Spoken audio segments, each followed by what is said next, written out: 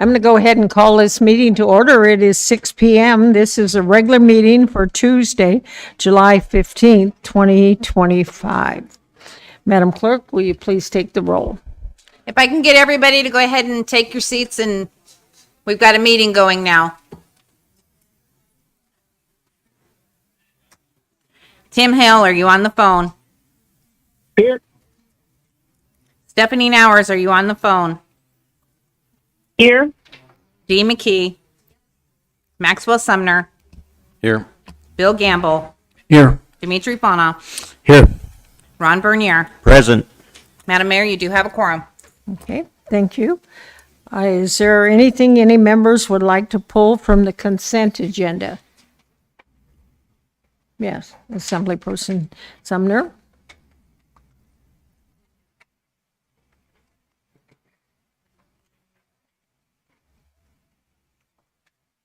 I'd like to pull AM 25075, and I'll be recusing myself since it pertains to the Matanuska MEA. Okay, 25075.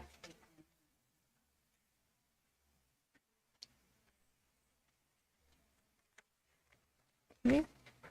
Anything else anyone else would like to pull? It's under the action memorandums, AM. Okay, 25-075, approval of a utility relocation costs. Is there anything else anybody else would like to pull? Yes, RS 068. 076? No, 068. Oh, zero. Resolution, yeah. Is it 076 or 068. 25068, I do believe, is what Assemblymember Fana wanted to pull. Okay. That is correct. Anything else anyone would like to pull? Okay. See.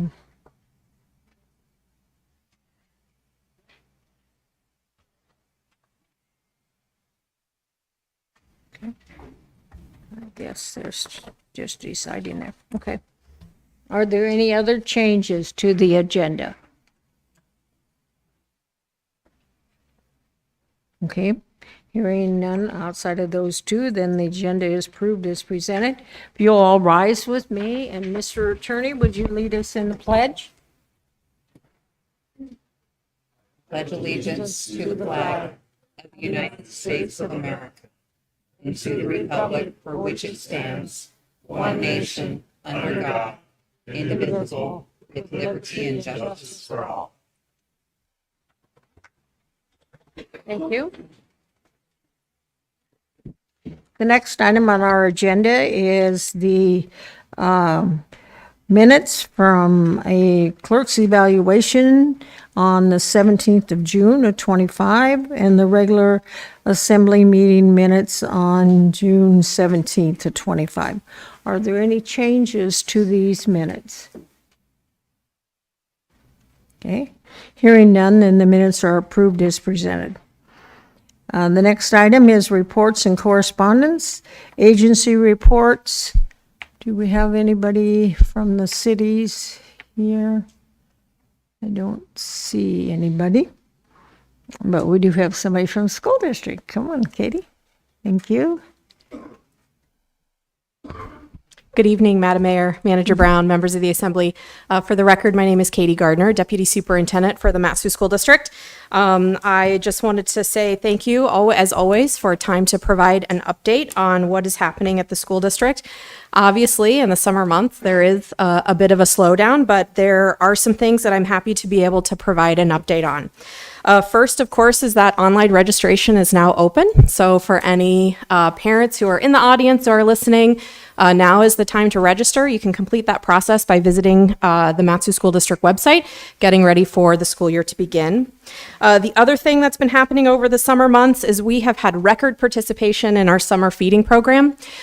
We have been delivering about 1,500 meal boxes a week to families at the selected locations, Sutton Elementary, Palmer High School, Wasilla Middle School, and Sioux Valley Junior Senior High. Each of those locations has 1 day a week availability. 1,500 boxes is actually all that we can handle, and there is a need for more. So as the school year goes on, we may even be able to ramp up for next summer. That's a great opportunity to provide food to students throughout the summer. We're very excited about it.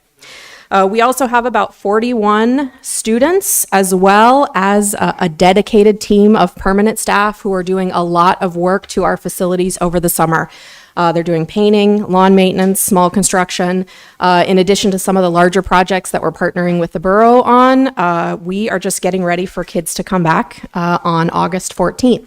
So all of that work is happening. The other thing that I will mention is that our first school board meeting is coming up. It's August 6th. We will have the school board retreat beginning at 1 o'clock, and then the regular school board meeting at 6 o'clock. As part of those meetings, we will be doing a budget work session to talk with the board about the recent veto of education funding, which has an impact to the Mat-Su School District of about $7.1 million. So we'll be presenting information to the board and talking about how to adjust to deal with that shortfall in funding for the upcoming school year. Regardless, we're excited, we're optimistic. We look forward to providing great service to students and hopefully seeing enrollment numbers grow in Mat-Su. So if there are questions, I'm happy to answer them. Otherwise, thank you, and I hope you are enjoying the summer as well. Any questions for anyone? No, I think you did it. Thank you, lady. Next is a report from the state of Alaska. Todd?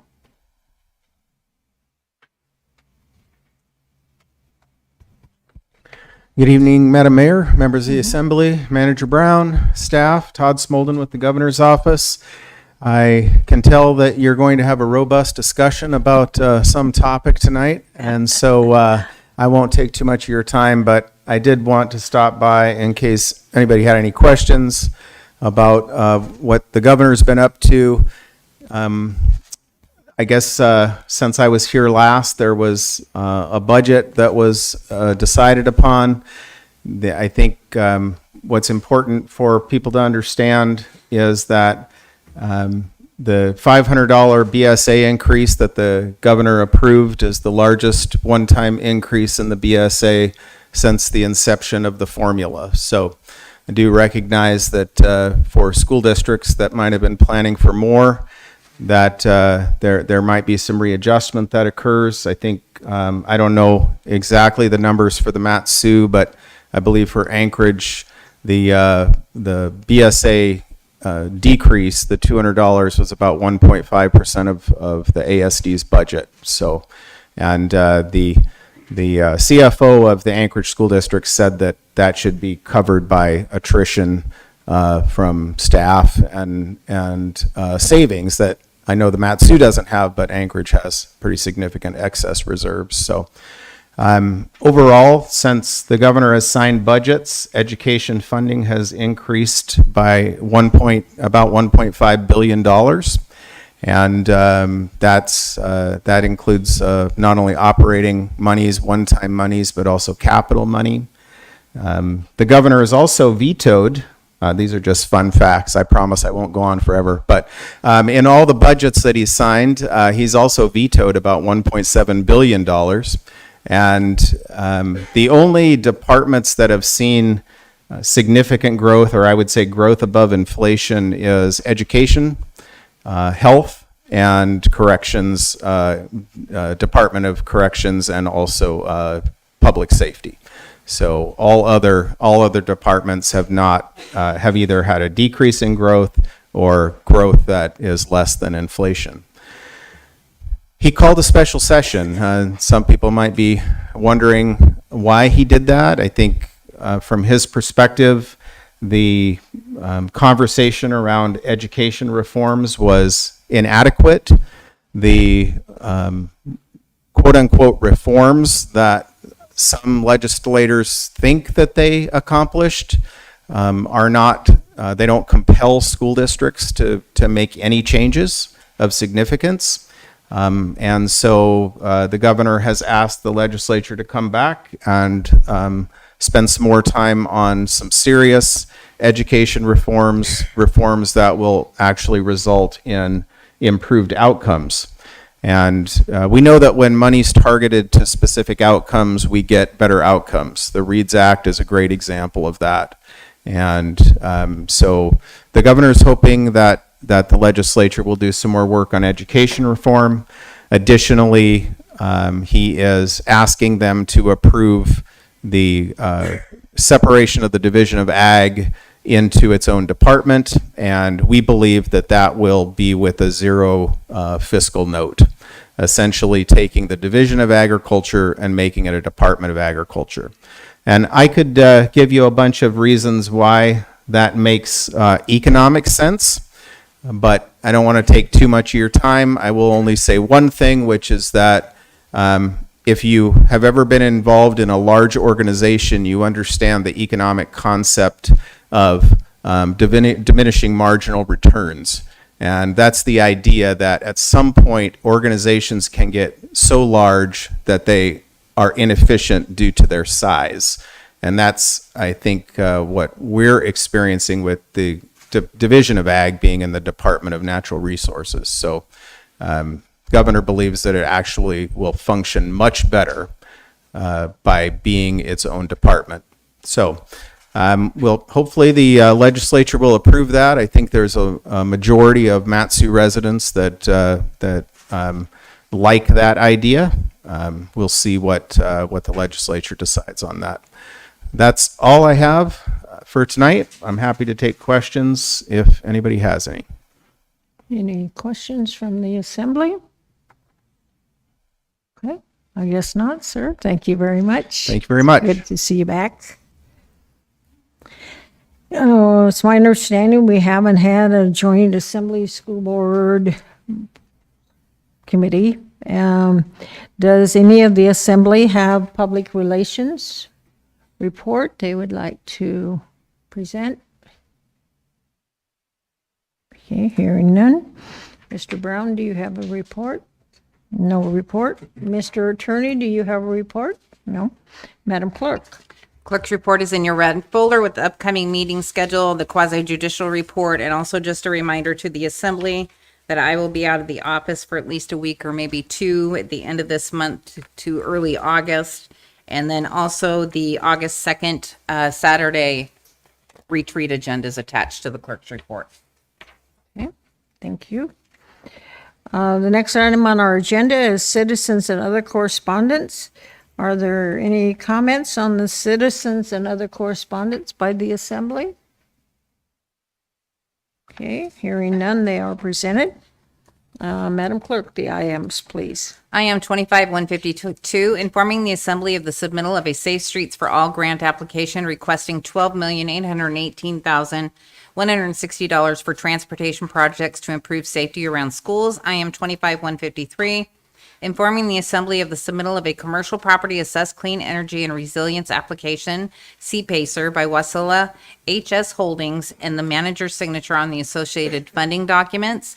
IM 25-158, reporting the manager waivers of formal bidding procedures in accordance with MSB 308-320B. Are there any comments on the IMs? Okay, hearing none, then they are presented.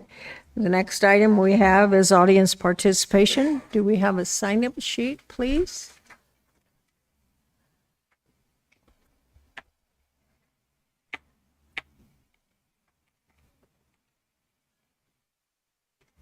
And we'll take the people that have signed up first, and then we will open it up to anybody else that wants to comment, and then we'll go online for those other people too.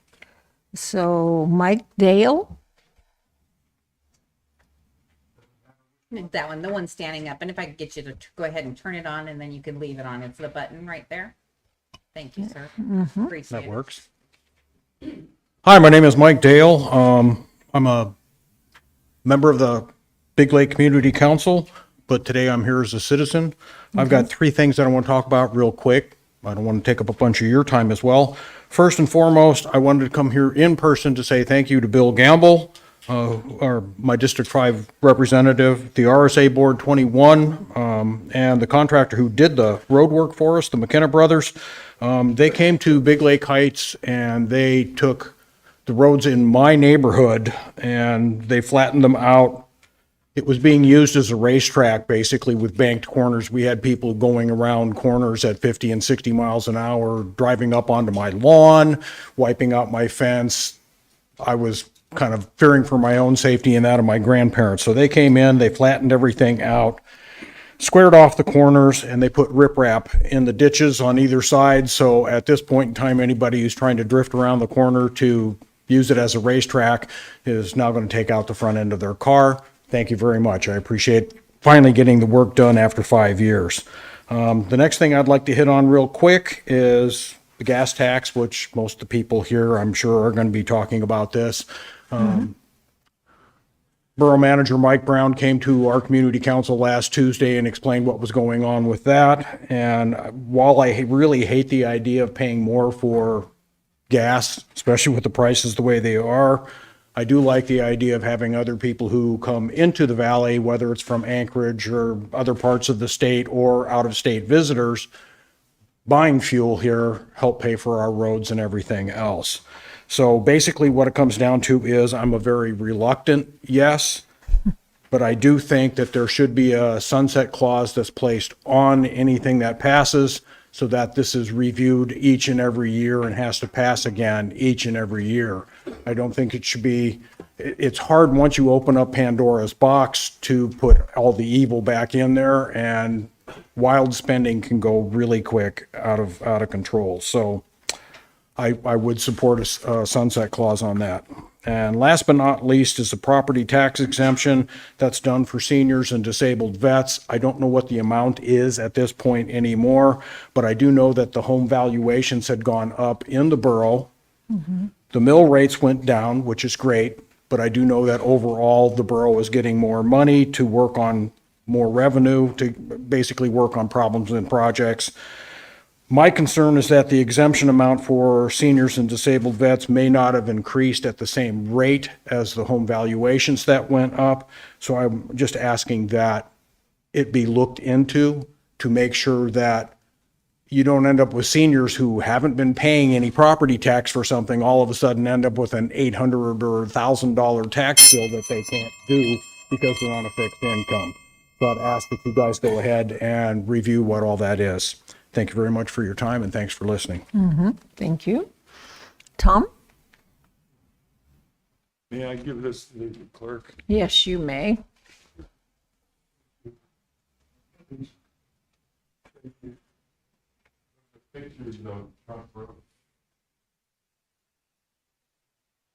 Thank you.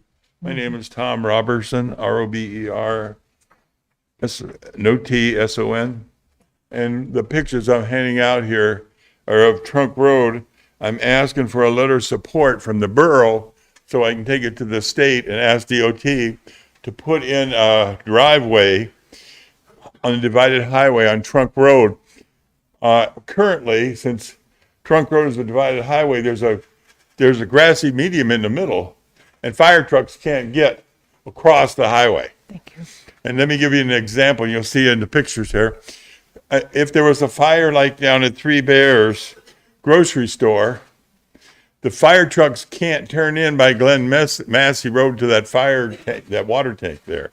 They would have to go all the way down to the hospital, circle around the roundabout down there, and then come back, fill up, and then they can go to the go to the Three Bears. The opposite would happen if there was a fire toward the hospital. They couldn't turn in there. The fire trucks would have to go again all the way down to depending on which way you're going, all the way down to the roundabout and come back in. And then when they leave full, they couldn't turn left because it's a one-way street. They'd have to go down toward Three Bears, turn around there, then come back to the hospital. All I'm asking is for a letter of support from the borough that I can go to the state DOT and ask them to fill in that grassy medium to have what we call emergency vehicle drive, I'll call it.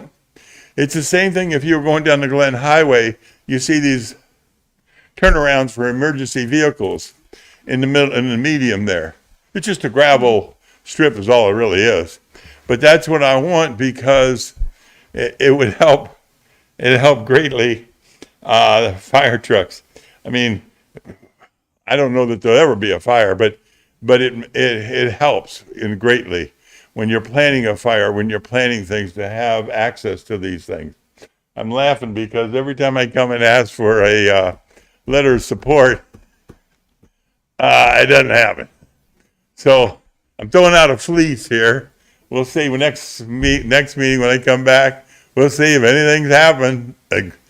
So that's why I'm laughing. But anyways, a letter of support is all I'm asking from the emergency management. Every time I ask them for something, they keep saying it's not my jurisdiction. It's not in our jurisdiction.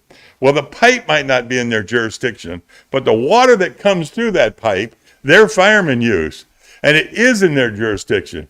And if somebody gets hurt, the lawsuit goes to your firemen if they get hurt. We don't want them to get hurt. So I don't want to hear it's not in your jurisdiction. It's a joint effort. See you next week, next meeting. All righty. For one good and two. Thank you. Jackie?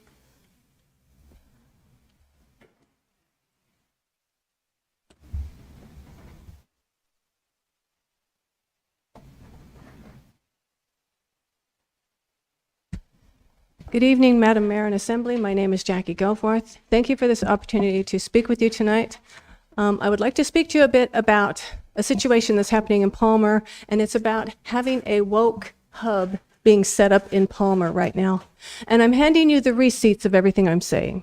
The Matsu Health Foundation has granted $500,000 to the city of Palmer for the library, but as you can see, it says they have to agree and comply with the foundation's policies and guidelines, and they have to use the grant award as stated here and from the submitted pitch and proposal.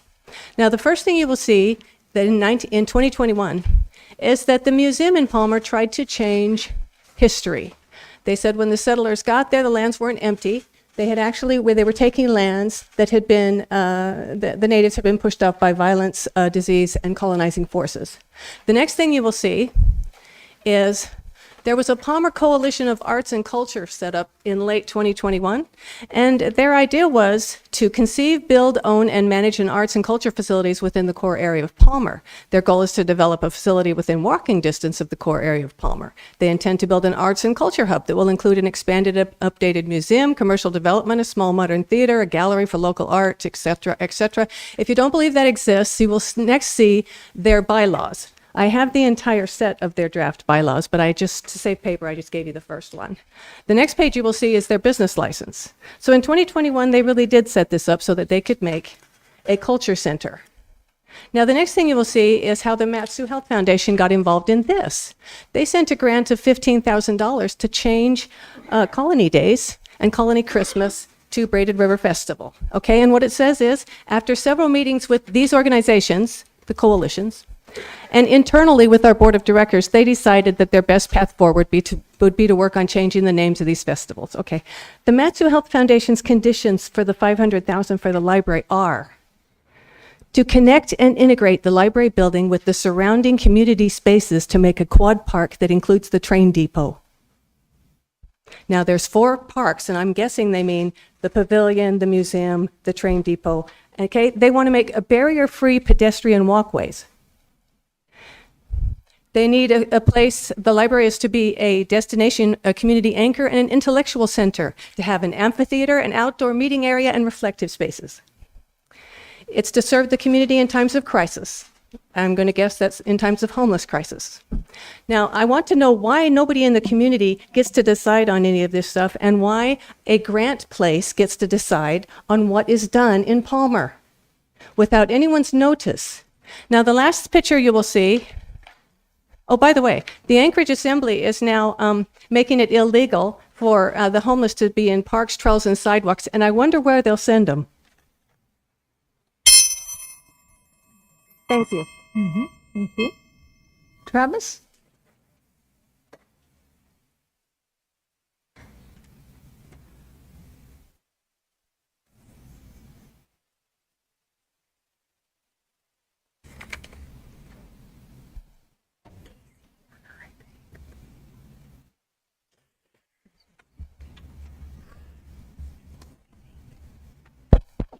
Well, my name is Trastries and I live in Palmer.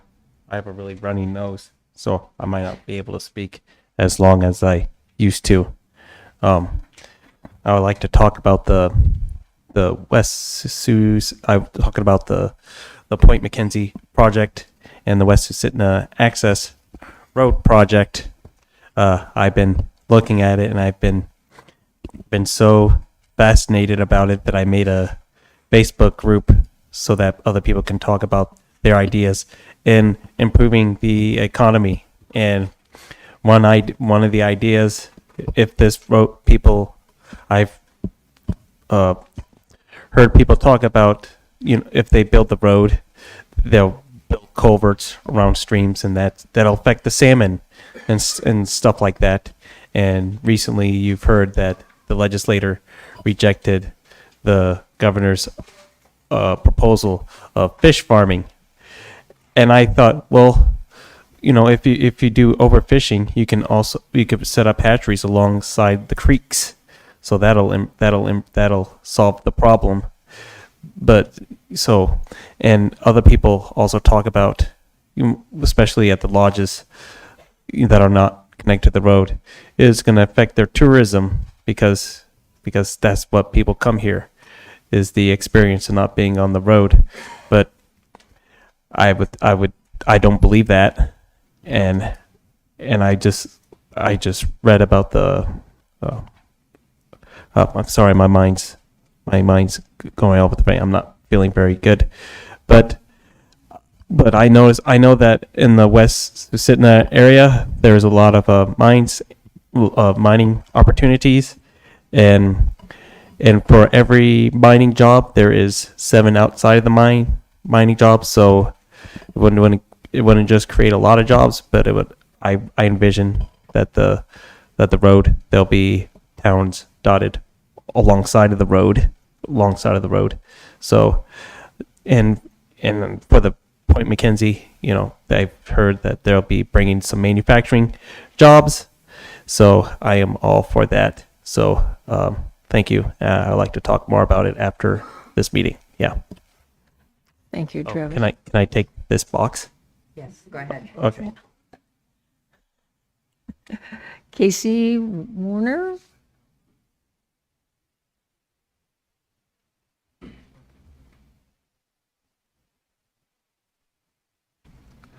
Good afternoon, everybody. Thank you for allowing me to speak. My name is Casey Weber. I'm a Valley resident here. Grew up and graduated from Palmer. Currently still living in the Valley, living in Wasilla, and I'm here to speak mainly on the gas tax. I just heard about it yesterday, and didn't have a whole lot of time. Went to work this afternoon. Spoke to as many people as I could about it, just out of to get their reaction from hearing of the 7 cents per gallon gas tax that you guys are thinking about putting onto us residents. I spoke to roughly about 34 people, and all 34 people that I spoke with just immediately got a look of disgust on their face, just like I did when I first heard that news.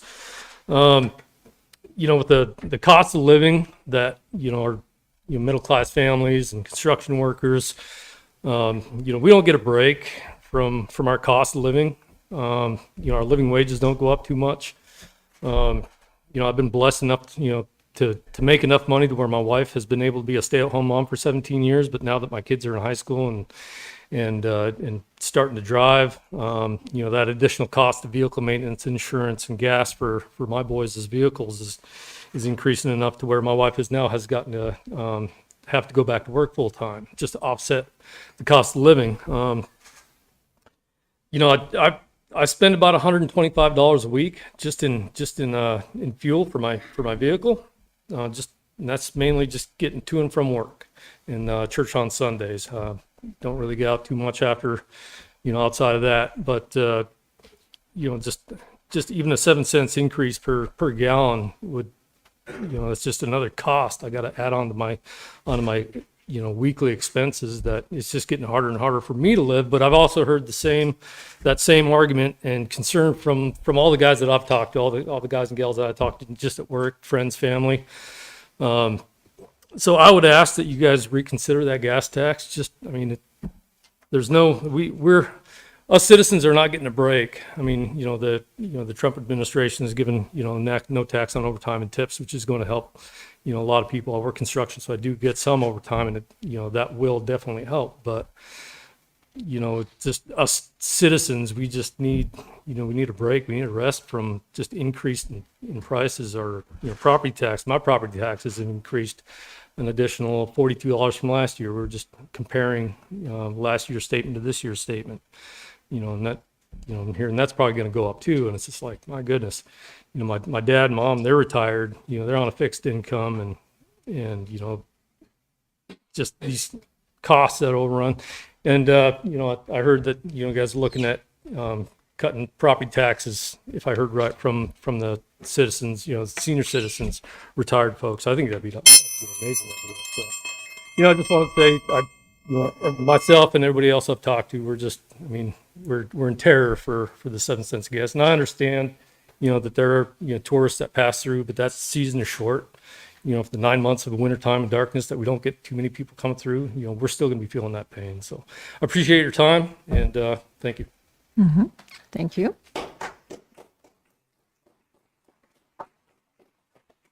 And Herb?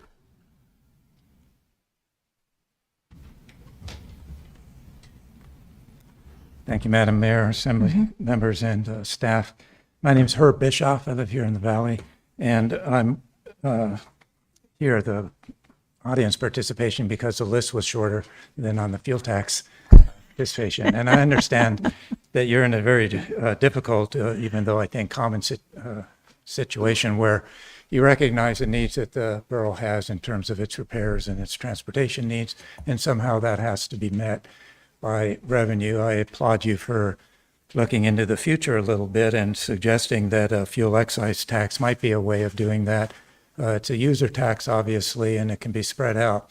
The argument, or at least the presentation that I've seen that's been made public, has recognized that there's a comparison between fuel tax, which is a little more equitable for users as opposed to increasing the mill rate. I appreciate that argument. However, it makes the assumption that a tax is inevitable, which I suspect means that growing cost means you're going to pay more for transportation needs in the valley. Since you're going to pay more, and since you're looking at the possibility of a user tax and you're looking into the future, I'd like to encourage you to add a few caveats that I didn't see in the proposal. One of which is that, of course, it be sunsetted if you ever find yourself in the position of not needing to spend as much money as you have, which I doubt you will. I also doubt you'll find yourself in the position of having reduced needs in the growing borough like this. So needs will always be there. The road I live on hasn't been worked on for the last 40 years. And, I think it's going to be time for it to be expanded or made safer for people who commute on it. So the idea of doing a tax is a terribly difficult one for you. And I suspect most people, at least most people I've talked to, don't want an increased tax. They don't want to pay more. But if that's the case, I challenge you to provide them information on how you are going to fix the roads, how you are going to provide for transportation needs. How is it that a fuel excise tax will affect the general budget? Will it be a replacement, or will it be used as a growing tax on fuel so that because you have needs that are going to have to be budgeted in the future using your other funds? I hope that's not the case. And the only way I could possibly support anything like this would be that it doesn't decrease the amount of money that you're going to be using and expending on transportation needs and roads in the future, unless there's an absolute miracle that we don't need those roads or we don't need that. The counter argument, and I think a good one, is that you should spend a little more time on the efficiency end of things, so that if you do spend more money or need more money, find a place where you don't need as much money or where it isn't so volatile in terms of community outcry. If that's the case, then fine, then you won't need the tax increase. But my guess is there's not too much frivolous spending in the borough. At least I hope not, and I encourage you to consider that option as well as you're addressing the anti-tax group. Thank you very much, and appreciate your time. Thanks, Herb. Okay, Mary Robinson?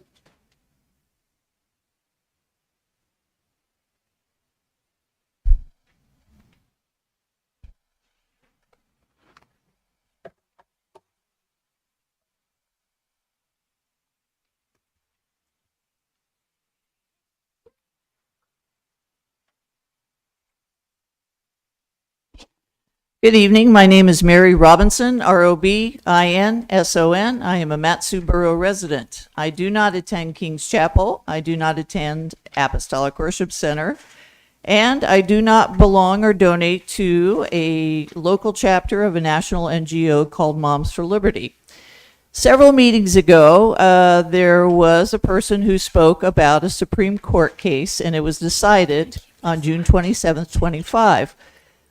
The case asked whether Montgomery County, Maryland could require children to participate in lessons with books that clash with parents' religious beliefs.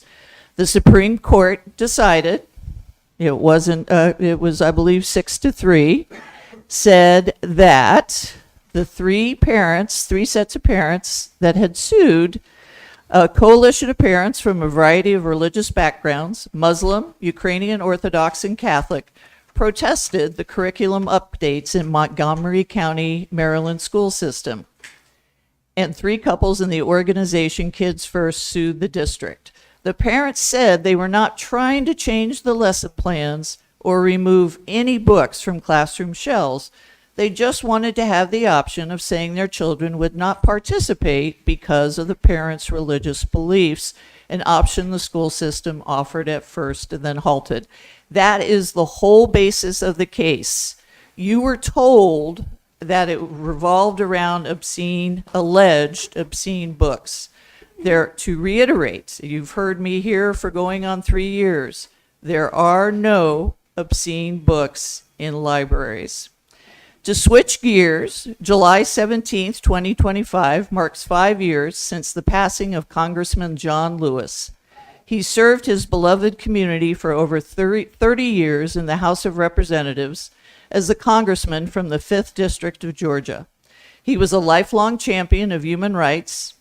He was 15 years old when 14-year-old Emmett Till was abducted, beaten, mutilated, shot, and lynched in Mississippi. They found his body 3 days later at the bottom of a river, and his mother, Mammy Till, made sure that there was an open casket so people could see what was done to her 14-year-old boy for allegedly offending a white woman.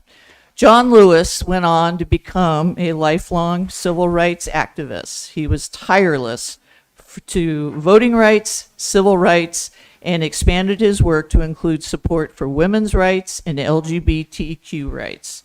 Activism for social change was a communal activity. He believed that people coming together to mentor, protest, and learn could create a society that they wanted to live in, what Dr. Martin Luther King Jr. and others called the beloved community, a willingness to make what he called good trouble necessary trouble. Thank you for the time to speak. Thank you. Linda?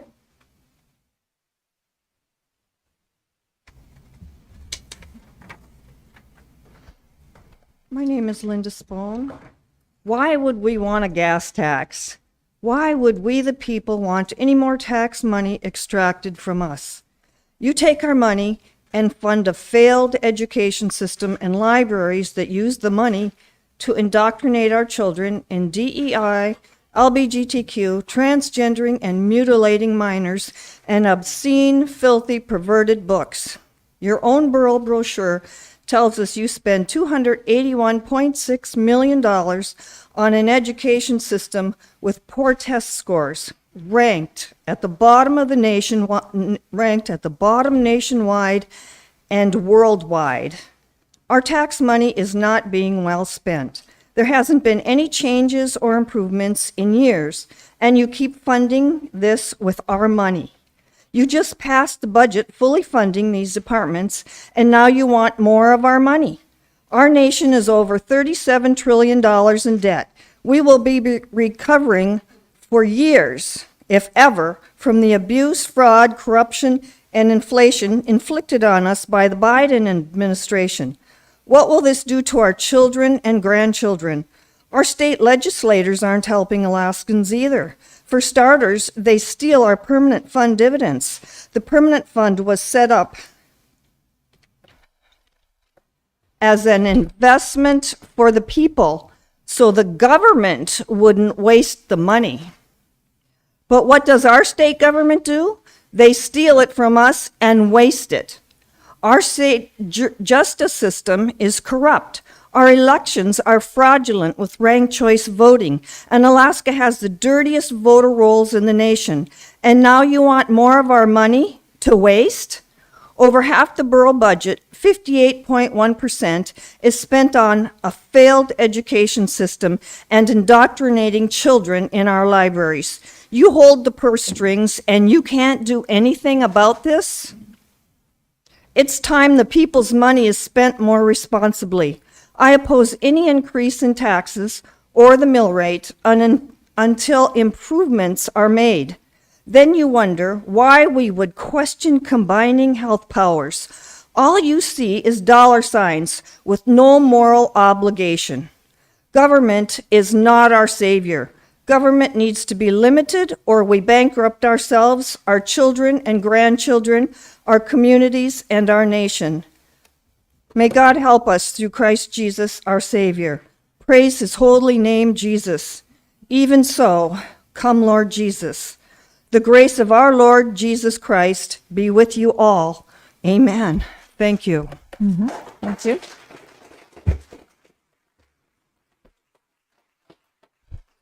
Okay, anyone else would like to address the assembly on any subject, whether it's on the agenda or not? Just stand up, yes, just come forth, state your name, and then go ahead and give us your, okay? So, yeah, I'm here just to address the 7-cent tax. Okay. I'm going to basically reflect everything that those two said earlier. I'm a combat veteran, 100% disabled, also a healthcare worker. Work with a lot of young people, been seeing a lot of young people have to leave the state because they can't afford to live here anymore because it's too damn expensive. Yeah, we're already having the statutory formula, the PFD, be overlooked, and they're taking most of it now. Should be getting something like $3,400 each year, and that's going. That's a tax right there. There's a tariff on goods being brought in the ports in Anchorage already. Then those fuel trucks that are having to fuel up and come out here to deliver that stuff are going to have to fuel up again and pay that tax, along with all the bureau, what is there, like 50 some bureau vehicles, and then all the cops, all the Leos and stuff that need to fill up too. And they're going to have to pay that tax too. So then we're going to have to get taxed more to reimburse them. Man, I got better things to do than come down here and talk to you guys every couple of years when you're trying to ban shooting ranges or raise taxes on us. I mean, I'm sorry, I get a little fired up, but we don't need any more taxes. We need more fiscally responsible spending. We need transparent budgets. We need to know what the hell you guys are spending money on. We need freaking Doge to come in here and audit this, all of it. Because no more freaking taxes, man. I saw the same thing that the liberals I'll call them what they are, communists, did to my state, Montana, back in the 80s. And I see it happening here now. Moving in from other places, fucking California, places like that, raising taxes, making it too expensive for normal people, even educated people. I know, you guys like to tote education, like going to school for underwater basket weaving is a big thing. No, people that have actually gone for a trade, Mr. Sumner, that actually work their asses off for what they have and not being able to stay in their home state. And my home state's overrun by people who are not from there. And I'm seeing it happen here now too. Alaskans can't afford to stay here. My kids are going to have to leave. Probably go to Oklahoma or someplace where they can afford, to survive. Or they can stay here and split rent between 5 other people in a crappy house in a meth head infested neighborhood. That's what we're looking at now. Drive around. I mean, no more taxes. No more. That's all I got. Okay, thank you.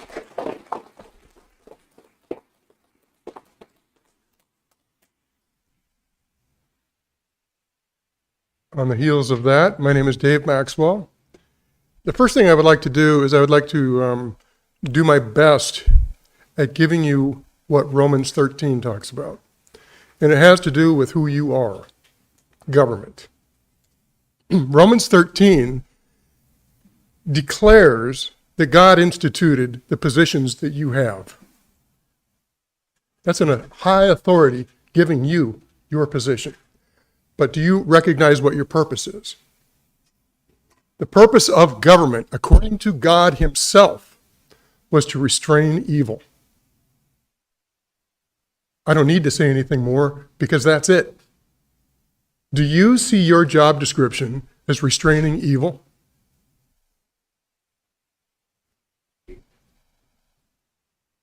I'm looking for nod, yes, no.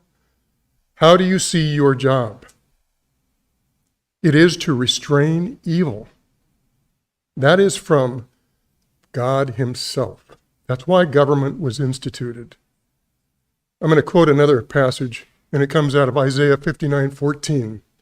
And that says, where truth is not declared in the public square, you will not find justice. That's a hard statement. In our society today, we're suffering because injustice is everywhere. And I've just given you the reason why. Now, I am against the 7 cents a gallon tax. What I want to know from you, June 31st, at the end of June, was there 31 days? You had your fiscal end year. That was the end of it. What I want to know, how many of you had an excess in your budget a week before that end? And then you wandered around going, we have an excess and we have to spend it. Otherwise, we won't get to keep it. How many of you? And here's the application. The application has to do with the fact that, see, I know what I'm talking about in this subject because I was a government employee and my boss would come to me, hey, what do we need? We got to spend money. What? That was so contrary to any way I could think. And yet I was being exposed to, oh, that's how government thinks. Well, that's perverted. It's upside down. It's wrong. And so on the heels of your end of budget year, now you're asking us for more money. I don't see the logic here. It's not that I'm against taxes. I'm against the whole illogical sequence of what's going on. You're thinking like government, and the people here still think like people. And we're challenging you to think like the people again. There you go. Thank you, Dave.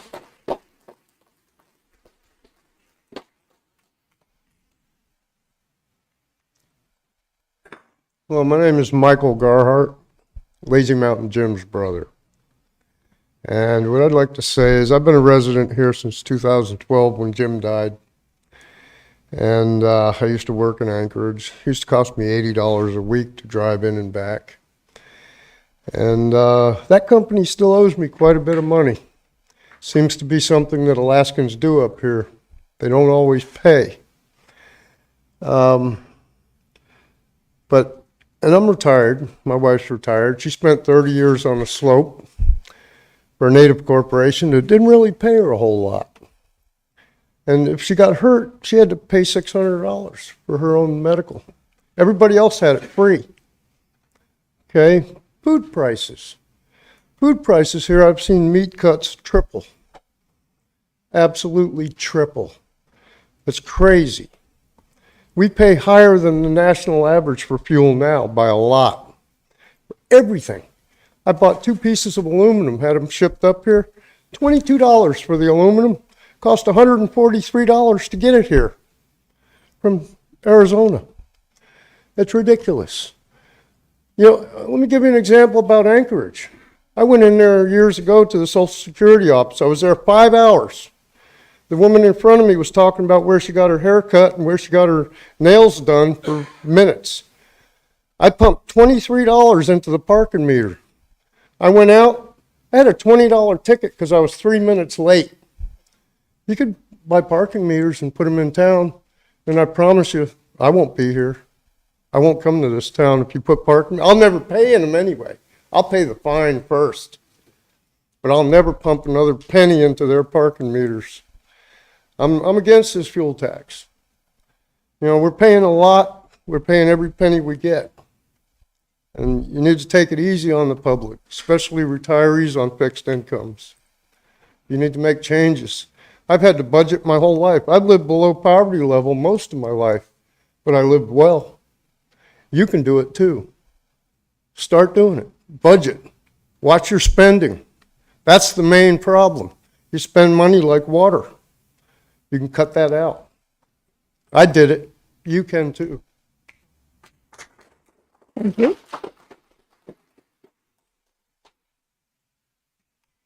Yeah, I'm Joel Sigmund. Down in lower 48, they got gas for $2.50 a gallon. Okay? We're a producer up here in Alaska. And why are we paying so much for gas? Instead of ours going down, what's it doing? It goes up. That's BS. And the roads, you guys sit there and like on Bogard, right there by the Elks Club. Yeah, there was bad ruts right there going up that hill. That was a bad spot. But the rest of the road wasn't bad, but no, you guys go ahead and tear Bogard up when there's nothing wrong with it in a lot of them spots for miles. You tear it up. Out in Houston, they got 2 miles, they got bicycle paths on both sides of the road. It costs $1 million a mile for a bicycle path. Why they got 2? Nobody's ever on with bicycles. 4x4s, side, four-wheelers, that's about all you ever see on them. But the gas up here, the taxes, I'm tired of it. I live on less than $1,000 a month. Every time I gotta go somewhere, that's a meal I don't get to eat. You ever ate squirrel and top ramen? Well, I have. And you guys don't seem to care about it because you guys eat steak. It ain't no good. I sit there and struggle every day. I lost my wife recently. And up there in Petersville, everybody voted down the bridge they wanted to put in up there on Old Well Road. They put a $2.7 million bridge in because they had money left over. Didn't have nowhere to spend it. So, okay, we're going to throw that bridge in. Everyone said no. Went ahead and did it anyway. The last 2 years I had to pay property tax. I was paying less than $500 a year on property taxes. Then what happens? The last 2 years I had to pay it about $2,000 the 1 year and another $2,000 next year. So there's in the 2 years $4,000 in taxes. That's BS. I'm tired of taxes. You guys, if you can't budget money, you need to get off the bench up there and you need to go get a regular job. And when you guys are out of office, just like all the politicians, they should not get no check from the government when they get out of office. None of us get a check when we get off our jobs and go to another job. We get a check from that job, not from the government. And you guys need to learn how to budget money, and if you can't budget money, get off the counter. Because we're tired of being ripped off. We're tired of being screwed.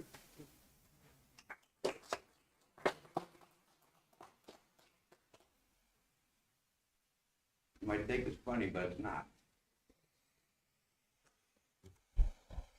Good afternoon. My name is Ken Griffin. I live out here in the valley. I'm going to talk specifically about the bill itself, and this is the gas bill. 38 pages, you're going to give me 3 minutes to talk about. This bill, I don't know if any of you have read it, but it's a litigation nightmare. You're talking about collecting taxes from citizens. You have no way to do it. It's not in the bill. You're talking about a carve-out, Sumner's carve-out. How are we going to collect tax when the person that owns that tank that got it tax-free lets their worker fill up their truck on the way home? That guy's now a criminal, according to your bill. You guys are talking about you have 30 days to file, and you got 7 days to be late, or it's a 10% tax on top of the interest. You guys don't move that fast. That's a little bit of ridiculous. And if you're 16 days late, it's 25% interest on what you owe. And then inside this bill, you're talking about leaning people's properties and their personal assets if they don't pay. You don't even know how you're going to collect it, but they're criminals if they don't pay. There's like 15 different ways. I read this bill. There's 15, 16 different ways to become a criminal in here. I bet you that a third of the valley doesn't even know this bill is up. And these people are going to be criminals unknowingly. If I buy gas in Kenai because it's cheap and want to bring it here because I store 200-300 gallons a year for snow machining, snow blowing, whatever, power outages in the summer or in the winter, I'm a criminal if I don't pay that tax, even if I didn't know I owed it, and you have no means to collect it. That's absolutely ridiculous. I don't know that this is even going to pass the courts. You guys are waiving, in this bill here, you're waiving people's rights to due process because you're saying that I have to give you access to all my books without a warrant. I don't think the people back here know that, or the people who don't even know this bill exists. I'm going to go over a few more things. This is more of a behavioral modification tax. That's what it is. The people who own EV vehicles, how do they pay the tax? And if equality amongst the law is paramount, how does that work? Because they paid all that money to buy that expensive vehicle. I don't own one, but there are many people that do. And now they don't have to pay that tax, but they will pay a tax that gets passed down through the cost of this bill. So you're saying it's 7 cents, but really what it's going to work out to be is about 25 cents a gallon, maybe 21 cents a gallon, because we're going to have an increased cost of production of everything. Snow plowing, food delivery, all sorts of things, because all these people have to pay that. It's right here in the bill. They're not going to just eat that on the chin. I think it's funny that you guys are allowed to collect interest, but if you collect too much money, you get to hold my money and don't have to pay me interest for it back. Where's the equality in that? Right there in the bill, it says it. You know, that's a huge problem. So not only do you have collection problems, not only is the Sumner cutout a huge problem, because there's no way to litigate any of that stuff. I'd ask for a few more minutes. I paid to be here today. And I'm a taxpayer. There's all sorts of due process issues on here. The fact that felons can't even engage in gas sales if they want to. They're excluded. Anybody who owes the borough a tax from something, maybe an old property tax bill or something like that, they can't engage in the business if they want to sell it. This was pitched to me that the tax was going to be collected at the gas level where big distributors bring it in and sell it to the gas stations. It wasn't going to be collected at the gas station. But that's not what the bill says. The bill says that any person, which is a corporation or individuals, they all have to pay that tax. So if I go buy gas in Kenai, the example I gave you earlier, I have to pay that tax. Voluntarily tell you. And if you find out some date later, am I up for interest? Am I now a felon? This is a nightmare. Honestly. And I don't think anybody in here even knows it. Can you wrap it up, sir, please? Yeah. Bottom line is, in my opinion, this is fraud, is what it is. It wasn't even looked at, I don't think, before it was put together and put out to the citizens. I think if you pass this, you should be embarrassed. This is theft. And this is coercion. And I'll leave you with this thought. As many people have already said, this is coercion, okay? So, look, life, liberty, and property don't exist because you people made laws. They existed beforehand to cause men to make laws in the first place. We made those laws to protect us from coercion. And that's what this is. You should be embarrassed if you vote for this. Thank you. Thank you.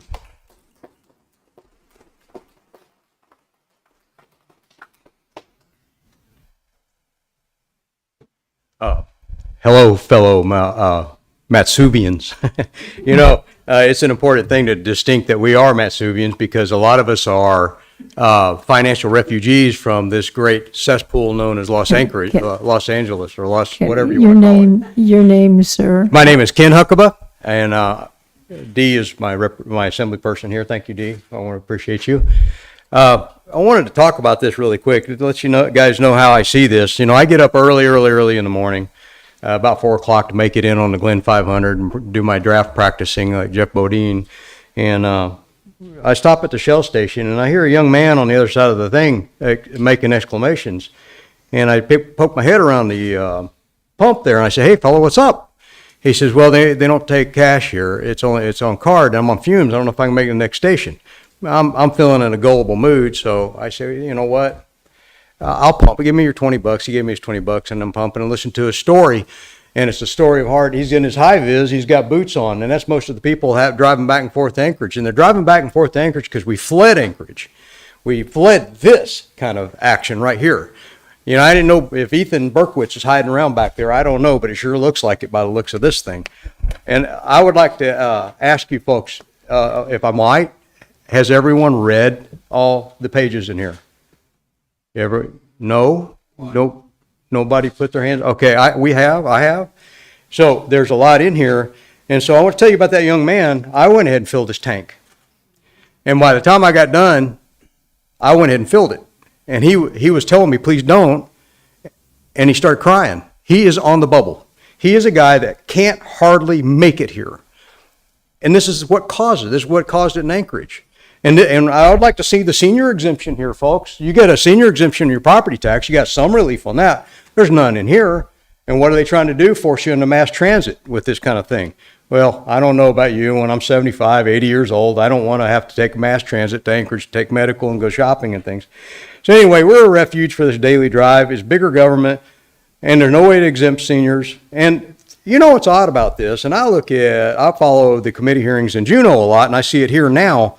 Where's the fiscal notes attached to this thing? What does it cost the borough to implement this and enforce this? How many people are going to be piled up in offices up here to do this thing? Because I don't think they exist now. And look at, and the other consideration is the people that have to adhere to this. How much does it cost them? It adds up, folks. We're on the binders already with inflation going on. So, I wanted to say that. I don't see any fiscal notes on here, so don't vote for it. And there's some pretty draconian fascist language in here about what they can take and civil penalties and what they can hurt people for and how you can and can't transfer your fuel. I don't know if anybody got the memo when we elected Trump, but the order of the day is less government and less taxes. I don't see that here. And I think if you're giving me the choice, I'd rather spend it on tires, shock absorbers, and drive on the rougher roads. I won't call and bug you about your streets if you can't afford it. But I want to see an audit at every department, and I'd like to see some across-the-board cuts on every department. We've all cut, and I would like you to please consider this on anything regarding the fuel tax and our property taxes. I did see the nice shiny new truck out there. It says assessor's office out there working on the weekend. You got that guy working. So I wonder why. But I'd like you to consider this. What is the average cost of living increase for your people that work here? Can you add Yeah, it? and I don't think you're going to find out that the private sector, we haven't been getting raises to pay for this kind of stuff. Thank you very much. Mm-hmm.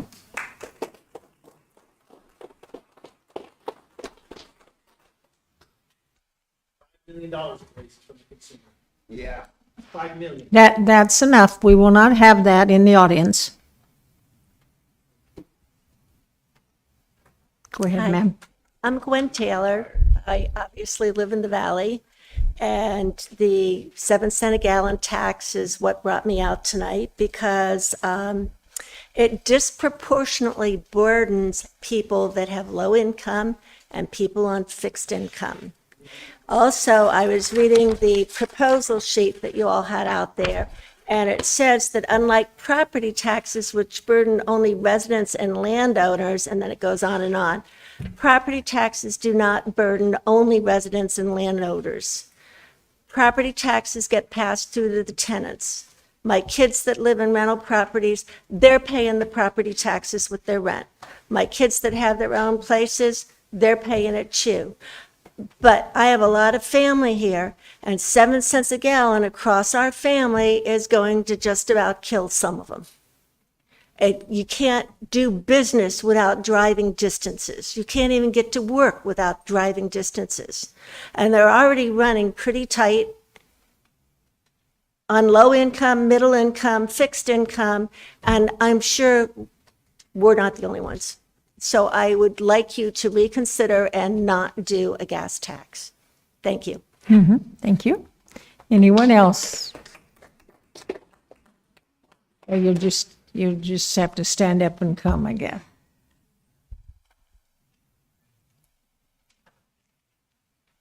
Good evening, Mayor and Assembly. I'm sure a lot of people, maybe you guys, I don't know, I assume you own property, you probably got one of these, because I did. Mark, give us your Mark name. Spawn, I'm sorry. And these don't only go to borough residents, they go to all property owners. And you say this gas tax is going to let other people pay. There's a lot of people in this borough a lot of people that own property in the borough that aren't residents. So they are paying for some of this stuff already. But how can you pass a budget, and you even mention in here, the budget's done, it's confirmed, and then almost the next day, oh, we want to implement another tax. That seems very, very suspect.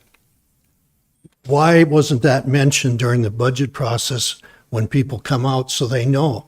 Not only are you finalizing the budget property tax, now you want to institute a fuel tax. And how many retailers in the valley have you talked to? They already pay more for their fuel than a retailer in Anchorage because they have transportation to get it out here. With Anchorage's tax, it made them more competitive. It isn't going to make them competitive anymore once you put a tax on here. Anytime you tax the citizens, you decrease the amount of money coming into this borough. It doesn't increase. And if the borough is short on money, which all government agencies seem to be, if you take away fire, safety, and roads, go to every one of your departments, Manager Brown, and say, I'd like to see a 10% reduction, and we can use that money for roads. When is the last time you went to all your departments and asked for a 10% reduction, other than fire and safety and roads? I bet you'd come up with some money there. It's always more, it's always more. Every citizen needs to drive on a road pretty much, but most citizens aren't using all the frills. Make all these facilities pay, user pay, whether it's a community center, a ski lodge up here, or Rex, whatever they are, have those people pay that use it. Quit subsidizing that. Use that money for roads. We got a huge spending problem. That's what we got. Juneau has a huge spending problem. What do they want? They want more. The school district has a huge spending problem. What do they want? They want more. So now you guys say, we want more. You just passed the budget. And now you're telling people, oh, hey, we want to add another tax after the budget is passed. Man. And are you going to let people vote on this, or are you just going to get in your little, whatever you call it, and just vote, oh, we don't care about the people. You were elected by the people. When you want to pass something, the people should have a say. Thank you.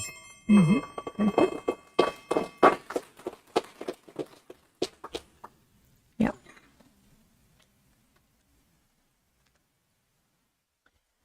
Hi, my name is Starla Brewer, and I live out in Willow.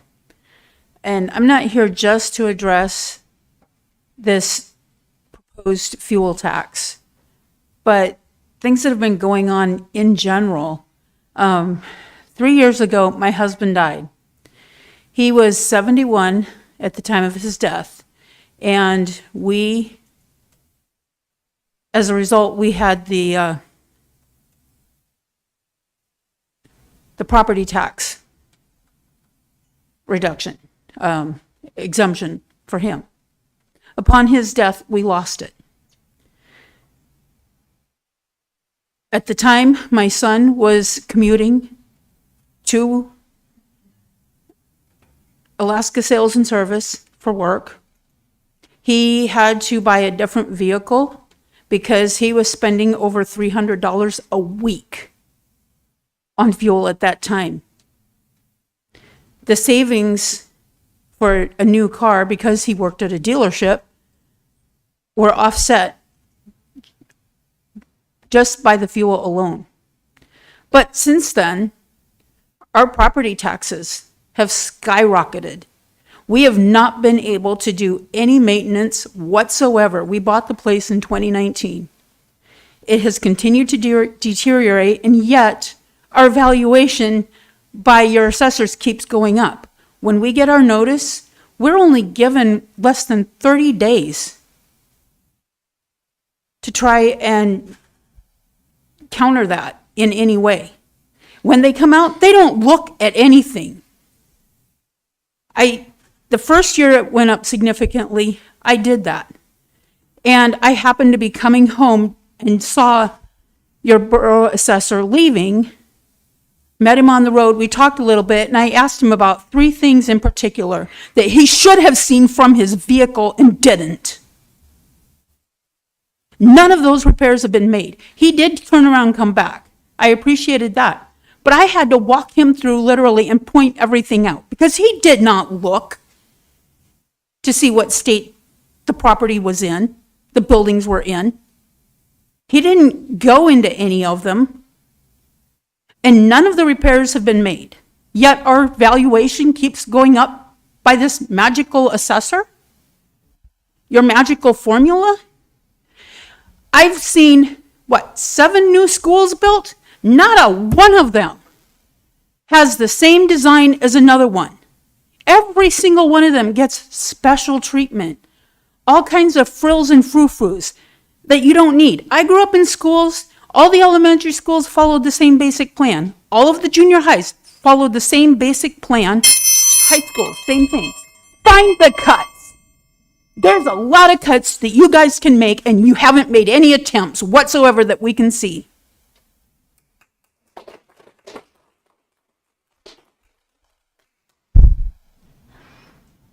Mayor, Dana Raffanello.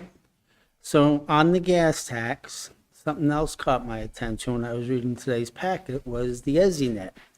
So as a lot of people here are saying, the gas tax is going to harm a lot of people here. So we're going to spend a lot of money on this EZNet. That's my day job, and I'm wondering why the city, the borough, thinks they need an EZNet between Palmer and Wasilla when elsewhere in the state, they're looking at a regional or a statewide effort. That's a lot of money, and if we're already skinnying up on trying to do a gas tax, maybe we should look at what we're spending. The gas tax, they also said they looked at Anchorage. We shouldn't be looking at Anchorage.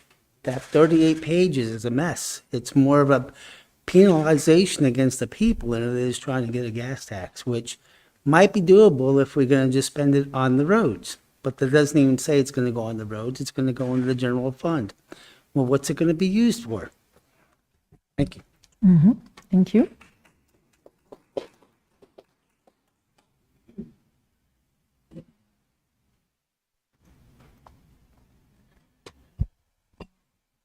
Good evening. My name is Michael Bowles.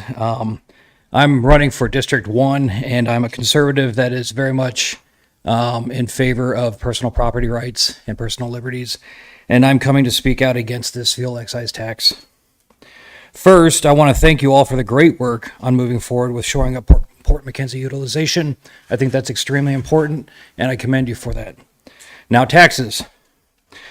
The borough just went through the process of raising everybody's property assessments, which in turn raised our property taxes, and now you're introducing yet another tax, the 7 cents fuel excise tax. That, to my understanding, can't even be lawfully designated for road bond debt payment.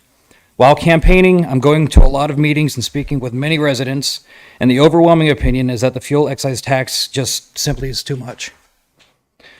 So, I'm bringing some solutions. Fiscal patience. I firmly believe in fiscal patience, fiscal responsibility in government. I'm a government employee myself. What this man said over here, I see every year. I saw it in the Army. That's every year. We're getting close to the end of the year. How can we spend? I'm not saying that's what the borough does, but I've seen it. If that is happening, it needs to be addressed.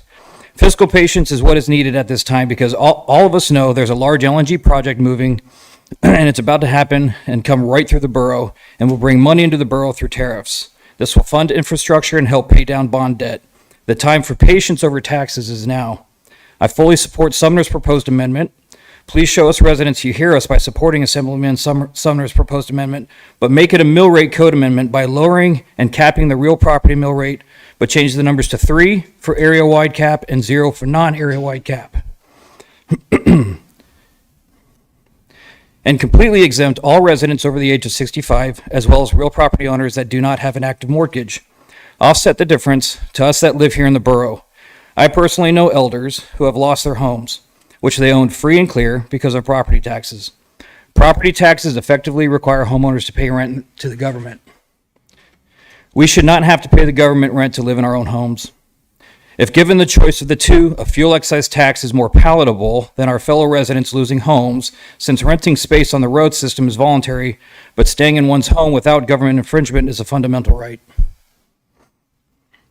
People work their entire lives to pay off their homes. They should not have to pay a rent to the government for the rest of their lives. If the intent of tax is to target tourists, then prove to us your intent by allowing we, the people, to decide on how we are taxed by putting all proposed taxes on the ballot. I ask and hope you will vote against this fuel excise tax ordinance and support Assemblyman Gamble's proposed ordinance this evening. Support infrastructure by supporting industry, not by overtaxing us residents, and separately, at a minimum, give tax relief to our elders and homeowners that have paid off their mortgages and just want to be free from government infringement for the rest of their lives. Thank you. Thank you. Okay. Anyone else that would like to testify that haven't? Okay.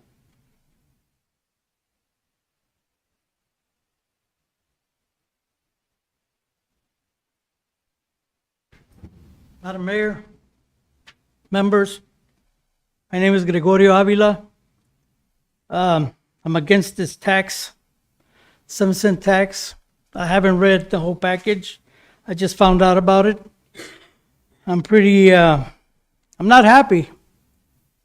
But looking at this board here, you guys are all elected officials.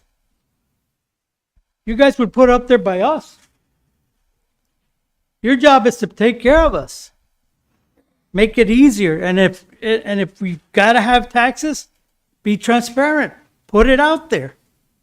Instead of finding out the night before and having to come in here unprepared like me, just saying what I think is going on.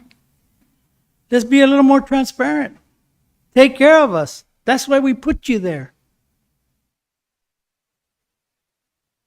What do we got to do here? I mean, we voted for you. We got you in. Now you're sticking it to us. What the hell? I don't know. I'm kind of lost for words. But I'm going to read the package. And I'll make it my best to show up at the next thing. But hopefully this does not make it. I don't want this going through.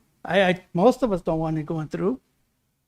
So, with that being said, thank you for your time. Thank you for allowing me to talk. Thank you for coming. Anyone else that hasn't had a chance to testify? Okay, we have 2 people online. Okay, so the first person online, go ahead, please. State your name and give us your information. Yes, my name is Mike Coons from Meadow Lakes, and I'm speaking for myself. I oppose the 7-cent per gallon gas tax ordinance. This tax burdens the 72,000 working adults aged 18 to 64 who earn an average of 77 to 85,000 per year, who largely commute to the Anchorage Bowl area. Further, this adds to the fixed income burden on the 15,785 seniors like myself, whom have a mean income of $52,000. The Assembly claims in a previous hearing that this will cost $28.81 yearly. However, when Anchorage was proposing their 10-cent per gallon gas tax, I found out that it would cost me $200 to $360 annually when commuting to Anchorage, far exceeding their like estimate. Where's the data proving this tax true cost per commuter, especially with Alaska gas prices averaging $3.50 a gallon? President Trump is working to reduce gas prices, but we know Alaskan prices are higher than lower 48 and will take time to reduce. The tax aims to fund roads without bonds, avoiding a 20-year debt. What if revenues fall short and bonds are proposed anyway until revenues meet the needs? Voters will feel betrayed if taxed now and bonds are still needed in the near future. How long? 2, 3, 4 years until enough cash builds for the new roads to be paid for up front? Mr. Sumner's sunset clause helps, but it allows future tax hikes without a vote by the people, along with the continuing extension of this ordinance without voter input in an election. The Assembly's flyer promises property tax relief, but why wasn't it sent to all the 87,943 voting age residents? Town halls could have built trust. Unlike past sales tax failures, rejected 4 times due to poor communication, but then by then the Liberal assemblies who had low trust by the voters. Today's conservative body should have put this forward as a referendum versus this being decided unilaterally. This harms the hard-fought trust that has been building up over the years. While the purpose of this tax and the reasons for it has potential, its lack of transparency and voter vetting and approval in an election is unacceptable. I urge the Assembly to reject this ordinance, engage voters, suspend this so this can be put to the voters. Thank you. Thank you. Next person online, please. Hi, I'm Amanda Concilio, Concilio, and I wanted to oppose the 7-cent gas tax. And roughly 6 years ago, Anchorage had a 25-cent increase on fuel. Now, at the beginning, I was commuting into Anchorage, and you could tell that there was a 25-cent difference between the Valley and Anchorage. Fast forward to now, the rates out in the Valley are comparable to what is in Anchorage. So to me, the transparency of the 25 cents, it's what the market will bear. And we've just gotten accustomed to it, and people don't know who or to complain to, or, hey, what's going on. This is the highest that inflation has happened, and the only people who've gotten pay raises during all of this is people who are making minimum wage. And so I believe that being upfront and transparent with what's going on, this was only brought up back in June. And like it's been mentioned, the budget at the end of the fiscal year was here in June, and having this happen during the summer when people are out of state, out fishing, doing stuff where we can't come and make the time, it makes us all wonder, and it's not being forthcoming on what's really going on. Currently, I'm here in Colorado, and there's gas here for $2.34 a gallon. And so I just ask that this is a time when your people who put you there are going through tough times with this inflation, and that it's time for you guys to hunker down also, and we need to weather through this. And if it ends up having to have a 7-cent tax, then it needs to be put out to the people to vote for. And that's what all I ask. Thank you. Thank you. We have anybody else online? Okay. So in the audience, is there anybody that hasn't spoken that would like to?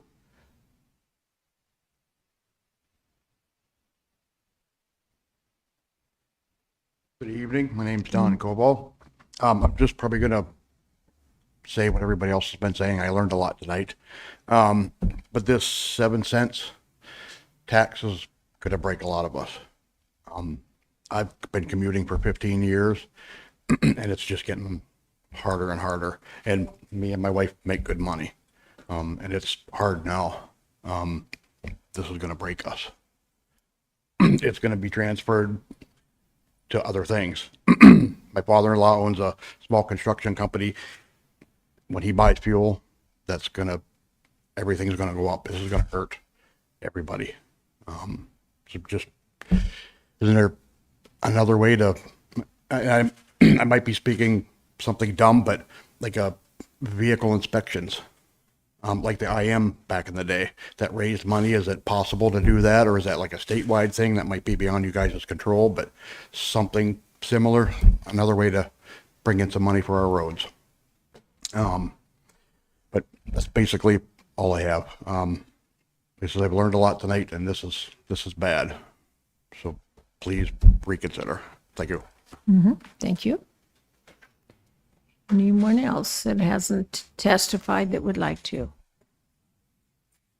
Okay, I'll go ahead and close the audience participation. Oh, okay. Sorry, whoever's online, go ahead. Thank you. Hi, good evening. Thank you, Mayor. I finally figured out we should hit *3 for our hand raise. My name is Karen Gorton. I reside in the Meadow Lakes area. I've lived here 35 years.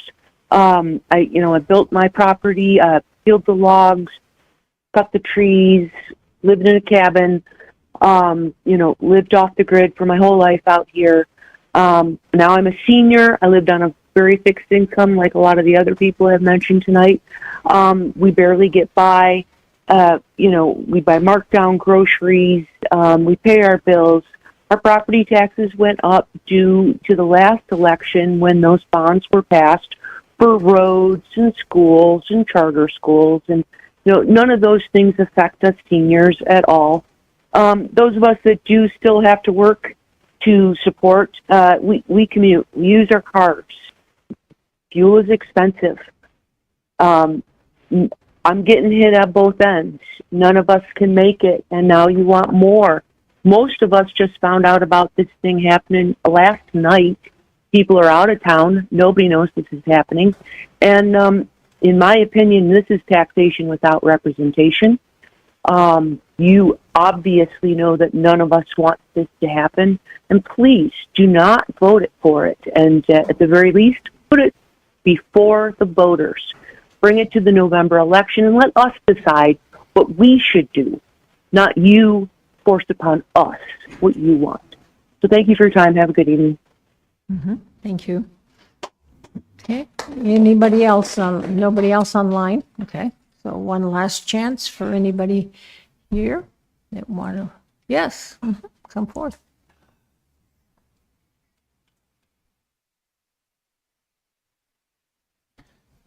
Hello, my name is Bradley Palmer. Madam Mayor, Assembly. I just wanted to put my 2 cents in here. I'm just like everybody else. I strongly am against any more taxes. Cost of living in this state is already really high. I know that you guys say that you're trying to put off or offset property taxes, but let's be honest, it's the government. The government doesn't shrink, it only grows. It doesn't give back money, it just takes more. So I don't think that's a good argument to have, is to say it's going to offset property taxes, because it's most likely not. And further down the line, maybe the taxes will increase even more. We need to have a Honda Civic budget, not a Cadillac budget. We don't need to pave every single road in the borough. And also, this has a large effect on the commuters more than it does visitors to the state, because visitors to the state only come for 3-4 months out of the year, where we got people who work in Anchorage who commute every day, basically. So you're taxing us, the local residents. It's not taxing visitors or non-residents. So please vote against this tax. Thank you very much. Have a wonderful night. Okay, one more time. Anybody else? Anybody else online? Nope. Okay. All righty, the gavel's going down. Either you move or... Okay. Go ahead, who's ever on the line? My name's Austin Richardson. I'm a small business owner. I've lived up here for almost 25 years. I'll spare everything. We've heard it from everybody else. But public money, I think, should be public record. If you showed every transaction that you made, a lot of these arguments would be avoided. And that's all I got. You can take it from there. Have a good evening. Thank you. Okay. One last chance. Should keep not saying that, right? Because I said that, I think, 4 or 5 times already. So, and I see any movement. No, I don't see any fingers up. So, okay. I'm going to close audience participation. Madam Clerk, do you want to go ahead? Ordinance 25061, an ordinance creating Yarrow Road Natural Gas Local Improvement District Number 664, approving the improvement plan for the district, authorizing the manager to proceed with the improvement, and assessing equally among the properties within the district the cost of the improvement. If you're on the phone and would like to speak to this, press *3. Okay. Staff. Good evening. Through the mayor to the assembly, before you is an ordinance to create Yarrow Road Natural Gas LID. This LID had 14 ballots mailed, 14 parcels are in it. 12 of those ballots were returned, 8 were yes votes, 4 were no. 66% of the voters passed this LID. We're asking you to approve it. Okay, okay, good, thank you. Alrighty, I'm gonna open up the public hearing on ordinance 25-061, and we do have, somebody has signed up. Carrie, agree?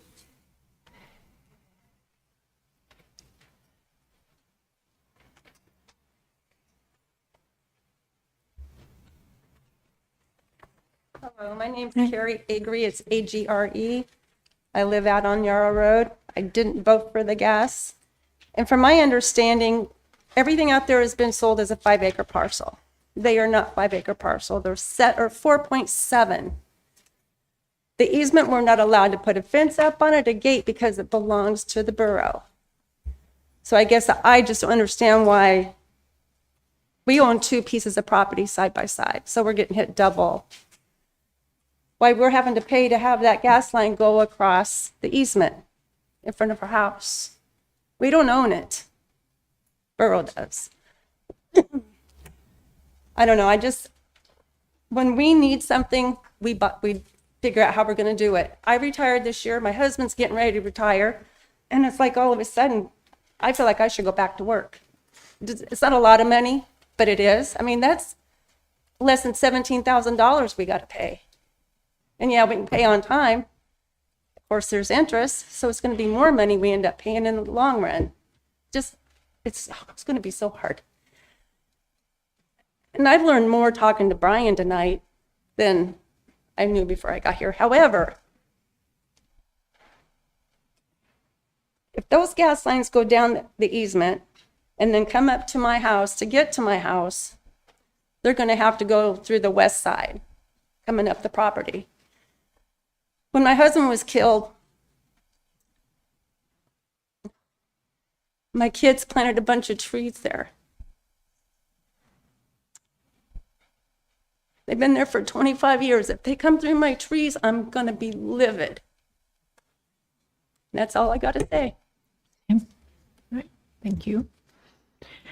Anyone else that would like to testify, even if you didn't sign up on ordinance 25-061?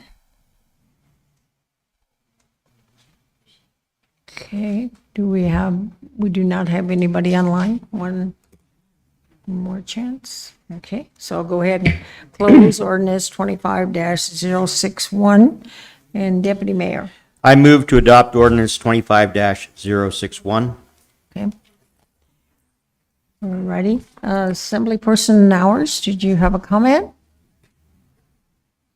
I did. Thank you, Mayor. I had a question on this because when I was looking at the agenda, the ballot tally was different. And so I'm confused what the ballot tally I looked at showed there were 12 ballots returned yes, 4 no, and then it's the number of ballots mailed 14. So I'm just trying to clarify what the correct numbers are. Okay, staff is here. I'm sure she will address it. Go ahead. Through the mayor to Assemblymember Nowers, Cheyenne Heindel, Finance Director. When we were reviewing the ballot tally earlier today, we discovered that it was incorrectly reported and a new ballot tally was given to the clerk. There are 14 parcels in this LID. 12 ballots were returned. Of those 12, 8 were marked yes and 4 were marked no. Okay, and can you address or clarify if any of these properties are owned by the borough that the person who testified stated?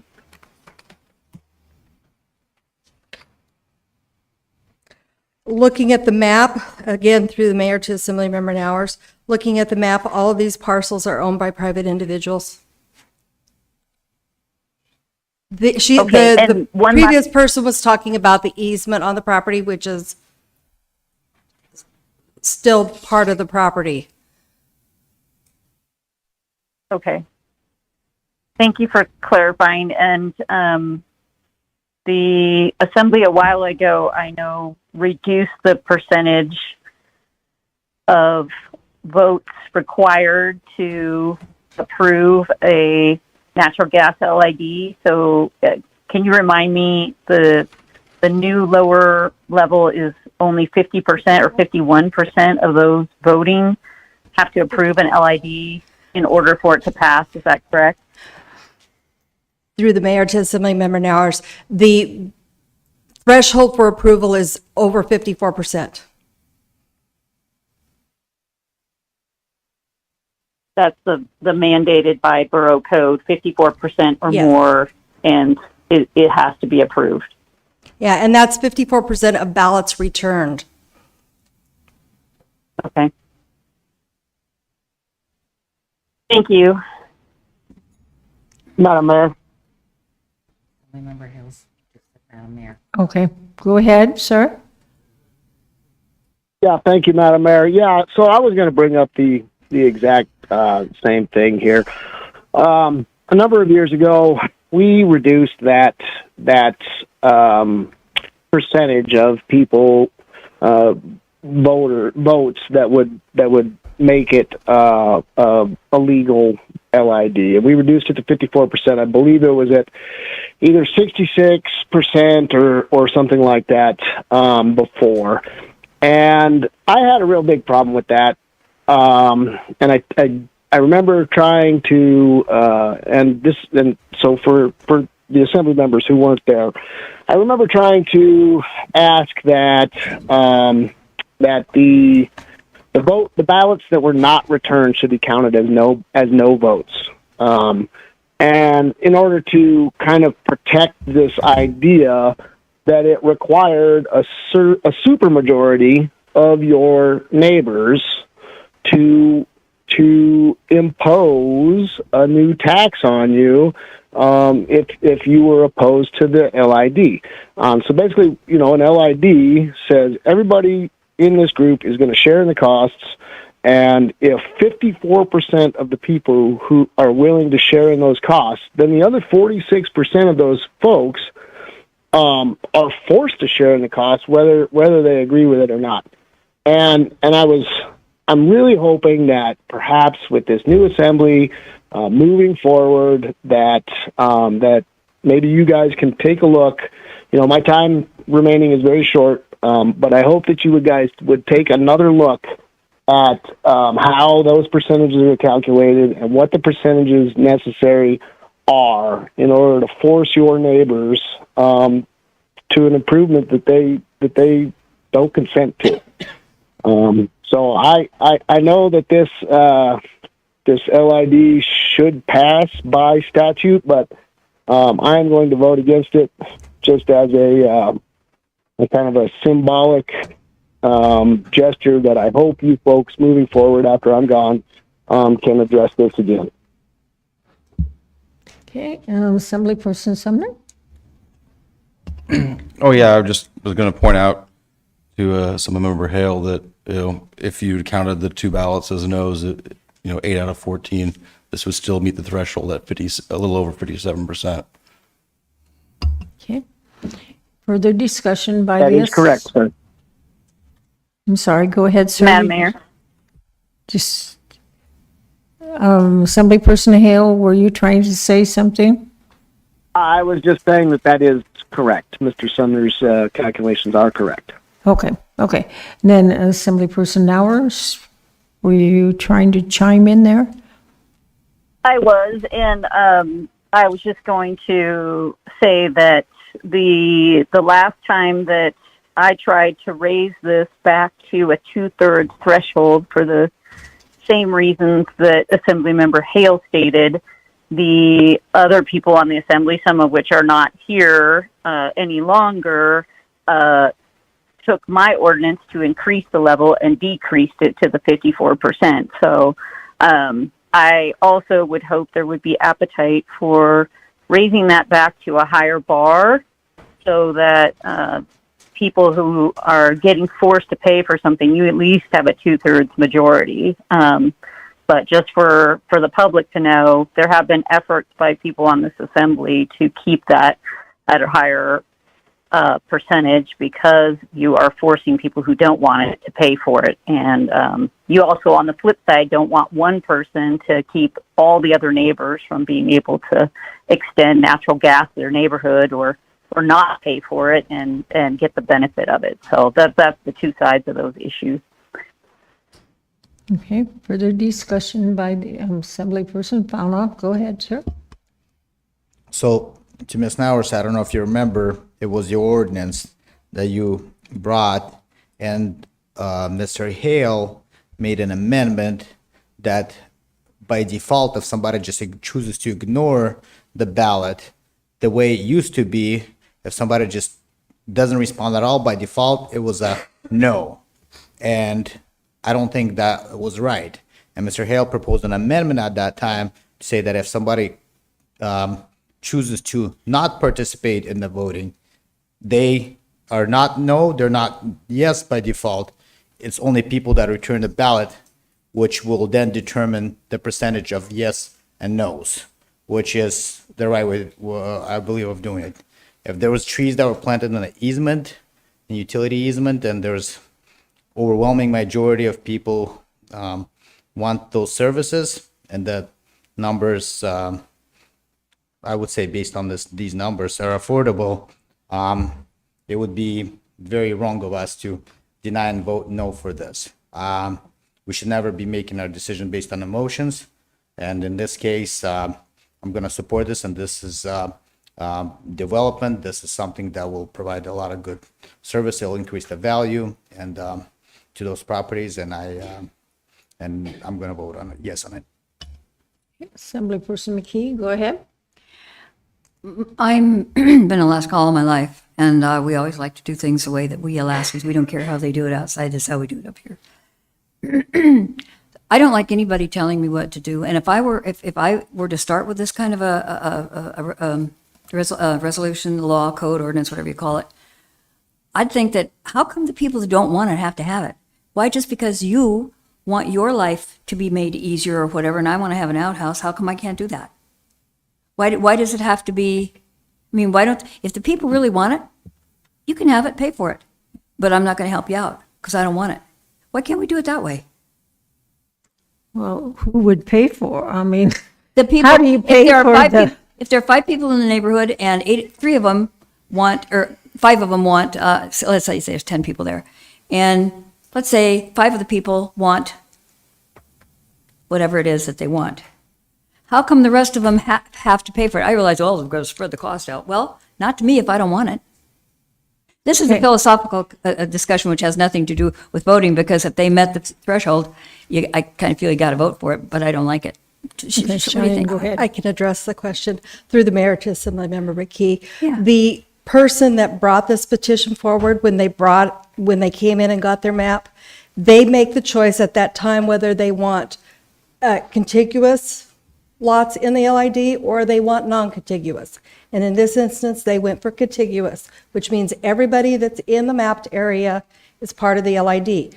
If they had chosen non-contiguous, they would have specifically told us which lots they wanted it included, and then those voters would have had to have voted 100% yes to engage this LID. That did not happen in this case.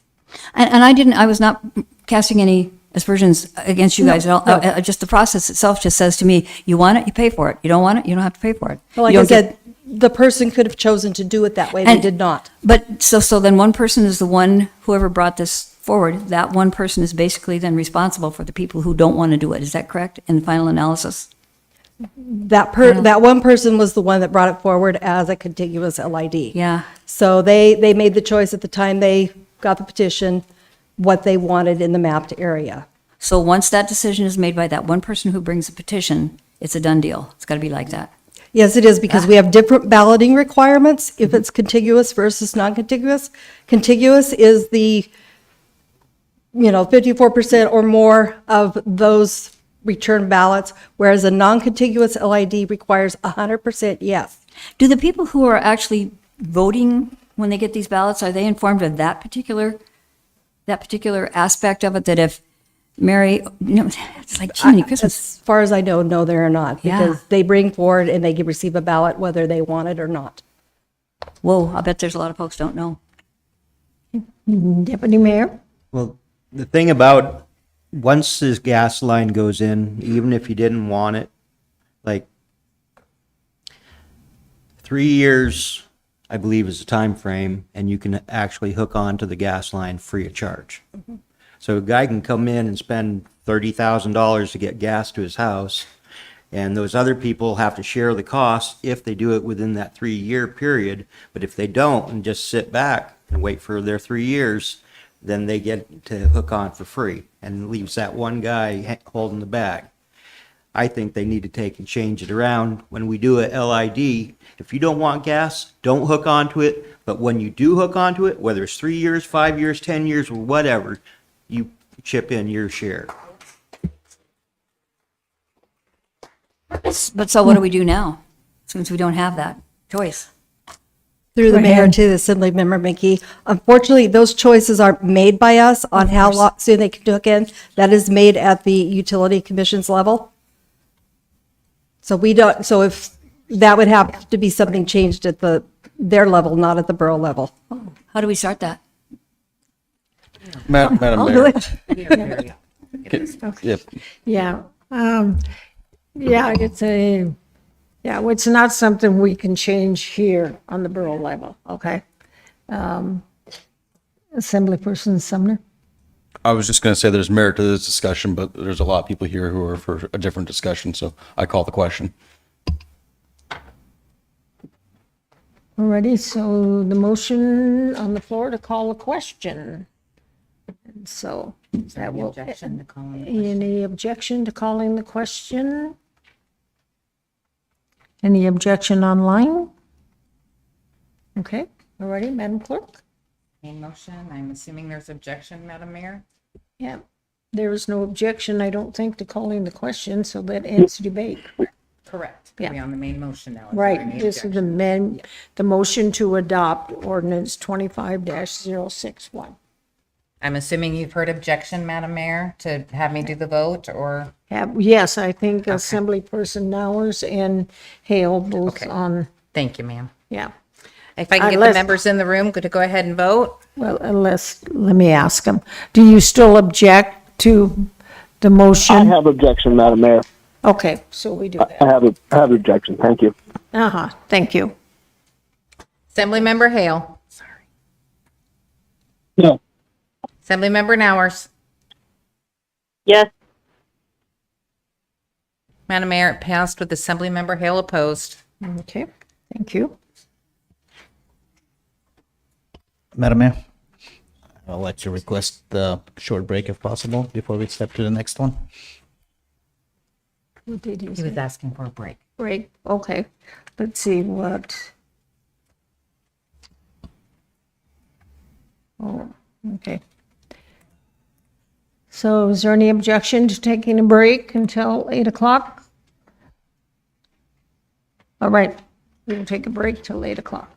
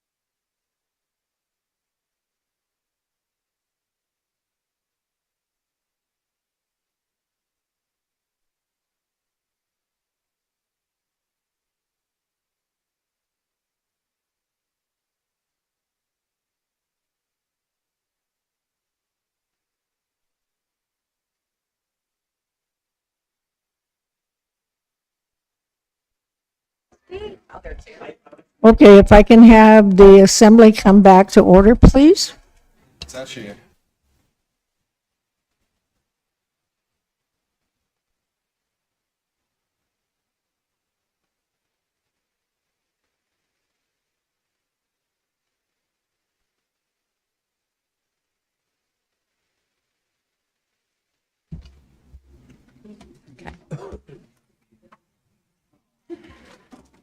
Do you want me to read the next ordinance? Yes. Madam Clerk, go ahead. Ordinance 25068, an ordinance amending MSB 2.38 Community Development Department, Title 18, related to the Port District, and Title 23, related to land management, to reassign responsibility for administering land selection, management, and development for Port McKenzie. If you're on the phone and would like to speak to this, press *3. Okay, staff report, go ahead, sir. Madam Mayor, members of the Assembly, my name is David Griffin. I'm the Port Director for Port McKenzie. Here tonight to just provide a quick report on this ordinance. The Port District is a unique district that requires specialized attention, and this ordinance allows authority over administration of the borough land within this district to be with the Port Administration with due consideration of recommendations of the Port Commission in this body. The ordinance also directs that all revenues derived from port activities will remain in the Port District and go into the Port Enterprise Fund. So that's pretty much it. Anybody have questions?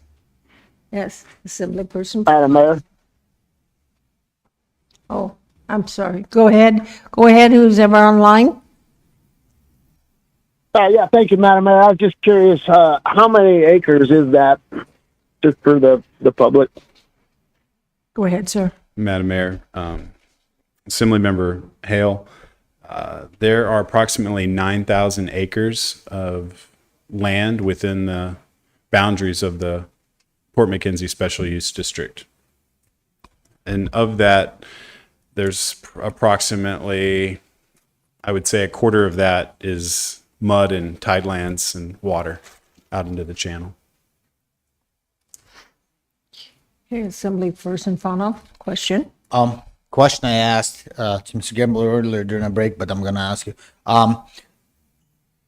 Overall, I like and support.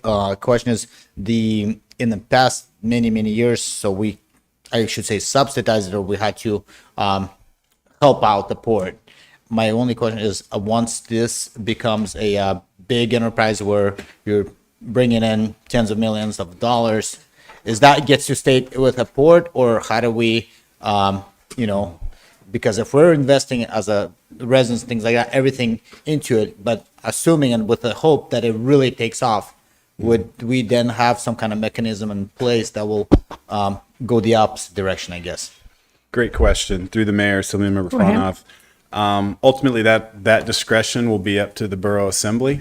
My hope is that we're bringing in hundreds of millions of dollars, and we can do away with property taxes and all sorts of other taxes.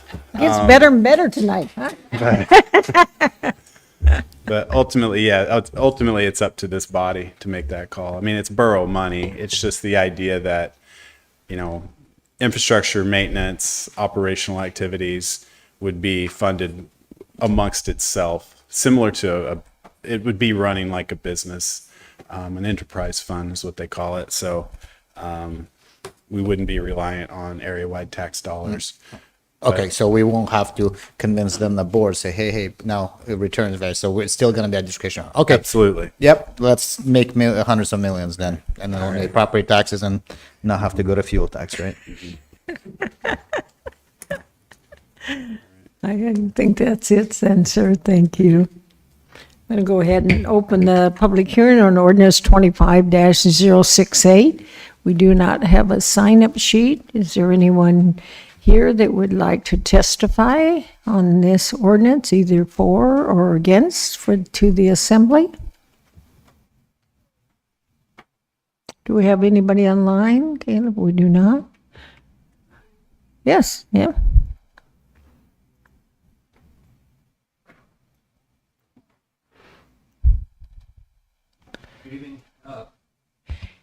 Good evening. I spoke a little earlier. Michael Bowles.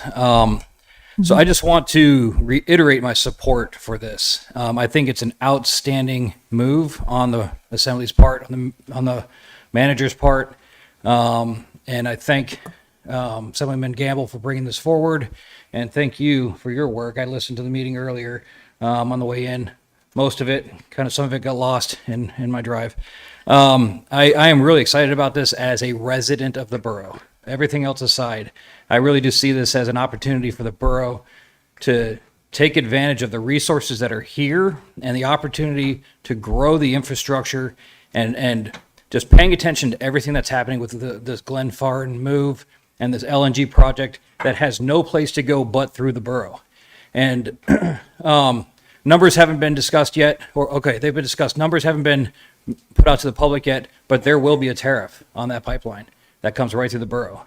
And hopefully the rail spur goes in and some of that goes through, through the port as well. Hopefully it doesn't all bypass us and go down to Kenai Peninsula. But either way, this is really outstanding to see as a resident, and I really appreciate the work you all are doing on this. Thank you. Thank you. Anyone else?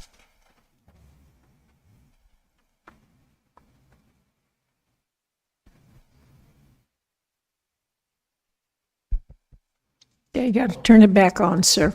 There you go. Oh. My name. Hello, my name.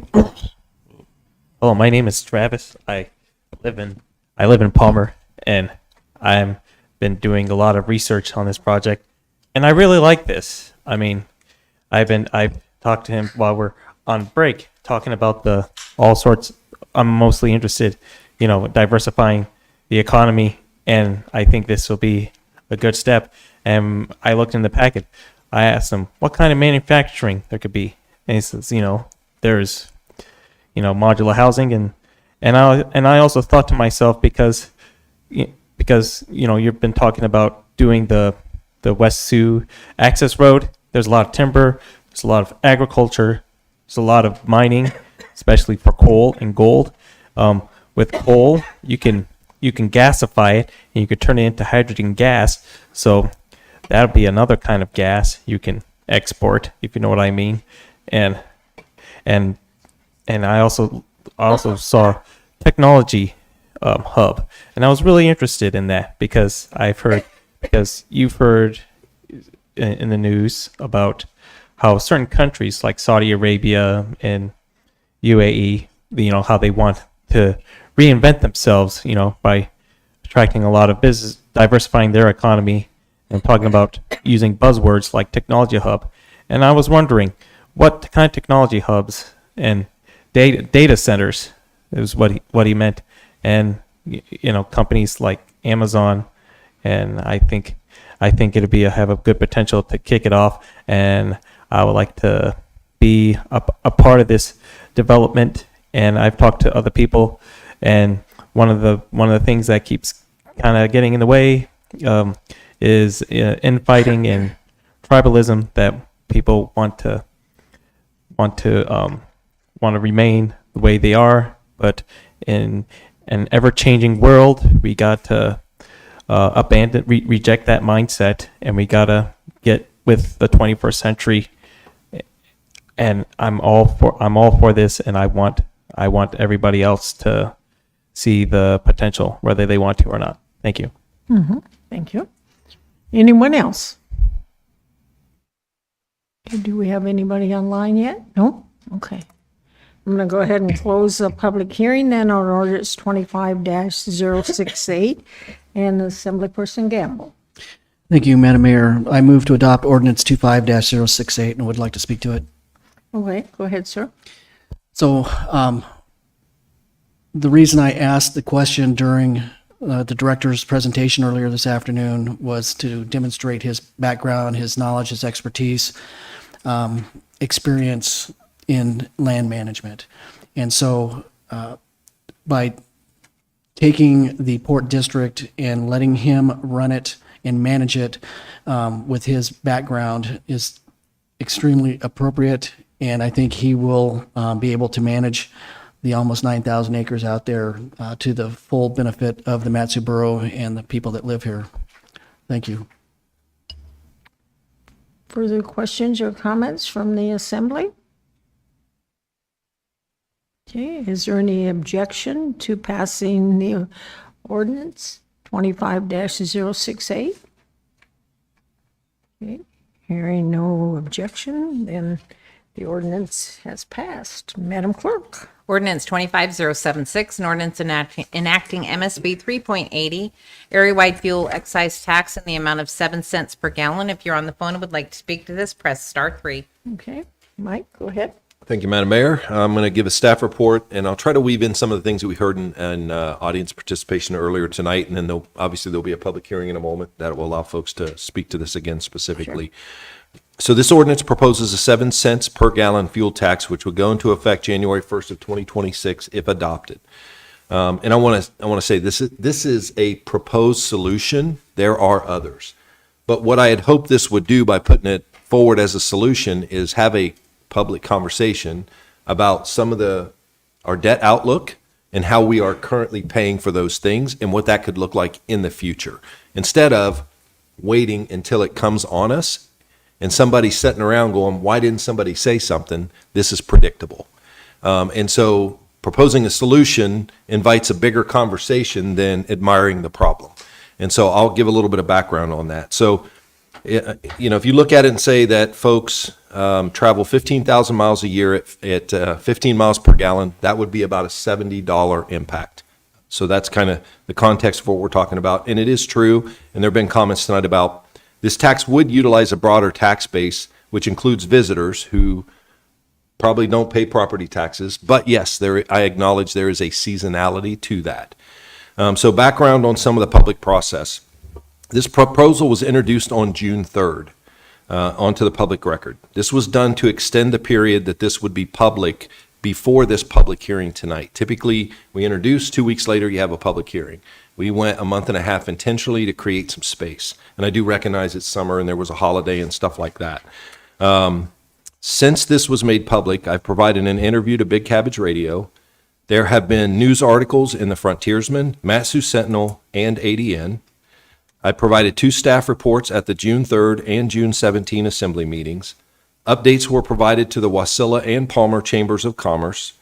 We presented at the Big Lake Community Council and the borough's local road service area advisory board, or what we know as the Big Board. That one's important because it represents all 16 of our road service areas. That is all outside of the many posts that I have heard about on social media that are being done by private groups.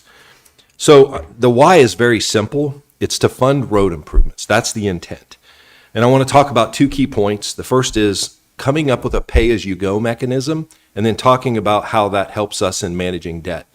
And so I'm going to start out by referring to this chart that's attached online and is available to the public. This is kind of that proposal some folks have alluded to when they spoke to it earlier. As you can see from the debt projections in the future, annual debt payments will become a larger part of the overall area-wide mill rate. So today, that's about 12% of what we pay in terms of the area-wide mill rate. That's what annual debt service looks like. It's about one mill equivalent. When you look at this 10 years from now, and please understand that that orange shaded section in the middle is committed debt. The yellow shaded section at the bottom is committed debt. And to be very clear, that debt is on the books because voters approved it. That is not something the assembly said, go out and sell these bonds. This was all voter approved debt. And so when you look at this, you see at the bottom, the state participation is tapering off to 0. And so that is one of the big reasons that we're having this conversation, is recognizing, and we've heard testimony about the PFD and the state's stance on that, is that the state's participation in education and transportation ballot measures has changed significantly, and they're at the point where they're not participating really at all at this point. Now, maybe some folks are optimistic and think the state's going to step back into that. I'm not hedging those bets. I'm taking the conservative approach and assuming the state's not going to do that. And so that's going to shift that burden from what would have come through state legislative grants largely in the past to 100% local taxpayer support. And so with that occurring and with the debt that's already on the books, and the blue hashed area at the top is a projection. It makes some assumptions about, I assume we're probably going to want to build some roads in the future, not just what we have on the books currently. That could be as high as a third of our annual area-wide mill rate. To me, that sounds crippling. And so what we're looking at is we can wait 10 years for that to occur, or we can start talking about other ways to address that. And so I'm going to use one ballot measure to illustrate the problem. In November of 2024, less than 12 months ago, not something from a decade ago, voters, I would say fairly overwhelmingly, approved 2 ballot propositions. One for education to build charter schools, which I think passed like around 60% approval, and a transportation package that passed nearly 2-1. And voters said, go out, do these projects, and you can sell debt or bonds, you can acquire debt to do it. And so that was about a $118 million package when you combine both ballot propositions. So if you take that 118 years, consider the fact that we're going to have interest on it, and please understand the borough has a AA+ bond rating. That is the highest of any municipality in the state of Alaska. So this isn't a bond rating / we should get a lower interest rate question. We already have done that. And so at $118 million over a 20-year period, when you consider financing, we're going to pay, using local taxpayer funds, predominantly property taxes, and we're going to pay $168 million for $118 million in debt, because we're going to pay $50 million in interest to municipal bondholders to construct these improvements.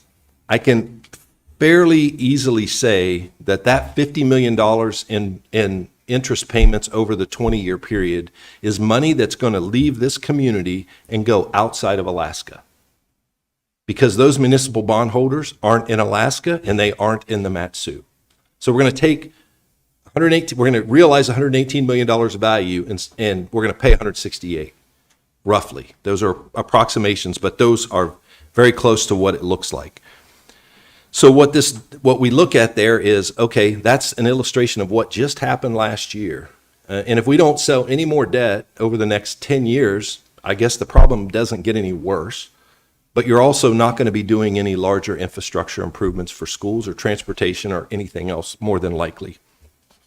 So as it stands today, those debt obligations are predominantly paid by property taxes. And so I think it is fair to say, because of this proposal would take pressure off of property taxes, and it would apply to a broader tax base than what we currently are applying to. And I do agree, there was somebody that testified tonight, and when we put this wording together and it says, unlike property taxes, which burden only residents and homeowners, we recognize that tenants that rent, that's a pass-through. Like, that's what residents meant, and it didn't just say landowners. I agree that renters are paying into property taxes by paying their whoever's their mortgage holder or whoever their landowner is. Like, so I actually do agree with that for sure. So tonight, there are going to be 2 amendments and a resolution that are in consideration. So these things are connected, and so I kind of want to take a minute, because the resolution appears on a different section of the agenda than the ordinance itself.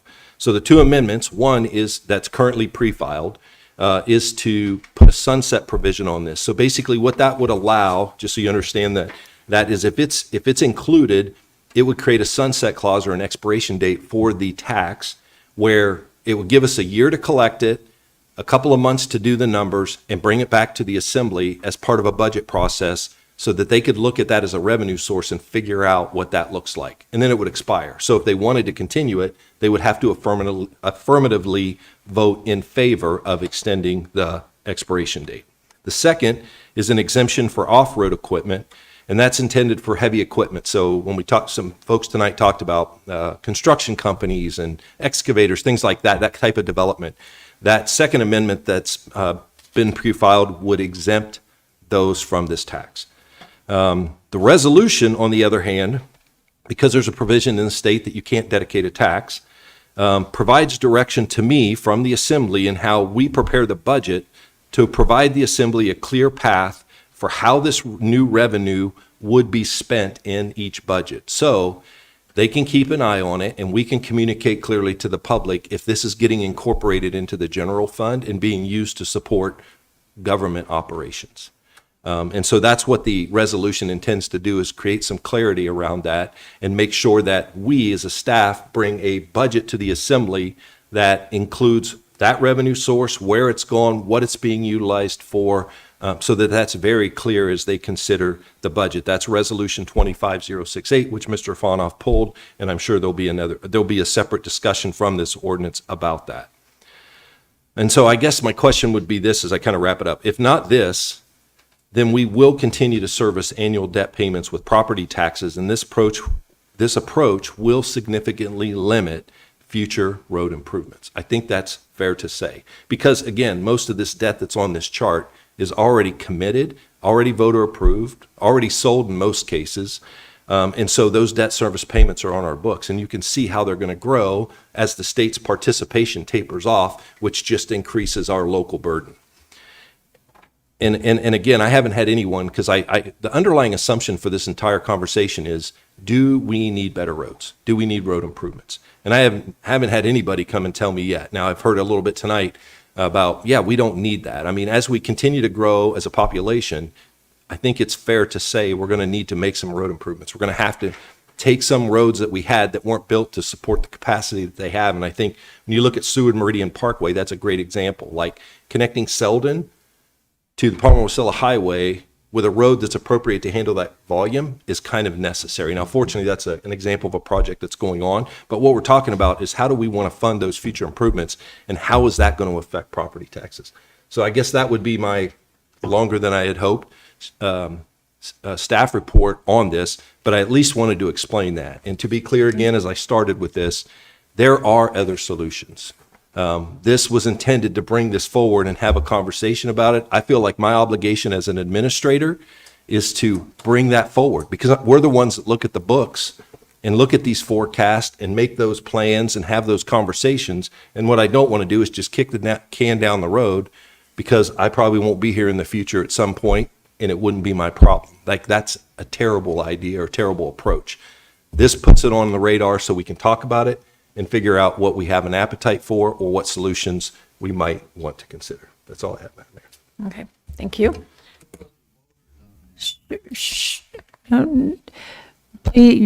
You're not allowed to speak unless you're at the mic and have been recognized. Okay, thank you. I'm going to go ahead and open the public hearing. We do have a sign-up sheet, and I will go to those people first. So the discussion for this time for the audience is on ordinance 25-076. And the first one is Guy Taylor. No? Okay. Ken, I think Ken is gone, isn't he? Okay. And Michael Bowles.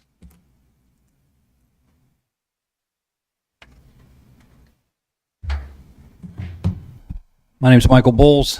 Thank you again for listening to me, third time tonight. So first, I need to make a correction. I misspoke in my earlier comments. I stated the mill rate resolution was Assemblyman Sumner. However, it's Assemblywoman Nauer is under Assemblyman Sumner's resolution.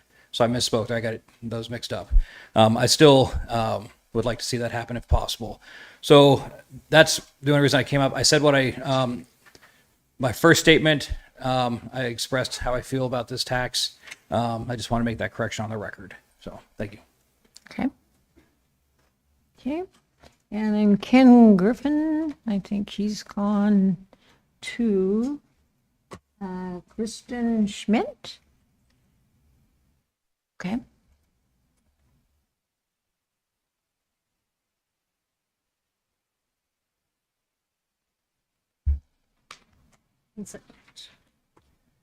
Hi, my name is Kerstin Schmidt. I would like you guys to vote. First of all, I wanted to say this is a proposal, so you all as assembly members still have to vote for it. So I'm hoping that everybody is voting against it. If you all have a calculator, I would like you to calculate something for me. So Mr. Brown had said 15,000 miles is what is an average person driving. I just looked it up online because my car takes about 24 miles an hour.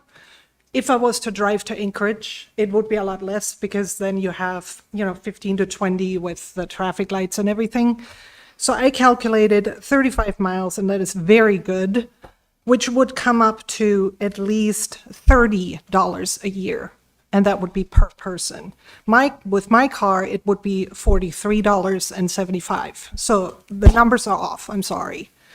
What I also wanted to mention, I don't know if you guys read your MEA statement. It says we do now get charged an additional $8.87 per month because of increases which happened. That is also an average. I'm assuming that is a lot higher too, just like the $25 turned into 43. Property tax went up from last year to this year for my property, which is a house built in 1980 with depreciation actually, but it's still higher appraised. It went up by $122.62. In the last 5 years, property tax, and I personally don't care if it's called a mill rate or whatever, in the end, it is what I have to pay as property tax. In the last 5 years, my property tax went up by $1,000 a year, and that I think is a little astounding. I would like to mention that a person, and I'm doing really good numbers here for people, and most people don't even have that good of a car. The people I know who go to Anchorage, they have, let's say, 15 to 25 miles an hour per gallon, which I found out is about $5.60 per month, which would be about $280 a year. So that is a lot more than $25 a year, isn't it? As a suggestion, I would say it is suggested that it goes for tourists. So why are we not raising the bed tax, which from my understanding is 5%, the alcohol tax, which is 5%, the cigarette tax, I couldn't find out, it's pretty high already.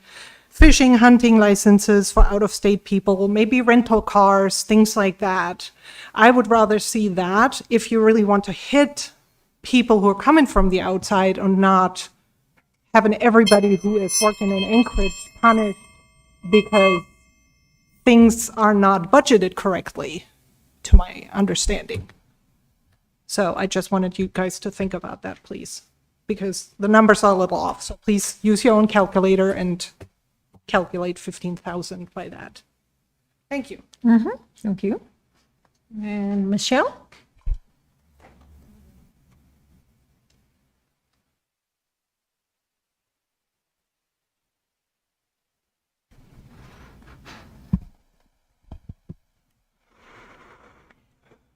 Good evening, Madam Mayor, members of the Assembly, borough officials, and fellow residents. My name is Michelle Heun, Heun. These are my personal comments on the proposed fuel excise tax, Ordinance 25076.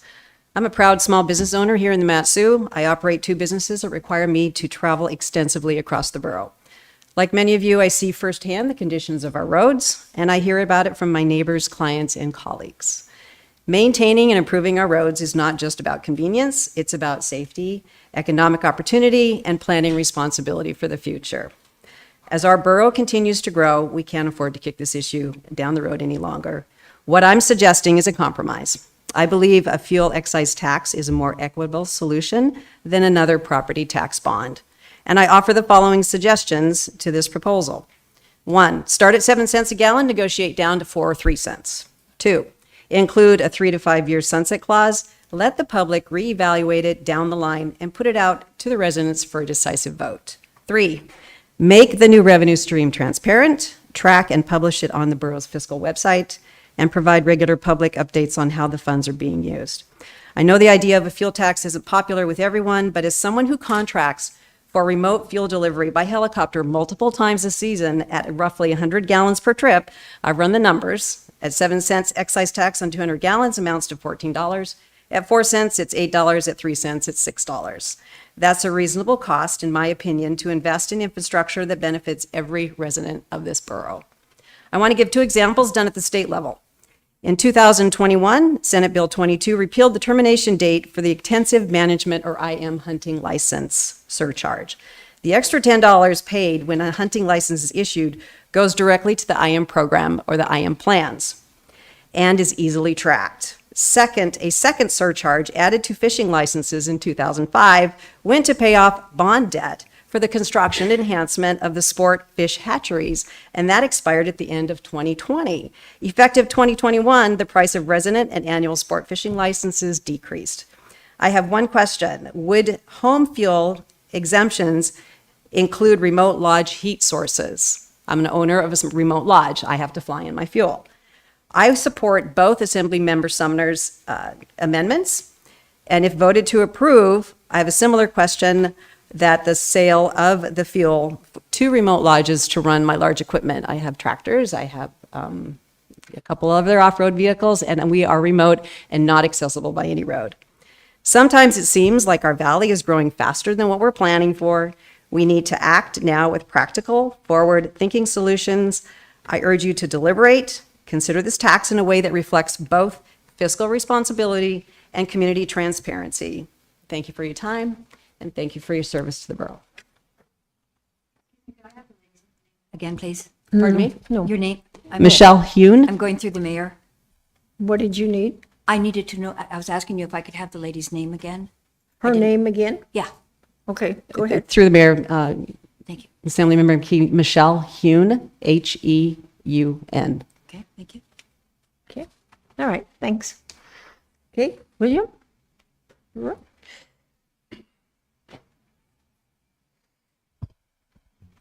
Hello, my name is William Brewer, a Willow resident. I'm 100% against this gas excess tax. It's the fact that it came up after the borough or budget meetings, I think is sneaky, and it should have been a part of those discussions. I'm also not seeing any resolutions on cutting spending. We're spending all this money on schools. No,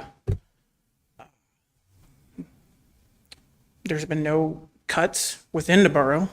You're asking us to spend more money. Our property tax goes up. Through my looking up gas taxes, I've through the website Tax Foundation. I think it's Foundation.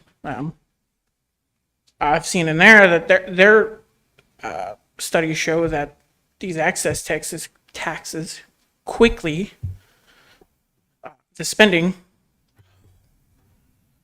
I hate words, the expenses quickly dwarf what money is actually coming in, and there still isn't enough. So before coming up with more taxes, why don't we first figure out budget cuts and actually have manageable government? Not against road maintenance or new roads, but if we can't fund it, then we need to figure out a way to fund it. If that means cutting $100,000 from a school budget where we don't, on senseless things like fancy gardens or whatever. I mean, the borough is paying, we're spending all this money on parks and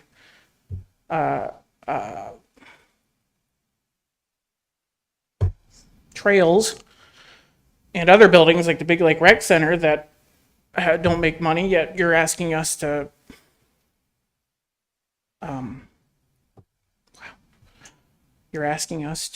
cough up more money out of hard-earned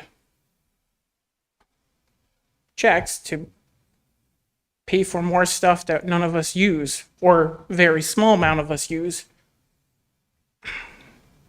I'm all for road maintenance, but this isn't the way to do it. We need to cut spending and get a better bang for our buck. Thank you. Mm-hmm. Thank you. Michael Garhart? Okay. Georginus, what did you say that is? Avels? Gregorio, it's Gregorio. Oh, he was here and testified, now he's gone, yeah. Okay. And Anna Avila? Anna Avila? Avila. Okay, and Matt Wynn. Spoke earlier, I can go again though. You can if you want to. Yeah, so again, my name's Matt Wynn. Well, I'm an MRI tech, been here for 11 years, over 11 years now, originally from Western Montana. Yeah, I'm really deeply concerned about where we're headed as a state. Like I mentioned earlier, I'm seeing a lot of young people having to move off because they can't afford to live here anymore, quite frankly. The cost of living is really high here. I'll be transparent. I don't like taxes. I don't like new taxes. I think that before we start doing that kind of thing, we really need to look at where the money's spent. I do like that you've said that, yeah, you'd be open about where things go and stuff. I like transparency. I do, but it never really works out that way. I mean, look at Washington, look at Juneau. I mean, I don't trust any. I'll sorry, I was in the Army. I swear a lot. I'll try not to here. Okay. But I don't trust any of those people. I'll just call them communists, any of them, regardless of whether they have a D or an R next to their name. I don't trust the direction they're taking our state or our country. I'm worried for my kids. I'm worried that they're going to have to move off because they, like me, I couldn't afford to stay in Montana because they kept raising property tax. They kept, putting compounds of tax on top of tax on top of tax, and it never ended. My folks, just to be able to stay there, had to refinance, had to do a reverse mortgage on their house just to keep it, and then still, it never ends. And I see the same thing happening here. I think that yeah, we need to cut spending. We need to look at where money's being wasted, or where it's, I don't know, being trickled into nonprofits that are supposed to support homeless, things like that. As far as roads and stuff, I may be a little off topic, but people are always getting backed up on the Glen. Anytime there's a wreck, why not build a cheap dirt frontage road from Peters Creek to the old Glen? That would alleviate all the traffic getting backed up. Probably wouldn't cost a whole lot, just throwing that out there. But I don't know if anybody's tossed that idea around, to be honest with you. But I digress. We don't need any more taxes. Let's cut some spending. Let's reallocate funds that are going to God knows where towards maintaining roads or whatever you need it for. But let's be transparent about it, and let's have an open forum about it. Let's try to keep the public in on it instead of kind of doing it at the last minute in the middle of the summer when everybody's gone on vacation or out fishing or dip netting or doing what we do here in Alaska. Anyway. Joel Sigmund. Joel Sigmund. Okay. Lou Panduo. Lou Brado. Okay. Don Kova. Okay. And Linda, would you like to testify again?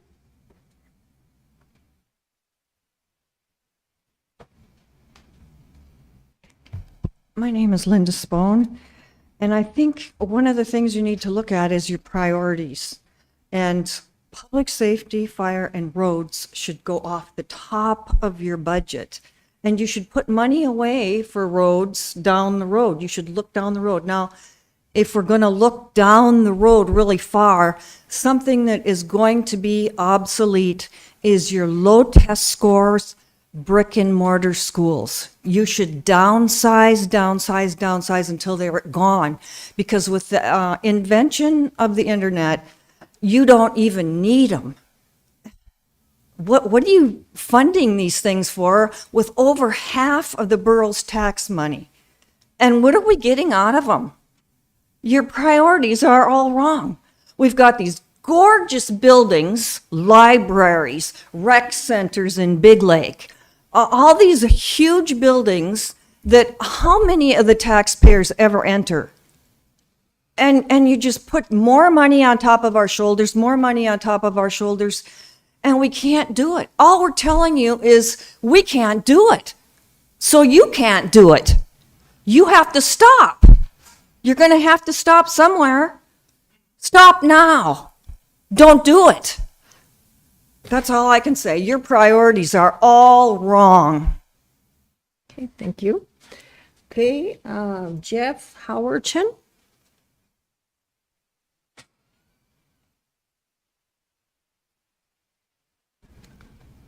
Good evening. My name is Jeff Howerton, Palmer resident. There's a couple of items I wanted to bring to light or propose in discussing this environment. The foreshadowing of the roads in the future and what debt could be incurred. I do appreciate the effort to address that and at least have the forethought and look towards the future. Several times, Mr. Brown, you've brought up alternatives, that this was not an end-all be-all. Yet we're voting on it. What are the alternatives? Why haven't those been discussed? Why are those not in the bill? There's numerous things, while this is thought-provoking and it is obviously getting a response, which I believe was the desired intent, you've effectively done that. There's a lot of other things that haven't been considered in this.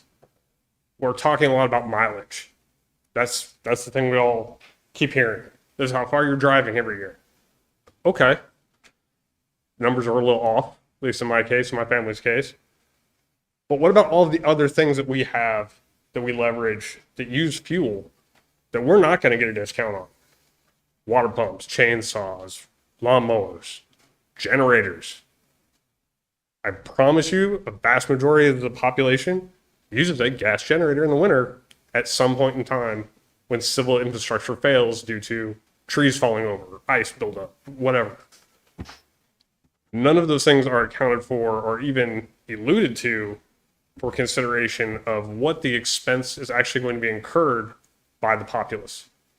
So I would ask that that gets relooked and brought into consideration when determining whether or not this is a viable option. The impacts to the roads, while there are roads that I think we all can agree have some issues, the way they're being addressed, I don't think is in the best interest of the populace. One, when there is a targeted repair, should be just that. Why do we need to redo 99% of Bogart for a strip that was maybe a quarter-mile long that really had serious problems? There's other alternatives that can be considered as well. There is numerous situations and policies within the borough and within each town where ATV usage, snowmobile usage, all these things are restricted, but those would also reduce the wear and tear on the roads. You go to other states like Arizona, when I was stationed in the military down there, I could drive my side-by-side anywhere I wanted. As long as I put a tag on it, which brought in funding.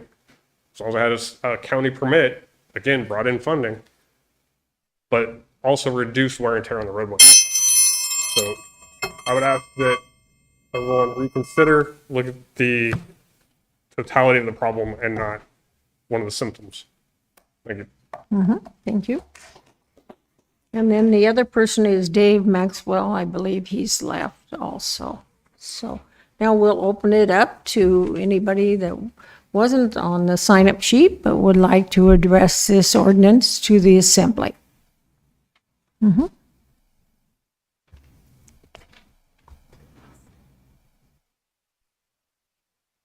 Thank you for letting me speak.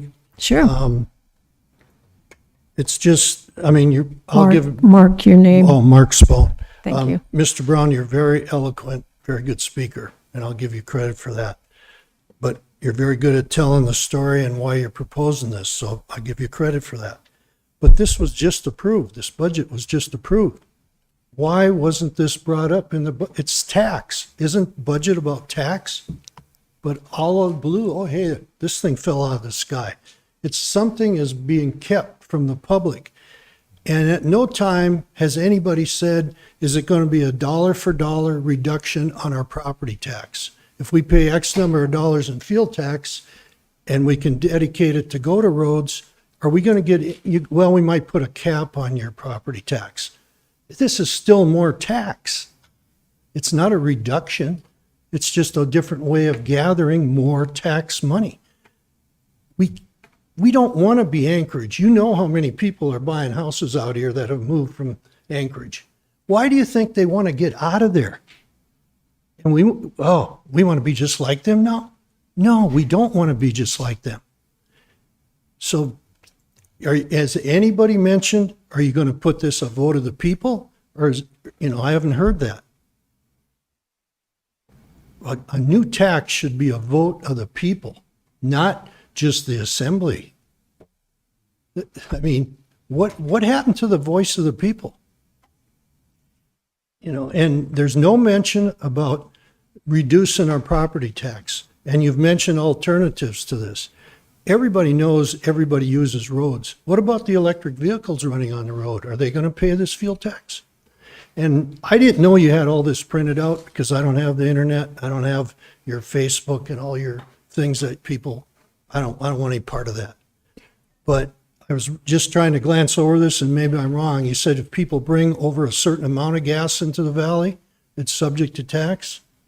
How would you police that? You going to have a cop sitting at Eklutna and say, you got 50-gallon drum in your pickup? Where'd you get that? I mean, I just think this is, without telling the people you're going to reduce their property tax, you're adding more tax. You just finished the budget. I don't see how you can possibly have a straight face and look the taxpayers in the eye and say, we just approved a budget, but we want more, and we're going to find it in a different area. It's terrible. Thanks, Mark. Anyone else would like to testify? Jackie? I thought you could only testify once about. Hello, Mayor and Assembly. My name is Jackie Goforth. I'm not talking about books. I want you to know that this 7 cents a mile, 7 cents a gallon thing, I was a government manager for 23 years with the post office, and I don't know how you would consider their fleet. But do you understand what this is going to reverberate through the valley as, okay? The troopers will now have to pay 7 cents more a gallon. No? Okay, how about the workers here at the borough? Did you put that in your budget? I mean, these guys that go drive all over in the utility trucks, what's that going to do? They're not going to have to pay for it? Okay. Well, how about everybody else who has to pay for it, and they're going to put that money into all of the programs and things that they charge? Now, I'm all for the fact that they have to review all the library books. They have to review all the library books before they buy them. And that makes sense, because that's one of the ways we can do a cost measure thing. But this 7 cents a gallon is going to reverberate through everything that people buy. If I go down to the grocery store, things are going to have 7 cents more added into the whatever it took them for their receiving it. I have a shop.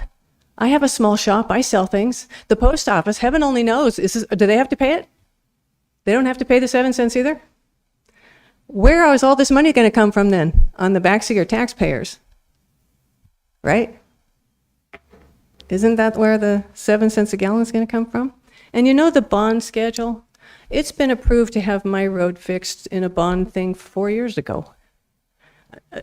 Okay.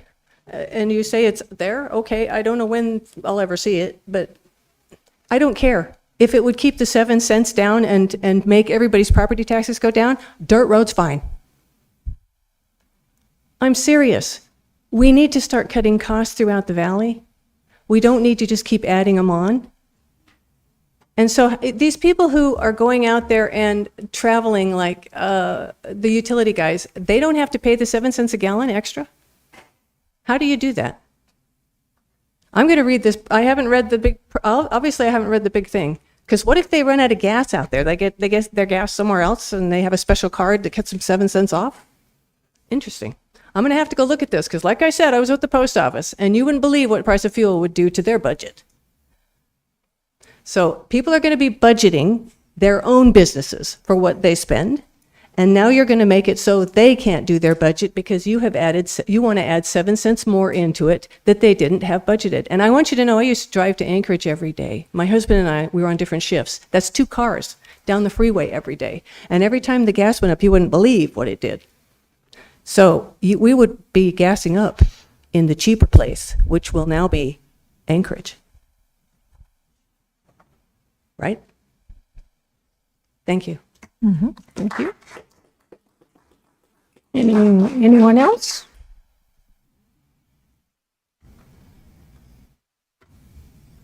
Good evening. I'm Starla Brewer again. This time I do want to specifically address this one issue. Yes, it's been presented as an option. You say the intent was just to get the conversation started. I promise you there were much better ways to do it than this, if that's what you were really after, because there were other options for taxing. The problem we have with this one is this is money that would go into the general fund. We have no guarantee that it's going to get used on the roads, as you're saying. We have, as she mentioned, there have been projects already pre-approved by the voters, which, by the way, that's another issue that needs to be addressed because we have horribly low voter turnout counts when it comes to these types of things. Voting for president, yeah, great turnout. Governor, usually pretty good turnout. Legislators, senators, it depends. But when it comes to the local issues, we have on average, less than 14% of people in the valley deciding any of this. So when these projects all get approved, most of it comes from the people affected by those particular projects. I know all of the last ones I have voted against because I could not afford the increase in property taxes. Don't kid yourself. This is going to reverberate, as everybody else says. I currently babysit for a living. I wasn't supposed to be here tonight, or I would have been more prepared, because I was supposed to have kids. Last minute change. I've already taken a $500 hit this month because the family decided to go on vacation. And a week prior that I was supposed to have the kids, took time off for birthday. Woohoo! I don't get to do that. I had to work on my birthday. I don't get to charge them extra. When I have to go pick the kids up from school, I don't get to say, hey, by the way, there's an extra 7 cents on my gas. I have to pass that on to you. Good luck. I did have a mobile massage business. I lost that business due to COVID and my husband's illness. I wouldn't even consider going back to that at this point because there's no way I could afford to pass that on to my clients. That would be a luxury. Anyone? Oh, we have some, okay. Let's go ahead and go to the first person online, please.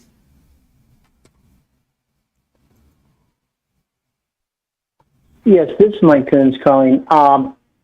Okay, so I know there's been talk about, the cops going to have to pay 7 cents. I read the ordinance. All government vehicles are exempted. So, which kind of raises the question: that's borough, that's city, that's state. Why are they exempt. I mean, they're still using the roads. Those tires are still making, they're still putting wear and tear on the roads. So why aren't they getting it? The manager, yeah, the person said you talk to you sound like you know what you're talking about. But I'm looking at this fuel excise tax handout or flyer. Again, why didn't that go out to the public? I mean, I know you said that, oh, this went out on the Frontiersman, this went out on the ADN, this went out here and here and there. Well, for one, I don't get the Frontiersman because they're a liberal rag, and I just don't like doing it, and I don't like paying for something I don't agree with. And sure as heck, I don't do the Anchorage Democrat news. So a lot of these things that you're saying that we should have known about, we didn't. Plus the fact that I'm recently married, sold a house, bought a new house. We've got a big life going on. So didn't hear about this until just recently. Now the question I've got though is, and I'd like to have the manager, respond to this, later on. I know you can't answer it now, but I would like to know about it because it says new revenue will reduce property taxes by distributing the fuel tax proposal is about a pay-as-you-go opposed to selling bonds in the future for road improvements. And then down below here, it says road surface areas still provide maintenance and minor improvements. But yet, my mill rate for my RSA is 2.714. So I'm still going to be paying that. So what is this actually going to do? Is this going to be for new roads, or like you were saying, the repair of Selden and Bogart? Is that going to be? Which one of those is that? Is that RSA or is that this? So if we don't have, if it's that confusing to me, I'm sure it's confusing to everybody else. So I really would like to hear. I really like to hear about what road situation is this money going to be actually be used for versus that of the RSA? Thank you. Thanks, Mike. Next person online, please. Yes, my name is Scott Lapine. Madam Mayor, Mr. Manager, members of the Assembly, staff, thank you for your time. I want to start off by saying I oppose this tax as it currently sits. I do realize that we do need road maintenance. We will have road projects. Contrary to Mr. Brown's statement, I do buy GO bonds from the borough whenever I have the opportunity. So some of that revenue does come in the state. And there was a time when those bonds were made available to residents first before they went to the general investment community. I encourage you to consider that in the future. Why do I oppose this? Primarily, I believe the property tax system as it's implemented today is not equitable. And I'll give a couple of examples. I have a shop. I live on a road that's commonly traveled, easy to see my house, my shop, and such. I have a friend that has a shop that's a little ways off the road, a little further out of the core area. It's bigger and nicer than mine, but his shop is not on the tax roll. His $700,000 house is, but his 3,500 square foot shop is not. And I brought this to the tax assessor's office the last 2 years, and it still is not on the tax rolls. So if that's one major property we're not collecting taxes for, it makes me wonder how many others are out there. It clearly shows in all the aerial photography. The second example I'd like to give is remote properties. The value of our houses and all of our infrastructure here is going up, and going up. And there's no reason that the properties on Alexander, Deska, Yentna, all of these remote places shouldn't be going up as well. But when I go look at their assessments, they've gone up $100 in the last 2 years. The materials to build that cabin or that home out there has gone up just like it would at mine. And those properties should be increasing comparable to what we are here in the main area. So my first priority is for you to fix the property tax process so that it is more equitable. An issue with the ordinance as proposed, I can't find, maybe it's there, a cost. Collecting this tax is going to have a cost. The borough's going to have people to do that, collect the money, manage it, etc. And I don't see that in the fiscal note information there. As a side, my wife and I own a business. We've been here for about 30 years. Our business's mailboxes are us. We have cluster boxes that stretch from out Pittman to the Butte, South KGB, all along the Fishhook area. We meet every one of our customers in person. My service truck gets about 9 miles to the gallon. Obviously, it's a choice when to use that versus another vehicle. But anyway, we're going to pay, and ultimately our costs have to be passed on to our customers, as was pointed out with the others. Thanks for your time and attention, and we hope you vote this down now, and let's go back to the drawing board. Thank you. Do we have anybody else online? No. Okay, so anybody here that has it? Yes, someone?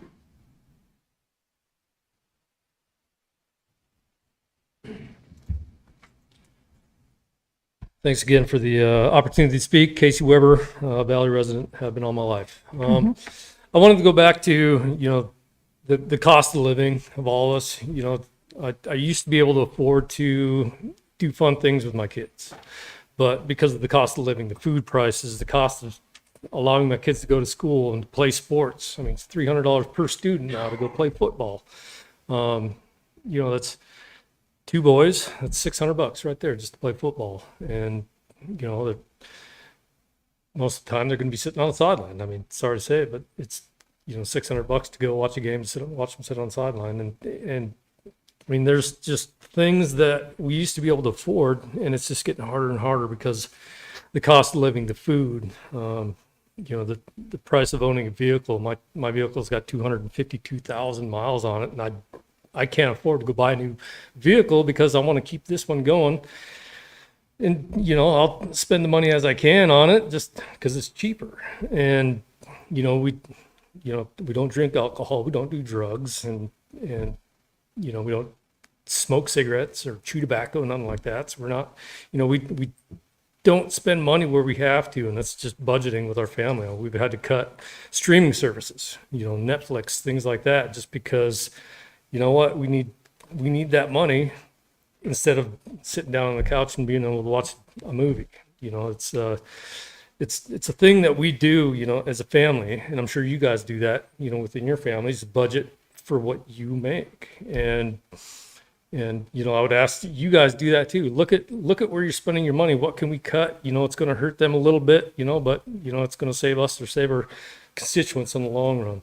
Another point too, I was thinking about is, I don't know where all this marijuana tax or marijuana money goes, but I see them all over the valley. And I worked with a guy that was telling me that he was, one of the owners of numerous marijuana shops, asked him to go to his businesses or to his house or from somewhere, and he went and collected duffel bags of cash and transported them from wherever, point A to point B. It's like, have you guys looked at, taxing these, drug shops around the valley? I'm against drug use in all forms and fashions, but when I hear these stories that these guys are just making piles and piles of cash on addictions of drugs, have you guys looked at something like that versus coming at us that, we do count our pennies. We used to be able to afford things, to do fun things, take our kids to a lake. We can't do that as much just because we can't afford it. And, I'd like to see us be able to afford things. But adding more burden to us, hundreds of thousands of the valleys, members of the valley, it's going to hurt. Even if it's 20, 40, 100, for me, it's a couple $100 a year just to fill my tank, that extra 7 cents a gallon. So appreciate you guys' time and appreciate what you guys do. Like I said, tough decisions, and May God bless. Thank you. Anyone else? Oh, okay. Thank you. Thanks. Go ahead. Whoever's online. Hi, my name is Cindy Bettini, and I'm calling to say that I appreciate the mayor and the manager and the assembly for bringing up an option to diversify taxes. As a property owner, I would look forward to some other revenue besides taxing my property, and I think this is worth the discussion.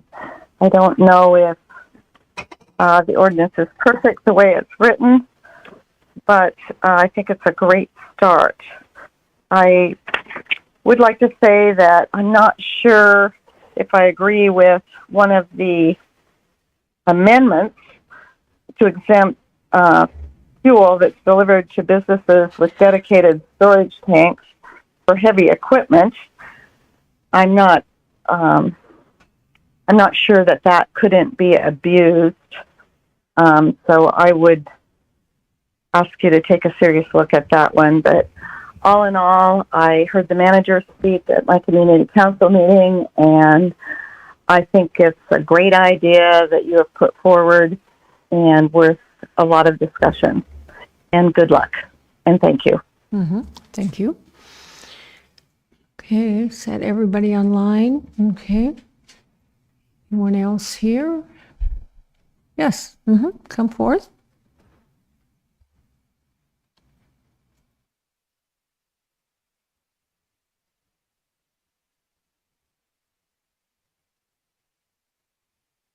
Mayor, Assembly members, this is Dana Raffanello. I have Assemblywoman Nauer's amendment, which I approve. It does clarify one of the positions I had. But I'm going to say something that might not be too popular here. I think we might be on the right track, but maybe too high. As you were saying that we're trying to get the discussion going, I think you did your part there on getting the discussion going. And yes, the borough is growing and we are going to need more revenue. Maybe the 7% is too high at this time. We have the port's going to be generate some revenue. Maybe that pipeline, maybe when we look at the longer term, we could reduce this to maybe 4. Thank you. Thank you. Okay. Ready? Nobody online? Okay. I'm going to go ahead and close public hearing on ordinance 25-076. Deputy Mayor. I move to adopt ordinance 25-076. Okay. You want to move your amendments, sir? I move to amend ordinance 25-076 by adding a new section to read as follows. MSB 3.80.280 expiration. The ordinance codified in this section shall expire on June 30th, 2027. I have a second amendment. Move to amend ordinance serial number 25-076 by adding a new section MSB 3.80.040A7 to read as follows. 7, motor fuel that is sold or transferred to a business with a dedicated storage tank for use exclusively on non-roadway uses such as heavy equipment. If I could speak to it, Madam Mayor? Yes, but I think maybe we should take the amendments separately because one person maybe, or is the assembly, okay, I see a yes down there. So which amendment do you want to take first, sir? I mean, I was going to speak to both of them simultaneously, but we could, let's but just I do them think- in order. So Okay, maybe the first amendment, which is, the deadline one. yeah, the expiration. Okay, all right, go ahead. Speak to it, please. Oh, I haven't been on this assembly very long. I joined in October of last year. If I had seen this in the news a year ago, I would be in the crowd railing against this, just like these folks here. Since that time, I've, come to know Manager Brown, and I realize that he's, cares deeply about his community. He's also very fiscally conservative. He runs a pretty tight ship. I've been through every line of the budget. Mike can attest to you. I came to him with a budget binder that had sticky notes all through it, and I grilled him for hours. If it was up to me, we'd have a lot less government. But unfortunately, there is a certain level of government that most people want. It takes, when the administration prepares a budget, it takes 4 of us to remove something from the budget, or to add something to the budget. This amendment here, so I guess what I'm getting at is, I did take a serious look at this, rather than just saying, I'm going to throw this thing out because I hate taxes. I took a serious look at this, and I talked to a lot of, conservatively minded people. I thought about it as a business owner. How do I run my business? And I realized there are some, issues with this. There's some things that everyone is opposed to. People don't want it to go on forever. They want an expiration. That's why we have this expiration. We shouldn't be taxing things that aren't used on the road. That's why we have the aviation, marine, and home heating fuel exemptions, but we missed the heavy equipment exemption. If you look further down the agenda, I have a resolution that directs how the administration will spend this money.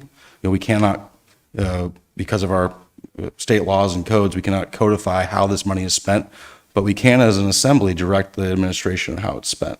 And that's what that amendment is for. I did, or that resolution, which we'll talk about later. And then also, if you guys look further down the agenda, you'll see there's an introduction for a property tax cap. Because I think that, government should probably not be funded by people's homes, people renting their homes from the government. There's a few things that people need or require to live, food, air, water, shelter. We don't tax those things. Why are we taxing people's homes? This is, in my mind, probably a step in the right direction where we, can quit taking from people's property taxes and start diversifying our revenue streams. So, yeah, with that, let's, talk about this expiration. I'm going to call this primary amendment number 1, I guess, because we're going to have more than one. Yes, Assemblyperson McKee. Yeah, I agree absolutely with the sunset, but I think it might be a little bit too soon. And the reason that I say that is if you have that, it's basically going to be a year. You'll just collect the taxes and you won't have had any time to actually apply them to anything so that we could demonstrate, if this goes through, so that the borough would be able to demonstrate to the people who are paying the 7 cents that it went to road stuff, that how it was used. I think that's too soon. I would say something probably closer to 3 years as a max, because by 3 years, you're going to be able to put out something that says, well, look what we did these years with the money that we collected from you. So I'm absolutely in favor of a sunset, because if you said it was going to go on forever, I'd probably just vote against it just because of that. But I like what you said. I just think I'd extend it to 3 years. So that would be, is that a secondary, is that an amendment to his amendment? You can make that amendment yeah. to, instead of June 30th, 2027, do you want to make it 28 or 29? It starts in 26, right? Yeah, it starts January of 26. And his proposed amendment is to end on June 30th, 27. So that's really 18 months.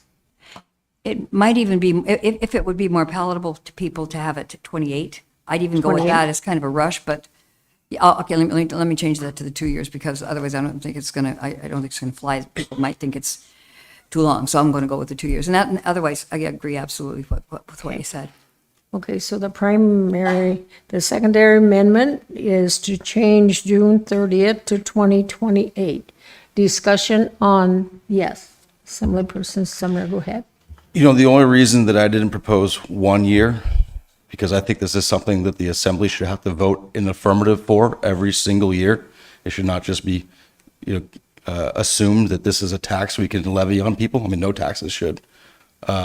But, if we're out of budget cycle, if we only gave it, a year from now or 6 months, the next budget cycle, which would be, in June or, May, June of 2026, then we would only have a few months to collect the taxes and have some information.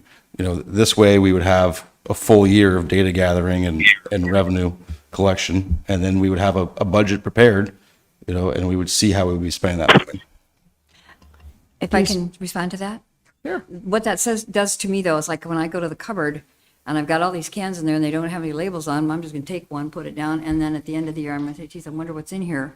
Because you won't have a product at the end of 1 year. All you'll have done is collected the taxes. So you won't really have any way to say to the people, this is a good idea, or boy, this sucks.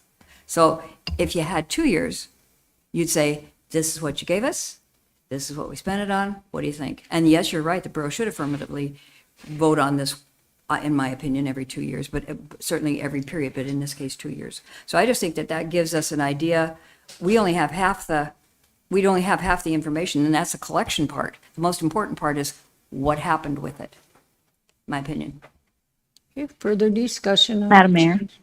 I'm sorry. Madam Mayor. Assemblymember Hours and Hamel. Okay, go ahead. Either one of you that want to go first, I'm not sure which one tried to speak first. I think I beat Tim by a second, but yeah, through the mayor, Assemblymember McKee, I had the same thoughts as you initially, but I think what I hear tonight is just a huge amount of distrust, right? Like how do we build the trust back? And that makes me lean more towards a year. And at that point, you would be able to see how much you've collected.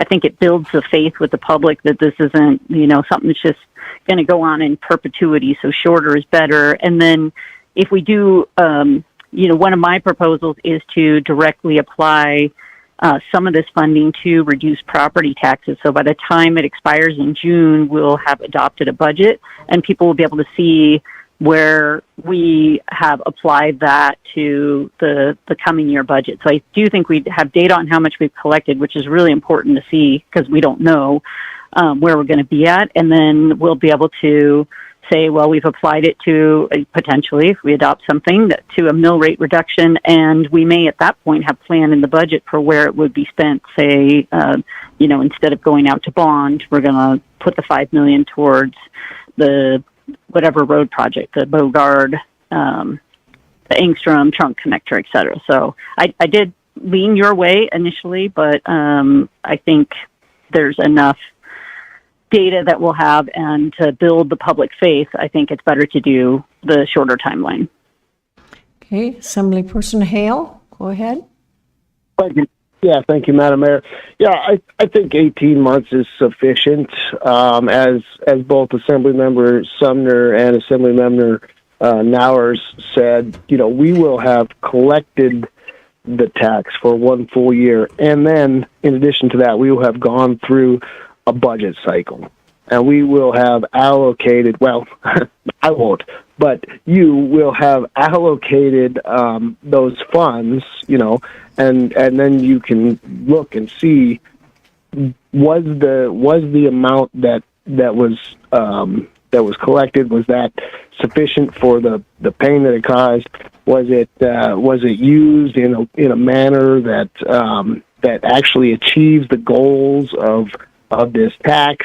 So I think 18 months is sufficient. So that's all. Okay, discussion on, yes, Assemblyperson Fano. Ms. Mickey, I will support you in that because I was thinking really to see results, it needed to be about 3-year cycle. I understand the other argument, so that we always can come back and renew it, but I really think if we don't have a project, something that we can show results for, it's really difficult to keep on asking it every year when really results will start showing maybe 2 to 3 years later. So I'll support your amendment. I was willing to support it 2 to 3 years, but if it's the 2 years, I'll support it because I think this will have a little longer track record to show ultimately the result of it. So. Okay, Assemblyperson Sumner. I'll just, through the mayor, I'll just ask the clerk for a point of clarification. When will the expiration date be with this proposed amendment to the amendment? June 30th, 2028. Further discussion on the proposed secondary So we're amendment? extending it only by 1 year compared to what amendment is written. Is that correct? Okay, thank you. Okay. Okay, I hear we do have an objection, so Madam Clerk? If I can get the members in the room to go ahead and vote. Assemblymember Nowers. No. Assemblymember Hale. No. Madam Mayor, it failed with Assemblymember Fonoff, McKee, and Gamble in support. Now we're back on the primary amendment. Okay. Discussion on primary amendment number 1, which would take it back to June 30th, 2027. How, Is there an objection? Oh, sorry. question, how will this play with, because we're starting in the middle of the budget cycle, right? From calendar year of next year, then we stopping it in the middle. Would it make sense at least to have it 2 calendar years or 2 budget years?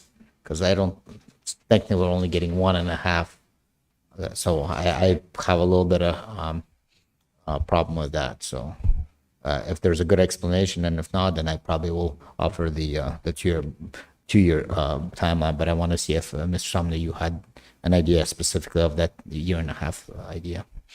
Assemblyperson Sumner? Yeah, that was after, basically the intent would be that it would expire and have to be renewed during the next budget cycle. So then it would, coincide with budgets. That's why, it would start in January of 27 and then expire in June of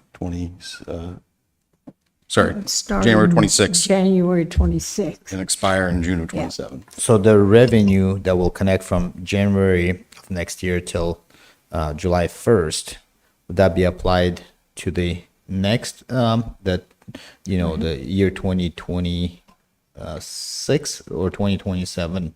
When will that apply? And then we're only collected at that time half the year I guess that's the way I have a little bit of a misunderstanding. So the revenue collected from January to whenever I probably need help with staff from this, but maybe if Cheyenne's still here, would be applied to that, January till the budget season, that would be applied to the 27 budget.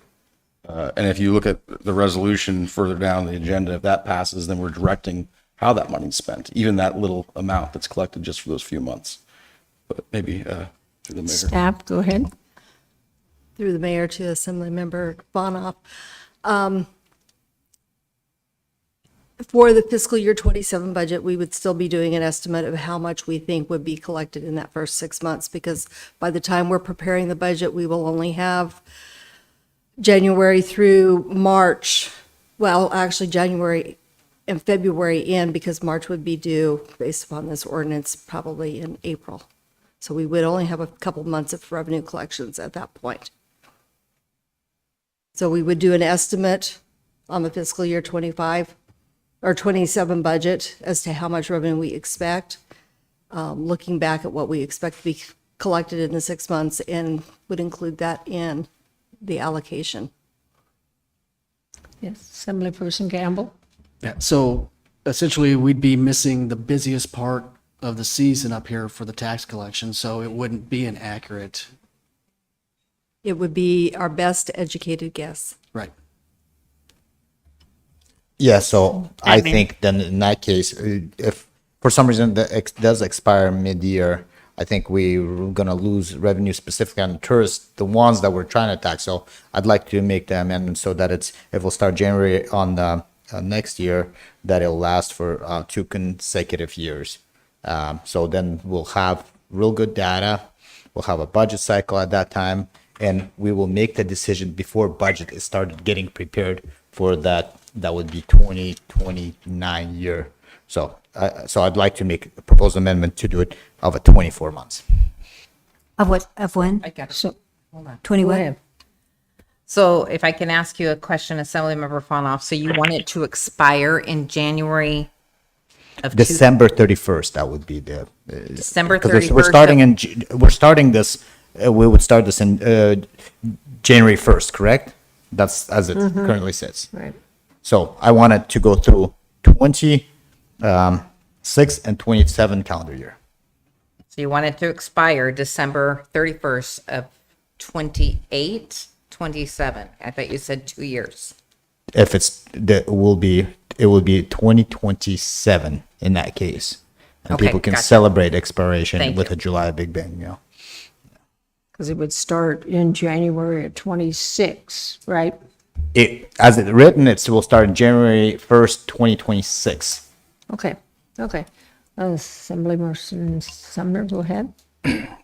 I mean, realize that, you know, if this passes, this is a new tax, and whatever expiration date we set now is setting a precedence.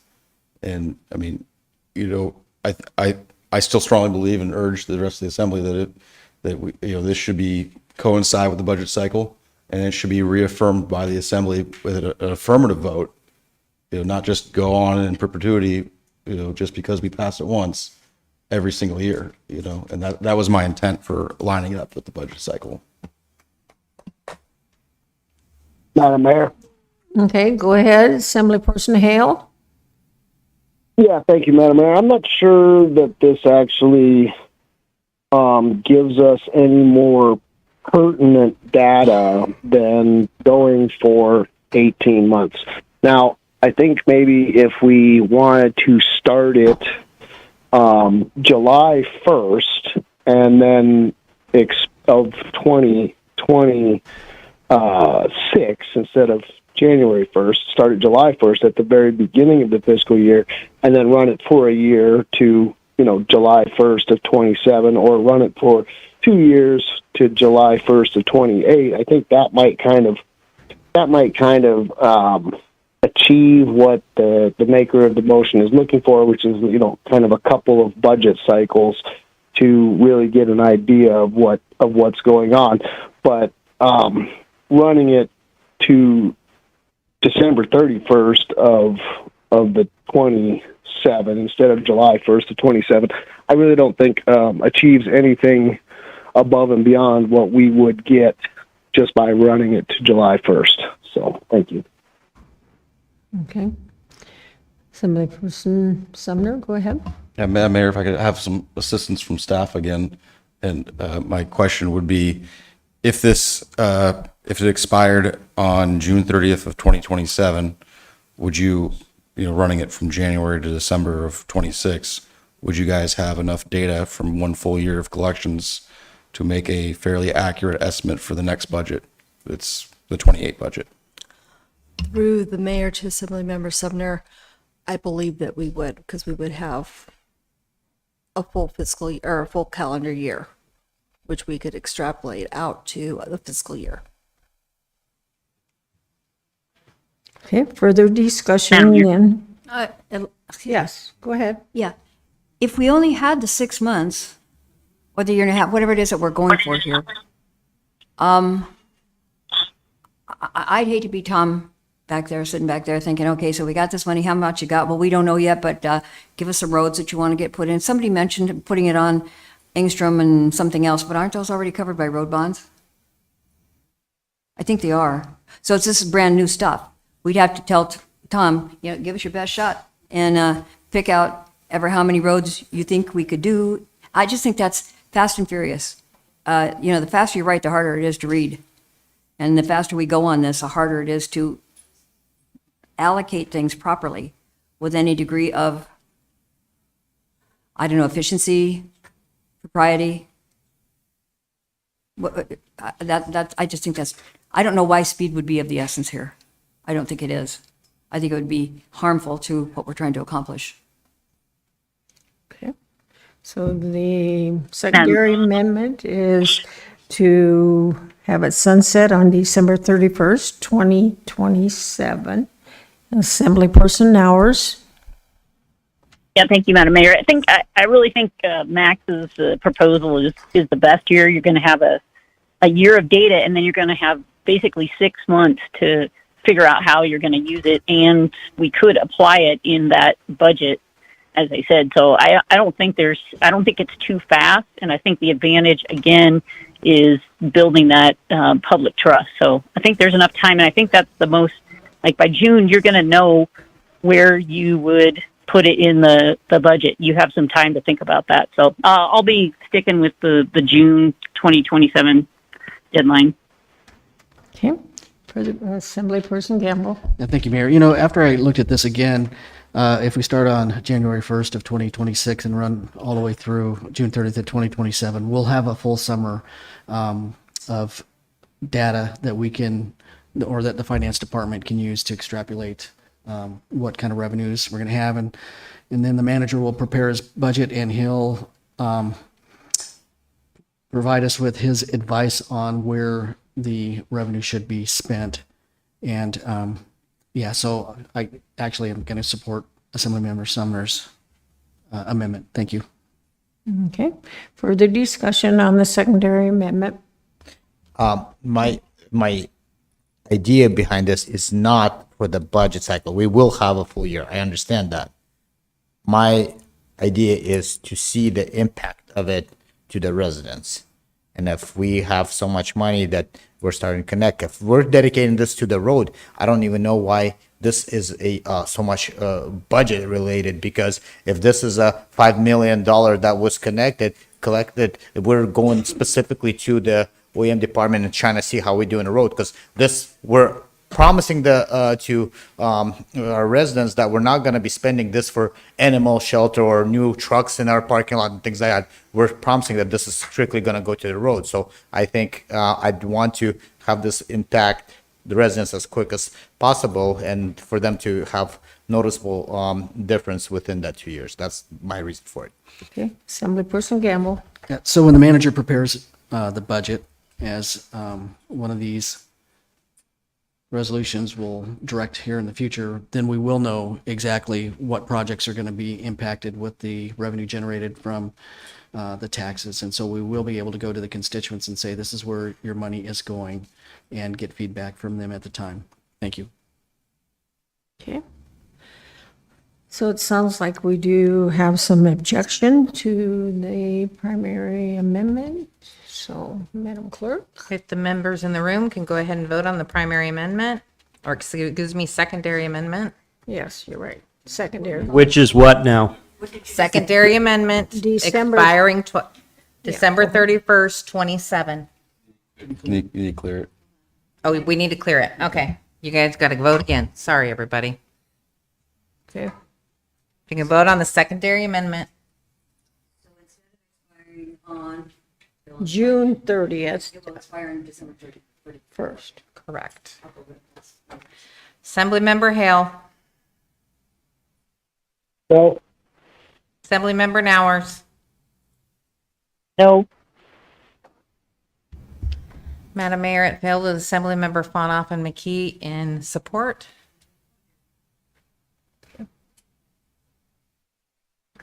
Ready? So now we're back to the primary amendment number 1. Is there objection? Yeah, so there's objection then. So, Madam Clerk? The members in the room can vote on the primary amendment.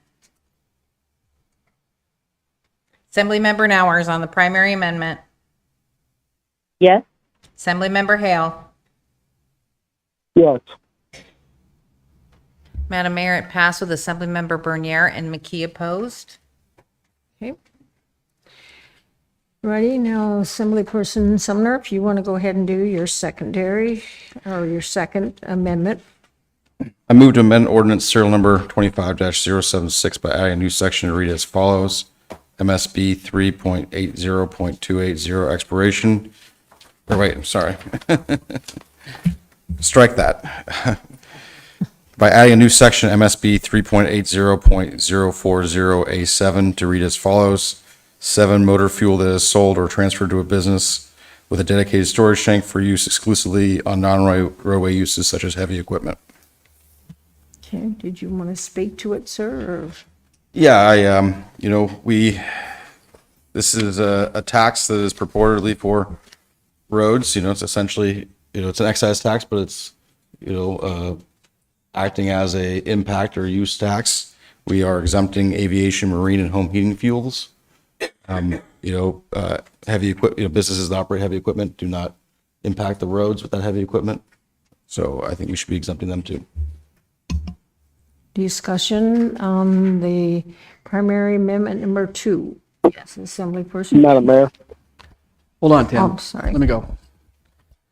So it was brought up here earlier by some of the speakers that, how are we going to police this? How are we going to keep business owners and contractors that have storage tanks from filling the tanks with gas or diesel and fueling, their vehicles, their private vehicles, or their company vehicles that do use the road, and their employees' vehicles? How are we going to make sure that that doesn't happen? Okay, Assemblyperson Sumner. There currently is a system in place to exempt off-highway heavy equipment fuel deliveries from federal and state taxes. That already exists. There's an affidavit you have to fill out, you have to prove ownership of the equipment, et cetera. That already exists. And heavy equipment's already exempted from federal and state taxes. Assemblyperson Palmer. I didn't think, but just came up with to answer your question. I would say in off-road equipment, I would say probably over 95, probably maybe closer to 90, high 90s percentage is diesel. So I'd like to make an amendment that this would only, this exemption will apply to close that potential loophole to a diesel. And if that would, because there is heavy equipment and is already, there's a really easy way, and there's a lot of Crowley and those that kind of deliver, and that would, that will resolve that so-called enforcing, make it specific, because I don't know, passenger vehicles probably high 95, maybe more percentage runs like gasoline. So that's where I would like to see this exemption to have a diesel restriction. Assemblyperson Hale. I'm sorry, Madam Mayor, I'm on the primary motion. I don't have comment on the secondary amendment at this time. Okay, all right, okay. Assemblyperson Sumner, you wanted to say something? Yeah, on the secondary amendment, and before tonight's testimony, I would have agreed with you, but we just heard from someone in the public who testified that she operates a lodge, and she's not connected to the road system. She gets fuel delivered, off-road use equipment. So, she probably is burning some gasoline there too. I guess there also is a carve out for applying for rebates though. So I think we won't get 100% right, but when it comes to off-road tractors, farmers, that kind of stuff, most of the equipment, I would say we're only probably high 90s% is run on the diesel, and most of the lodges and things like that, they have a lot of like generators, things like that, also run on diesel. And if somebody has a side-by-side, well, that's the one that we won't get it. And so I'd still say that the diesel would probably eliminate a lot of fraud. Okay. Assemblyperson Sumner. I just want to point out that there is a language in the ordinance that if you are paying tax and using the equipment for off-road purposes, you can apply for a rebate. Okay, further discussion? Madam Mayor? Yes, go ahead, Assemblyperson Nowers. I think Assemblymember Planoff is right. It's hard to find the perfect system, but I think the diesel opens up a bigger loophole, and I think that as Assemblymember Sumner pointed out, there's already a carve out for these deliveries to tanks, and that's easier to police than diesel because you've got the distributors delivering to those tanks, and so there's some ability to, if they see that's being misused, then they're going to stop delivering to those customers. So I think I understand the intent to try to find, the perfect, and we can't quite get there, but I think the original way of exempting the deliveries to tanks is the better way to go. Okay, so I guess there is objection to, is that correct, Assemblyperson Planoff? You have an objection?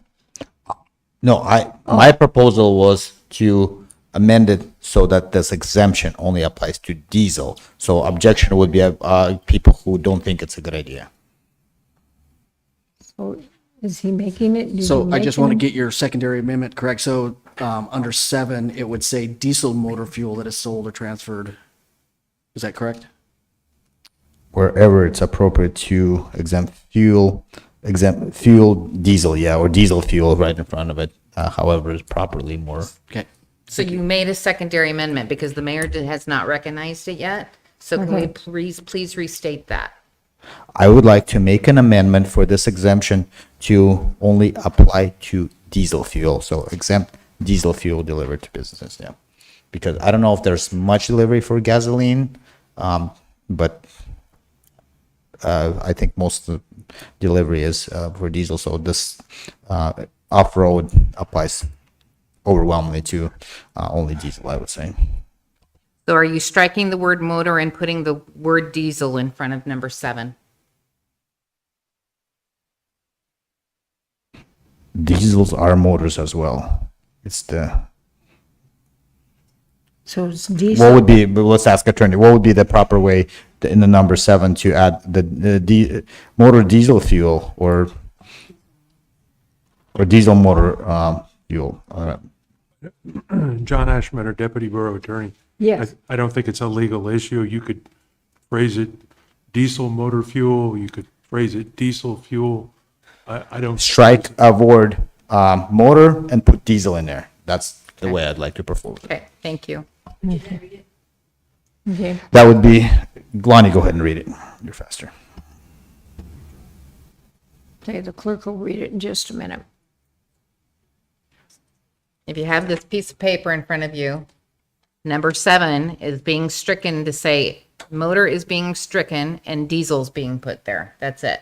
Diesel fuel that is sold or transferred to a business with a dedicated storage tank for use exclusively on non-roadway uses such as heavy equipment. Okay, discussion on the primary amendment. Secondary amendment, yes, you're right. The secondary amendment to primary amendment number 2. Yeah, thank you. Is there objection to that? Yes. Okay.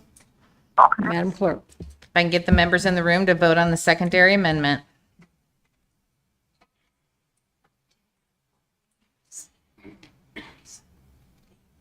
Assemblymember Sumner. Assemblymember Hale. No. Assemblymember Nowers. No.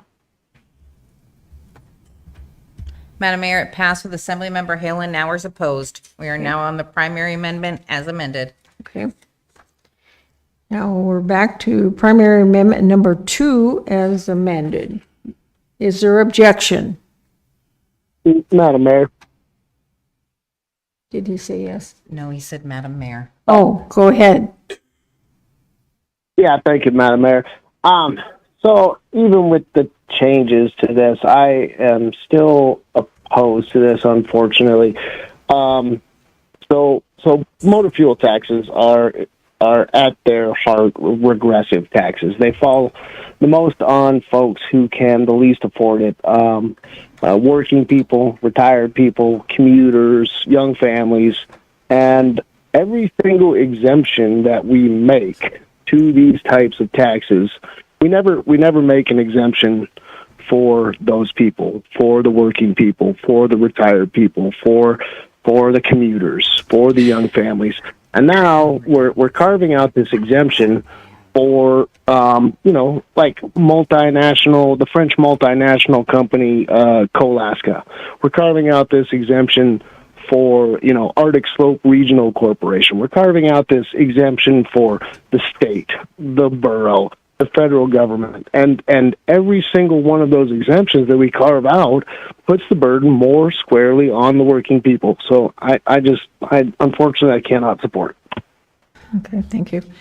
Deputy Mayor, I need a motion, please, to extend. I move to extend the meeting till 10:30. Okay. Is there objection to extending the meeting till 10:30? Okay, I don't hear anything. Okay. Alrighty, so we're back to primary amendment number 2. Did we had no objection to that. So now we're back to the ordinance as amended. Is that right? No, we're still in the primary. amendment as No, amended. Madam Mayor, I thought do have asked if there objection was to amendment objection number and there 2. wasn't any. No, but Tim was just saying. He didn't give a clear answer, and I didn't understand neither. And then I think he spoke his reason why he's against it now. That's how I see it. So I think we will be Oh, voting on even it. that. Oh, I thought he was talking about the main ordinance. No. Okay, okay. All right, so, yes. So you have before you now primary amendment number 2. Madam Clerk, because we do have an objection. This is the primary amendment as amended. If the members in the room can go ahead and vote.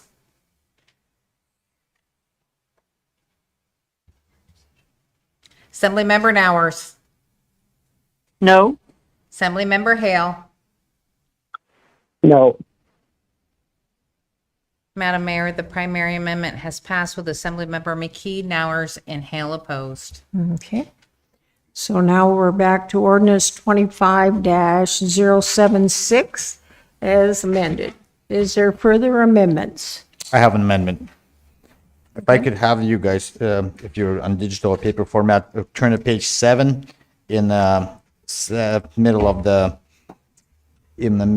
that page. There's a section B, says in small personal use containers, 10 gallons or less in volume. Basically, one of the speakers spoke that if somebody brought more than 10 gallons or somebody said a barrel from somewhere, technically they have to go and report in taxes, and then there's a whole can of worms and things like that. During the break, we looked up why that seemed severely unreasonable, and then looked up what is DOT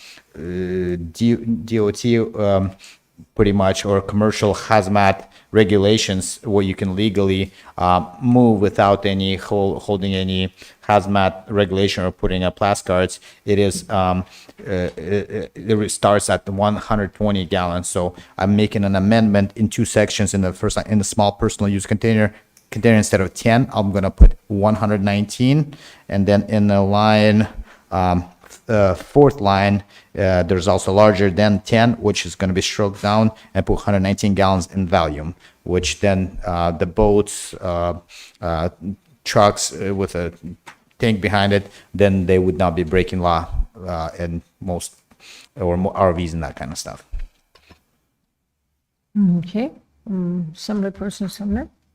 Yeah, I mean, I support this. I think this is a pretty savvy move on Mr. Farnoff's part, because if you're transporting more than 120 gallons without a hazmat placard, a CDL, and a tanker endorsement, you're already breaking the law. So, and you're probably doing it commercially. So it is still probably necessary then, even though it already is another law there? Yeah, I mean, it seems. Ours it seems was that that's a limited good at limit. 10 gallons, which literally 2 tanks. A person driving through Canada would have 3 5-gallon jugs, would come in the valley, didn't pay the taxes. They're breaking the law. And that's something that, thank you to the speakers, we've kind of learned about that, because there was a lot buried in that 38 pages. And this is one thing that was brought out, and I think we need to be notice and make the change. I'm sure there's maybe more that can be made, but this one is a common sense change. Okay. Madam Mayor. Everybody clear, and go ahead, Assemblyperson Hale? Yeah, I just want to thank Assemblymember Parna for bringing this amendment. It's excellent. Okay. Is there objection to this amendment? Okay, I don't see any and I don't hear any. Okay, so is there any further amendments then to ordinance 25-076? I have a discussion. Okay. And mostly maybe to attorney. I got, as I was scanning through, I didn't find it. The only thing I found on page 3, it says, I think government agency use performance. And I do think that it looks silly that we're exempting ourselves. And in this case, I don't know where else through 38 pages over here to exempt ourselves, or I don't know what else is, who else can we, I want to have a discussion before I propose amendments, who else is exempt We clearly made a thing on the diesel fuel, right, for off-road heavy equipment. We made it, what else? There was, you made a change for the quantity, but who else exempt? It seems not as very clear. And there's 38 pages of it. And I personally want to have a little bit more clarity, and I want to know what's the position currently on the government. Madam Mayor. Is John looking up something there? I'm waiting to You need see to if turn the- your mic on, please. John Ashmetter, Deputy Borough Attorney. If you'll turn to page 6 at the top, subsection 4 of A 3.80040A4 at the top of page 6, motor fuel that is exported, I'm sorry. You said page 6, right? Motor fuel is subsection 5. Motor fuel that is purchased for use by federal, state, or local government agencies is exempt. So does that mean they have a card that they carry to gas station before they pay? Because most people pay at the pump right now. And I don't know how currently the borough vehicle is being fueled up, or is it, I guess, to get that exemption, I see that being a difficult process. So I see emails occasionally from purchasing on filling up borough vehicles, but perhaps Cheyenne and Heindel can shed some light on that. please do. Through the mayor to Assemblymember Fonoff. My guess is, because we haven't enacted this, so we haven't gone through this, is there is a form that is federally filled out for governments to get a rebate on taxes paid at the federal level, because they're exempt. It would be the same thing for us. We would keep track of our gas purchases and request it. We cannot do this at the pump. There is no feasible way to do an exemption at the pump. This ordinance is intended to be collected from the wholesalers because it is an excise tax. It is not a sales tax. So would we be still paying the same price at the pump and then refunding ourselves? Is that how that would That's work? exactly how that would work. Okay. Who else in that category gets to get a rebate, I guess? State or federal government. So the state vehicles will do same thing, then we got the revenue here, and then we send them a check back? They would have to report to us how many gallons were bought, and then we would refund that money, yes. Yeah. I'm on the fence on the exemptions like that. So, because we're putting more on the taxpayer, but then we're saying, no, but we don't apply to that same rule. So, I want to hear other assembly before I propose an amendment on this, so. Madam Mayor. And Assemblymember Sumner. Okay, I have just a couple here, Assemblyperson Sumner, comments? First of all, point of clarification, it also says local government. So it'd be city, city of Wasilla, city of Palmer, but the reason why you would exempt governments is if you're taxing the government and then the government has to collect more taxes to pay that tax. So it's cyclical. It's like the snake eating its own tail. Assemblyperson Nowers? Thank you, Madam Mayor. I think it's really important that we get this right, and I don't feel like we can. There's things that I want to think about, including that, the exemption, and whether the administrative effort of that overrides what Mr. Sumner's talking about. I'd like to know what the diesel vehicle numbers are to kind of know how big an exemption we're giving there, and I also think that the public, even though a lot of effort has gone into getting the word out about this, we're now changing it and people are just learning about it. So I'd like to move to postpone this. And I would say the August 5th meeting, but I would take input from the manager if there's a better date, given the other things that are on the agenda.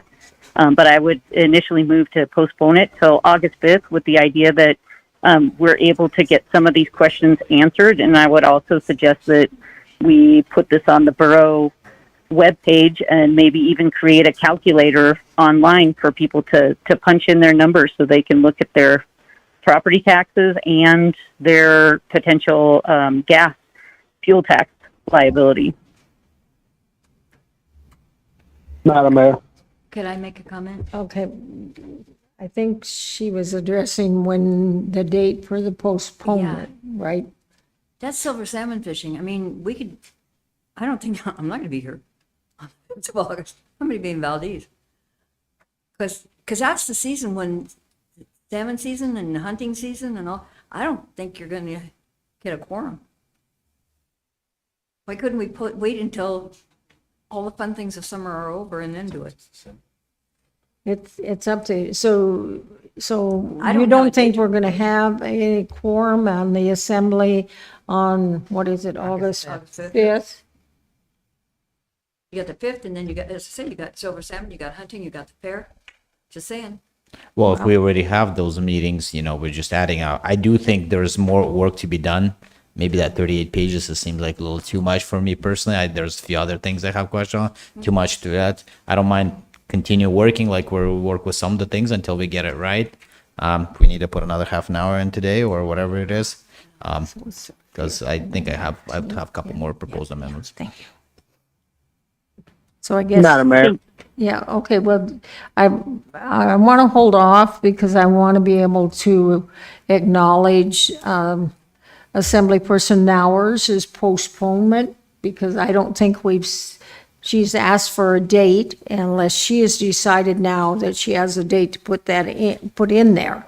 Do you, Assembly Nowers, have a date to put in when you want the postponement to take place? Yeah, given the discussion, I would say We have the 5th and 19th in August. yeah, we have the 5th and 19th. I would say the 19th because I think most of the fishing is over. So I just don't want it to drag on too long, and so I would say the 19th of August. Okay, so the postponement is debatable, is that correct? Yes. Yes, okay, so I will acknowledge her motion to postpone, so now the discussion will be on the postponement. Assemblyperson Hale.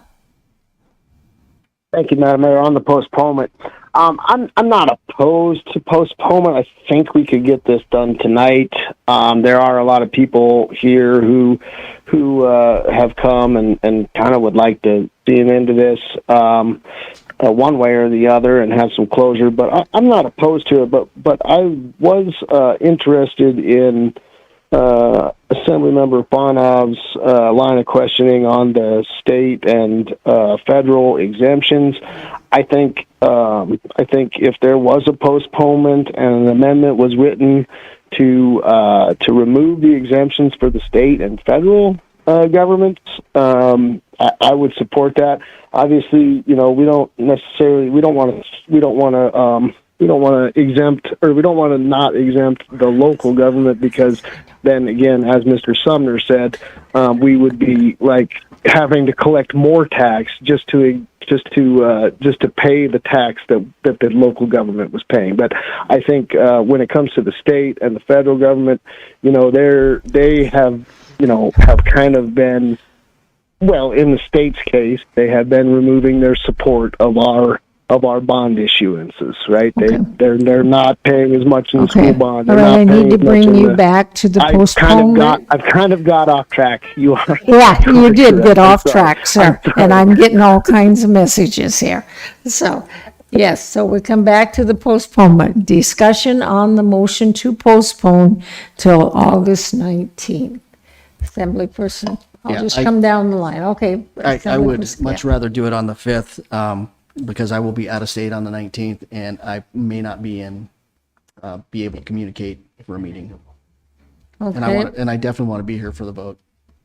okay, I will be remote on the 19th. okay. I plan to be on both. I mean, is somebody for sure not going to be here on the 5th? I guess you're one, right? I won $100 one year at the Valdez Silver Salmon Derby. I'm going to try again. Yeah. how would you gonna be voting on this? What do you feel about this?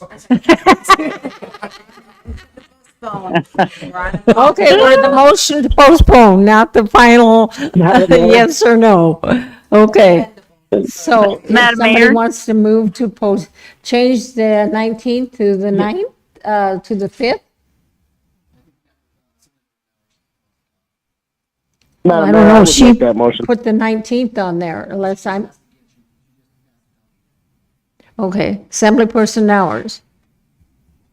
Yeah, I would move my motion back to the 5th of August. I'm sorry, Dee. I hope you can work in Valdez fishing around that.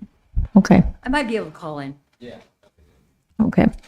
Alrighty, so the postponement before you now is for August 5th. And discussion should be on the postponement, not on, If we vote for postponement, Madam Mayor. that closes this discussion for today, right. correct? That's, Okay. yeah, we move on to the other items on the agenda. Okay. Assemblyperson Hale? I will not get off track this time. I would Okay. just point out that right now is red season down on the Kenai and the Kasilof, and September 5th is silver season in Valdez. And I don't think that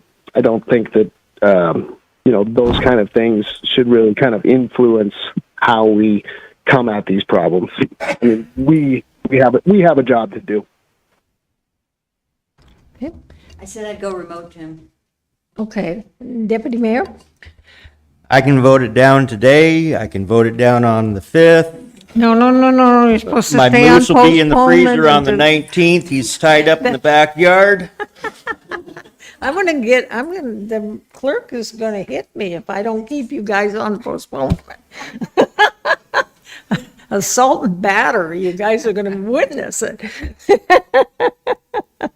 Is there objection to postponing it, ordinance 25-076 until August 5th of this year?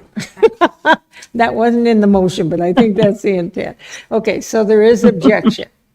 Did I see your hand? Okay, so now the clerk will have you vote. If I can have the members in the room to vote on whether we postpone it to August 5th. Assemblymember Hale. Yes. Assemblymember Nowers. Yes. Madam Mayor, it passed with Assemblymember Fawnoff and Sumner opposed. Okay, alrighty, so the next item on the agenda is, let's see here, we are on, I'll give the clerk just a minute to get things written down, and we'll Okay. move on. We are now on ordinance 25077, an ordinance approving an appropriation of $146,973 from the enhanced 911 fund balance to a project to allow the city of Wasilla to obtain reimbursement from the enhanced 911 surcharge funding for priority dispatch law enforcement protocol software with accompanying resolution 25064, a resolution approving the scope of work and budget for a project to allow the city of Wasilla to obtain reimbursement from the enhanced 911 surcharge funding for priority dispatch law enforcement protocol software. Good evening, Good sir. evening, Go Mayor. ahead, staff. Good evening, Mayor, Assembly, and staff. Ken Barkley, Director of Emergency Service. The ordinance in front of you is, it's going in front of the E911 board, and the city of Wasilla is asking for reimbursement for their priority dispatch for law enforcement protocol software. This is the exact same software that EMS uses, and with this software, it's going to standardize their call questioning when the calls come in. It's going to enhance their training, which means for EMS, law enforcement, no matter which call comes in, they'll still use the same protocols, the same software. So that's what this is going to help them with. And there's also a QA piece, which we didn't have before. So it's going to enhance our call taking and dispatching for law enforcement. Okay. Alrighty, I'm gonna go ahead and open the public hearing on ordinance 25-077 and resolution 25-064. Guess we do not have a sign-up sheet. Anybody who would like to testify on this ordinance or this resolution? Do we have anybody online? We do not. Okay, I'm going to close the public hearing, and let's see, Assemblyperson Sumner, I guess. I move to adopt ordinance 25-077 and resolution 25-064. Okay. Discussion by the Assembly. Is there any objection to the ordinance and the resolution? Okay, seeing and hearing none, then the legislation passes. Madam Clerk. Ordinance 2578, an ordinance accepting and appropriating $38,777.21 from the Mat-Su Trails and Parks Foundation for the Matanuska Greenbelt Trail signage and trailhead improvements. And the accompanying resolution 2565, a resolution approving the scope of work and budget for the Matanuska Greenbelt Trail signage and trailhead improvements. Staff, please. It's too bad you had to wait for 4 hours to spend $38,000. Good evening, Madam Mayor and Assembly members. Jillian Morrissey, Community Development Director. I forgot who I was for a second there. Community Development Director for the borough. This IM has a lot of the grant narrative with very specific details in it, and you can also look at the funding attached with that. I wanted to note there is no cash match for this grant, and I want to thank Mat-Su Trails and Park Foundation for their support of this project, and I'm here for questions if you have any. Thank you. I'm going to go ahead and open the public hearing on ordinance 25-078 and resolution 25-065. We do not have a sign-up sheet. Don't see anybody moving. Do we have anybody? We do not have anybody in line. Okay, I'm going to close the public hearing, and let's see, who are we doing? Deputy Mayor, I guess. I move to adopt ordinance 25-078 and resolution 25-065. Okay, discussion by the Assembly. Any objection by the Assembly? Hearing none, then the legislation passes. Ordinance 2580, an ordinance approving an appropriation of $200,000 from the West Lakes Fire Service Area Number 136 fund balance to the Central Mat-Su Fire Service Area Number 130 fund balance for the purchase of a used fire engine. If you're on the phone and would like to speak to this, press *3. Okay, sir. Good evening again, Mayor, Assembly, and staff. Ken Barkley, Director of Emergency Services. This proposal, this went in front of both Central Mat-Su Fire Service Area Board and the West Lakes Fire Service Area Board at their joint meeting. And Central Mat-Su Fire Department will be selling a fire truck to West Lakes for $200,000. With the Central Mat-Su is going through a change where they're transitioning somewhat from an on-call to a full-time department. With that, sometimes it changes the setup that you need for your equipment. And what they're proposing is selling it to West Lakes for $200,000. It's a 2009 Pierce pumper with 31,000 miles on it. It's four-wheel drive, which for West Lakes, that's critical for their road system out there. And then it has a 1500 GPM pump, and it also has CAFs on it, which is a compressed air foam system, which what that helps is reducing the amount of manpower sometimes needed to extinguish a fire. So it's a good deal for West Lakes, and it's also brings in revenue for Central Mat-Su Fire Department. Okay, questions by the Assembly? Okay, thank you, sir. Thank you. We'll go ahead and open the public hearing for ordinance 25-080. We do not have a sign-up sheet. Anyone that would like to testify for or against this ordinance? We do not have anybody online. Okay, so I'll close. Oh, I'm sorry. Are you headed this way, sir? Okay. I didn't mean to rush you. Did you want to testify? No, I was going to ask if I could comment on that last one. Oh, well, we're going to Well, let's see, no, you've already spoken on audience participation. Sorry about that. Sorry, I didn't notice it in time. Okay, so I'm going to close the audience participation for ordinance 25-080. Assemblyperson Gamble. Thank you, Madam Mayor. I move to adopt ordinance 25-080 and like to speak to it. Do you want to speak to it, sir? Yes, ma'am. This is just a great example of one fire service area helping out another fire service area. The useful life of a fire truck is normally 20 to 25 years. And Central Matsu, instead of just surplusing this fire truck, is going to sell it to Westlakes. So Westlakes Fire Department definitely has a need for it. And Central Matsu is going to get some money in return. So it's a win-win for both fire service areas. And it's a great example of the cooperation between them. So thank you, Ken. Okay, further discussion on the motion to adopt? Any objection?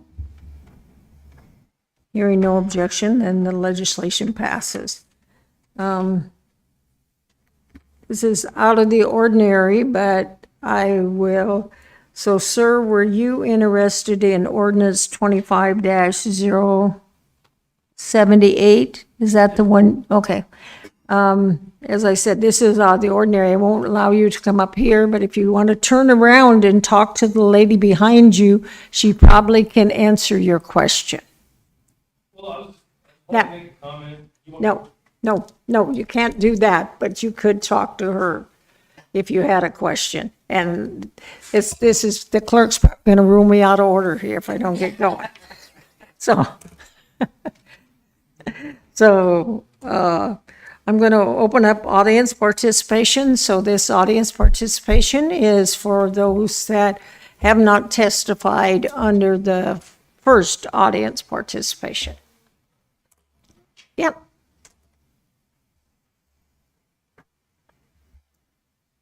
Hi there, Amanda Bowles. Yeah. The excise tax was proposed as a way to pay down bond debt, and we heard it time and time again. Although we were told it is illegal to set that exactly for one specific thing. You guys cannot do that per the state laws. But that's the intent of the proposed excise tax. The public very overwhelmingly let you know exactly how they feel about that. And yet, you continue the discussion.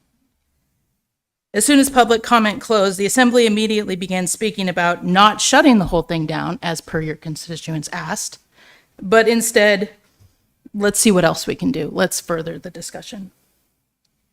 And it was not spoken of as going towards those bond debts. I immediately started hearing things about more roads, about more things it could be used for, about new projects, not the debts like it was originally proposed.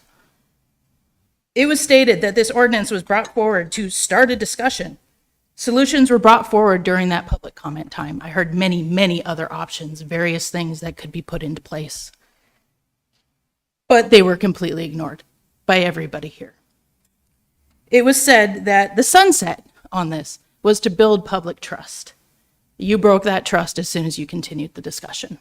And if you don't put it down, there's going to be a lot of new faces up there on the assembly. This is why we, the people, don't trust our elected officials. This is why we question. This is why an intent on how to use funds isn't trusted. We don't believe it because it's been proven time and time again that it's not going to happen. Look at the PFD being stolen. Look at the excise tax in Anchorage. And Anchorage is so much better for that, isn't it? We all know that. We, the people, deserve to be heard. We're not stupid. Just because we put you up there doesn't mean you're better than everybody else and you know better than your constituents. I would suggest listening to them because you're on the hot seat now.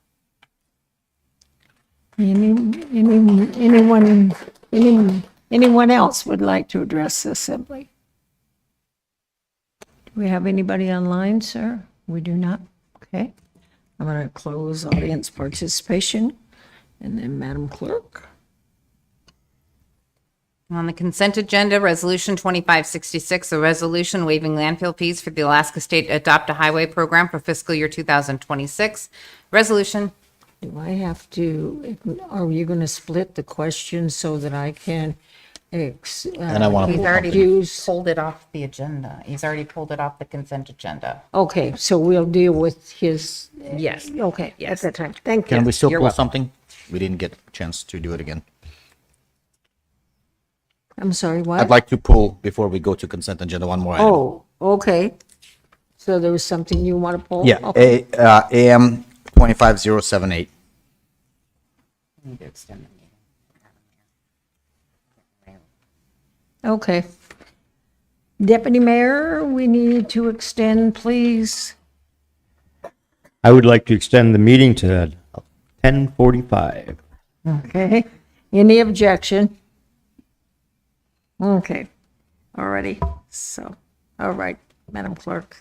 I'll- Resolution 2566, a resolution waiving landfill fees for the Alaska State Adopt a Highway Program for fiscal year 2026. Resolution 2567, a resolution to specify roles and responsibilities for Federal Transit Administration grant applications and agreements. Resolution 2570, a resolution authorizing the borough manager to sell the Zero Lake Road Salvage Timber Harvest. AM 2574, authorizing the borough manager to enter into a grant agreement for fiscal year 2026 with Valley Community for Recycling Solutions in the amount of $200,000. AM 2576, acceptance of late filed and retroactive senior citizen and disabled veteran exemption applications for the period of May and June 2025. AM 2577, awarded bid number 25190B to Bradley Sun Enterprises for the annual contract amount of $123,760 to provide equipment maintenance for solid waste. AM 2579, awarded bid number 25191B to Valley General Construction for the contract amount of $1,291,458 to construct Crimson View and Heavenly Meadows streets. AM 2580, awarded bid number 25192B to Bob Services for the contract amount of $121,879 to purchase and install a thaw truck boiler. AM 2581, awarded bid number 25176B to Roger Hickle Contracting for the contract amount of $14,283,754 to construct American Charter Academy. AM 2582, authorizing the borough manager to enter into a lease agreement for a communication tower site known as Bald Mountain with the Alaska State Department of Natural Resources, Division of Mining, Land, and Water for a 10-year term. Deputy Mayor? I move to approve the consent agenda as read into the record by the clerk. Is there any objection? Okay, seeing none, then the consent agenda has been approved. Madam Clerk. Resolution 2568, a resolution directing the borough manager to prepare future budgets utilizing the fuel excise tax revenue to reduce the area-wide mill rate and create a proportional increase in 16 road service area mill rates and allocate an annual equal to 70% of the excise tax revenues to a capital project for voter-approved transportation projects. Okay, Assemblyperson Nowers, did you pull this? I pulled it, actually. There's Assemblymember Fauna. Oh, Assemblyperson Fauna. Okay, I'm sorry. Okay, So there's, the reason I pulled it, or did I move it? you need to, yeah, move it, sir, and then. you I can move address resolution it. 25068. For one, there was a amendment that was discussed, and I didn't know how, I want to discuss this a little more because we're kind of passing a resolution before the ordinance. So I don't know if it would be appropriate to postpone it to the same date, or I could, I guess, some questions on that. So is there, I guess, a question to attorney would be, do we pass a resolution before we pass the ordinance? Or I guess the intent was to pass that one and then work on this one, correct?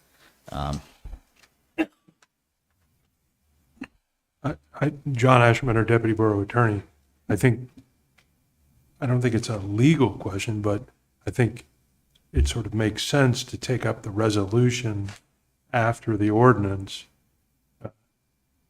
Robert. But I think the Assembly has the discretion to take up the resolution, but it sort of follows the ordinance, as I understand the two pieces. Yeah, so I think passing a resolution that doesn't So I would probably, I don't know, before You somebody. want to if you want move to postpone, is that what you're trying to say? well, it logically makes sense, Well, because, we'll move it, and then we'll see. well, I already moved it, but I wanted to have discussion. We'll Okay, move to you want me to? postpone. Move to postpone, sir. Okay, I moved to postpone to August, was it 5th? Yeah, So that we could have it during that, if we pass, and if we have to pass it again, then that, and if, we don't pass that one, then we kill this one. okay. Assemblyperson Sumner. Yeah, no, I mean, this was my resolution. That was my intent, that if the tax passes, we need to put our money where our mouth is and show, the next thing would be, where do we direct this money to? Yeah, so it makes a lot of sense to postpone. Okay. Is there objection to postponing Resolution 25-068? Okay, I didn't hear any objection, so it is postponed. And then the next, should you read it first, or should I ask him? You can ask, we're on AM 25075, and Madam Mayor, you go ahead and you can ask Assemblymember Sumner. Yes, Assemblyperson Sumner, you asked to be excused, and I Yeah, understand. Madam Mayor, ma'am, Yes, please do. Okay, Madam Clerk. AM 2575, approval of utility relocation costs of $166,500 to Matanuska Electric Association for the Crimson View Drive, South Vermilion Drive, South Fallow Drive, South Oak Drive reconstruction project in South Colony Road Service area, and extend the completion date to July 15th, 2026. It was pulled by Assemblymember Sumner, so somebody else will need to move it, Madam Mayor. Okay, Deputy Mayor, will you move so we can discuss, please? AM 25-075. You won't have a sheet of paper. I move AM 25-075. Okay, so now it's for discussion. I'll just state for the record, for those of you that don't know, Assemblyperson Sumner is on the Board of Directors for MEA. And so that's why he had to say this was a conflict between his positions here as well as on the MEA board. So, discussion on the motion to approve the AM. Okay.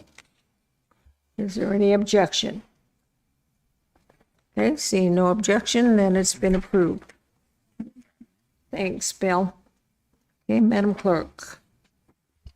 AM 2578, authorization to renew a 3-year license agreement for the borough's financial software, New World, with Tyler Technologies in the total amount of $801,680.04, and it was pulled by Assemblymember Fonoff. Okay, Assemblyperson Fowler, will you move, please, and then talk? I'd like to move AM 25078. Okay, now go ahead. Looking at the numbers there, our AM just says that we used it since 1991. There was an agreement. It doesn't seem like we shopped around. I guess this would be, I thought it was more of a to the IT department, but I would, because IT lady's not here, I guess it would be Cheyenne's department that uses this. I guess when we look at it for software, we're paying over $250,000 annually. Seems like a steep price tag, and we didn't even shop around for something. I would like to just put awareness into it. And do we have to have this specific company? Is that what they run? And if not, then maybe we should shop around, just because we did business with them since 1991, which is over 30 years now, right? I think maybe it is time to shop around, because I'm sure the price back then was a lot different. Okay, staff?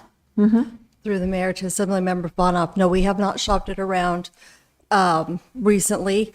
Tyler Technologies has 3 levels of software, financial software that they provide. This is their mid-level software that they provide to governments. They have another software called Munis that is much more expensive than this one. And then they have a lower range one that's more for smaller, really small governments. There are other softwares out there. The last time we looked at this, they were cheaper than most of the other financial software packages that are out there for governments of our size.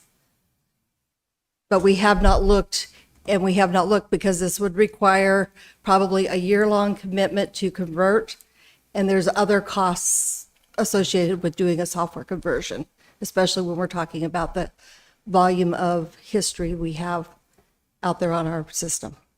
Do they send us a check for loyalty of 30 some years? I mean, like, it seems, if just because you do I think in experience in construction, sometimes you have a good relationship with subcontractor and you don't even ask for an estimate anymore.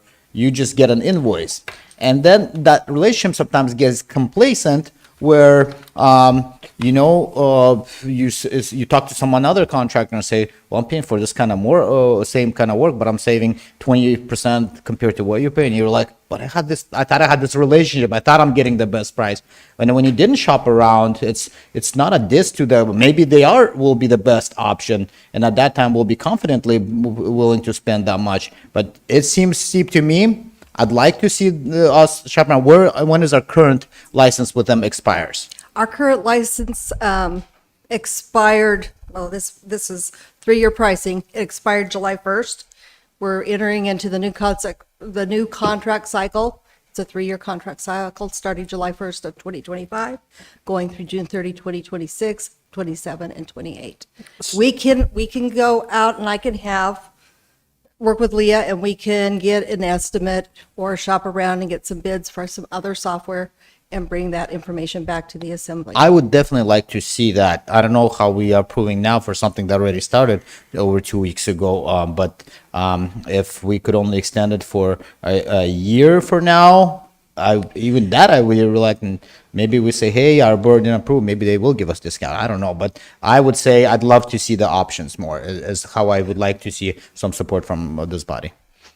Assemblyperson Gamble, go ahead. Thank you, Mayor. So Cheyenne, this is an extension of the software that you currently have? Or Yes. Is it an upgrade or is it just? It is an extension of the software we are currently utilizing. It's not an upgrade. Right. And if you look at the schedule on Exhibit 1, you can see the actual price has decreased by a couple $1,000s from the previous year. Okay. The year that just ended, because we went through all of the modules we had and we eliminated ones that we decided we did not need. Right. So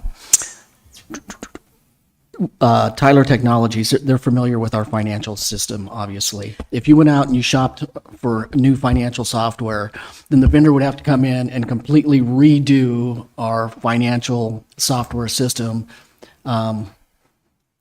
So, I mean, that's a major undertaking, and who knows what that would cost for them to come in and completely redo our financial software. Through the assembly, or to the mayor, to Assembly Member Gamble, that is true.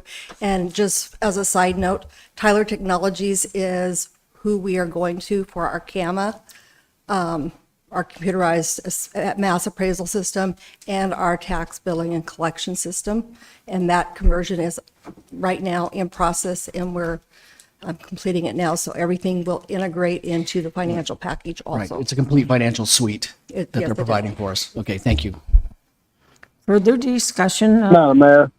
Yes, Assemblyperson Hale, go ahead. Yeah, thank you, Madam Mayor. I'd just like to remind the Assembly that our financial department routinely wins awards for audits and, best this and most efficient that. So if they say this is what they want, then, let's get it to them. They think it's the best deal. They like how it works. They win awards with it. Let's go. Yeah, further discussion, Assemblyperson now. Is this, I assume that now that we started it, there's no changing for now. Is this automatically commits us to 3-year or it's a year by year? I mean, what I want to see, I just want to see more options, because maybe they are best and maybe they are greatest and maybe priced well. But I'm just saying the 3-year commitment is what I have a question with. Through the mayor to Assembly Member Botoff. This is a 3-year term, but it's all subject to appropriation. But this 3-year term locks in only a 5% increase. A lot of software we see that we utilize, the increases are a lot more than 5% annually on their renewals. Assemblyperson Sumner, do you have comments, sir? Yeah, I guess I have a question for staff, if you allow it. But what would be the repercussions if we were to postpone this decision for, well, two-part question. A, how long would it take you to get competitive bids to see what switching would cost, and B, how long would you need for postponement? Go ahead, sir. So through the mayor, I would recommend we not do a postponement. If you really want us to evaluate a transition, it is a 2-year transition. This is not something you do knee jerk right. because you decided this app works better than that app. It is far more complicated than that. And we have integration between different modules, taxation and assessment. And we just moved to enterprise permitting and licensing to try to get that online so that you can see the status of permits and licensing, fire code and fire plan review. Like all those things have been in motion for many months. So if we want to shift gears all of a sudden, it's going to be a 2-year period. And we would probably need a first year of just planning and laying it out, the sequence when we would make those transitions. Because it's not just a big deal for staff. It changes things for how the public interfaces with us. And when it's your ERP, which is that core function for the borough, like there is no more critical application to the borough than that. And so if we're going to talk about that kind of change, we're going to need to do that very thoughtfully. There was a recent project in Anchorage years ago that went on and on with cost overruns because they transitioned. It is not something you do flippantly. It is something you do very deliberately. So I would just caution, if we want to reevaluate that, happy to do that.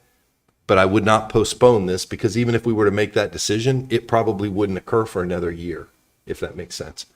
I said I'm okay. I'm not here to be the bad guy. I'm just bringing some awareness. And what the concern was is that we didn't shop around. It's a large amount of money. Answers you given very, very good. I don't have the problem. I'm not gonna propose to postpone it, but I would like to see us always compare options when something coming up on a renewal, and then we'd stay in something like this. If it takes 1.5 years to change, say, hey, before we commit for next 3 years, so we plan and then shop around. Maybe it is the best option, but I'm just saying, that's all. Okay. Is there objection to passing the motion? Hearing no objection, then the motion passes. Okay, we have no unfinished business.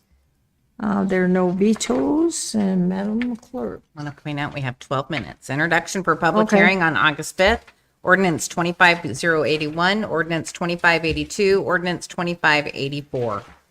Okay. I move to introduce the legislation as read into the record by the clerk and set the public hearings for August 5th, 2025.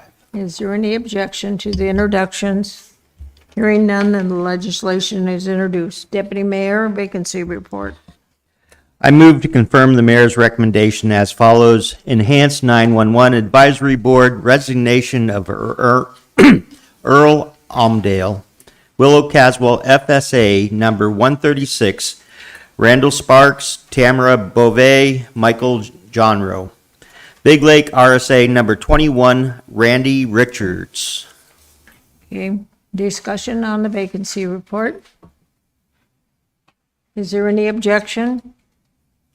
Hearing no objection, the vacancy report is approved. There is no new business. We do have a referral. Madam Clerk. Ordinance 2566, an ordinance amending MSB 1723, Port McKenzie Special Use District, repealing the port development permit and associated standards. Assemblyperson Gamble. Thank you, Madam Mayor. I move to refer ordinance 25-066 to the Planning Commission for 90 days. Discussion. Is there any objection? Hearing no objection, the legislation has been referred. There are no reconsiderations. There's no executive session, but we'll do parting comments. Mr. Attorney, parting comment. No comment, thank you. Okay, Assemblyperson McKee, parting comment. Nope. Deputy Mayor, parting comment. Dear Lord, we thank you for your love and grace. Fill our valley with your Holy Spirit. Please guide our hearts to hear your voice and to follow your narrow path. Please bless our veterans and our first responders. Help the sick, the broken, the addicted. Please help the people of Texas to get through the devastating losses. Please give them closure, love, and peace. Please bless them with courage and strength. Please keep our military safe. Give our leaders wisdom to follow you, Lord. We want to thank you for your mercy. Please bring about a much-needed revival. In Jesus' name, amen. Amen. Mr. Just two things very quickly. I will take the Tyler follow-up for action, so I'll get with staff and we'll figure out how to circle back with the assembly at some point. So I got that. And then just for the assembly, I will be out of office July 25th to August 1st. It's 1 week, so just FYI. Okay, Madam Clerk, parting comments? So, Assemblyperson Sumner, parting comments? I have no comments. Thank you. Okay, Assemblyperson Hale, parting comments? No, thank you, Madam Mayor. Assemblyperson Nowers, parting comments? Yeah, Madam Mayor. I just wanted to say there was a couple of things that got brought up. Electric vehicles. And I think that we could ask the state to add a licensing fee to electric vehicles to account for their use on roads, which I think would be fair. And maybe the number would be equivalent to what we consider the average commuter driver. So maybe in the range of $70. But I just want to throw that out there for discussion.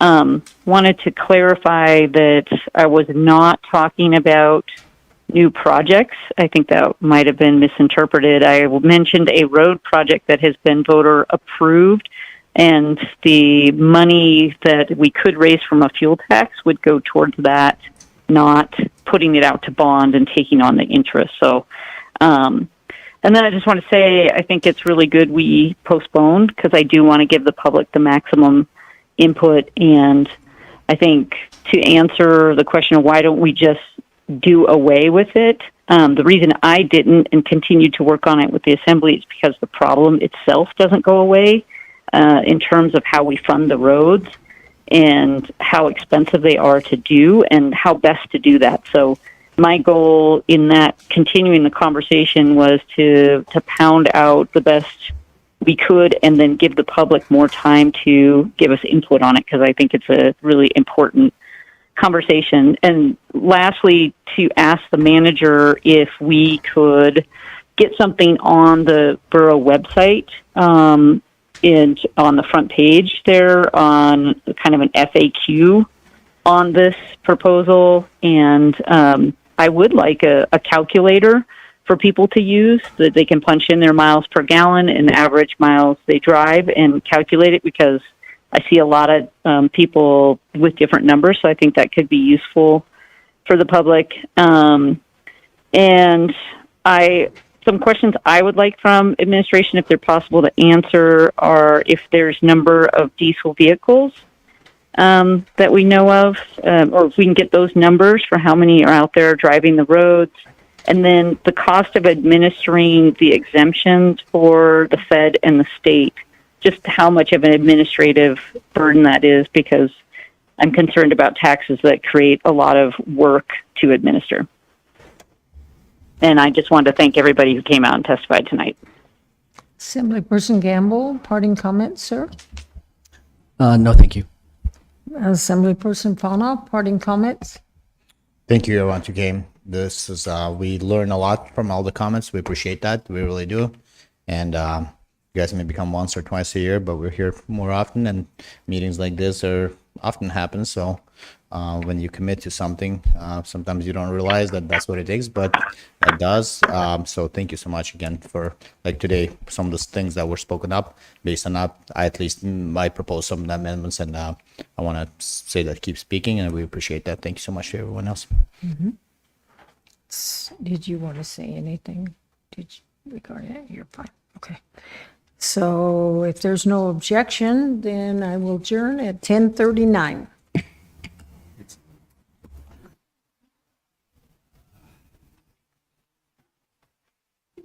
You will now be disconnected.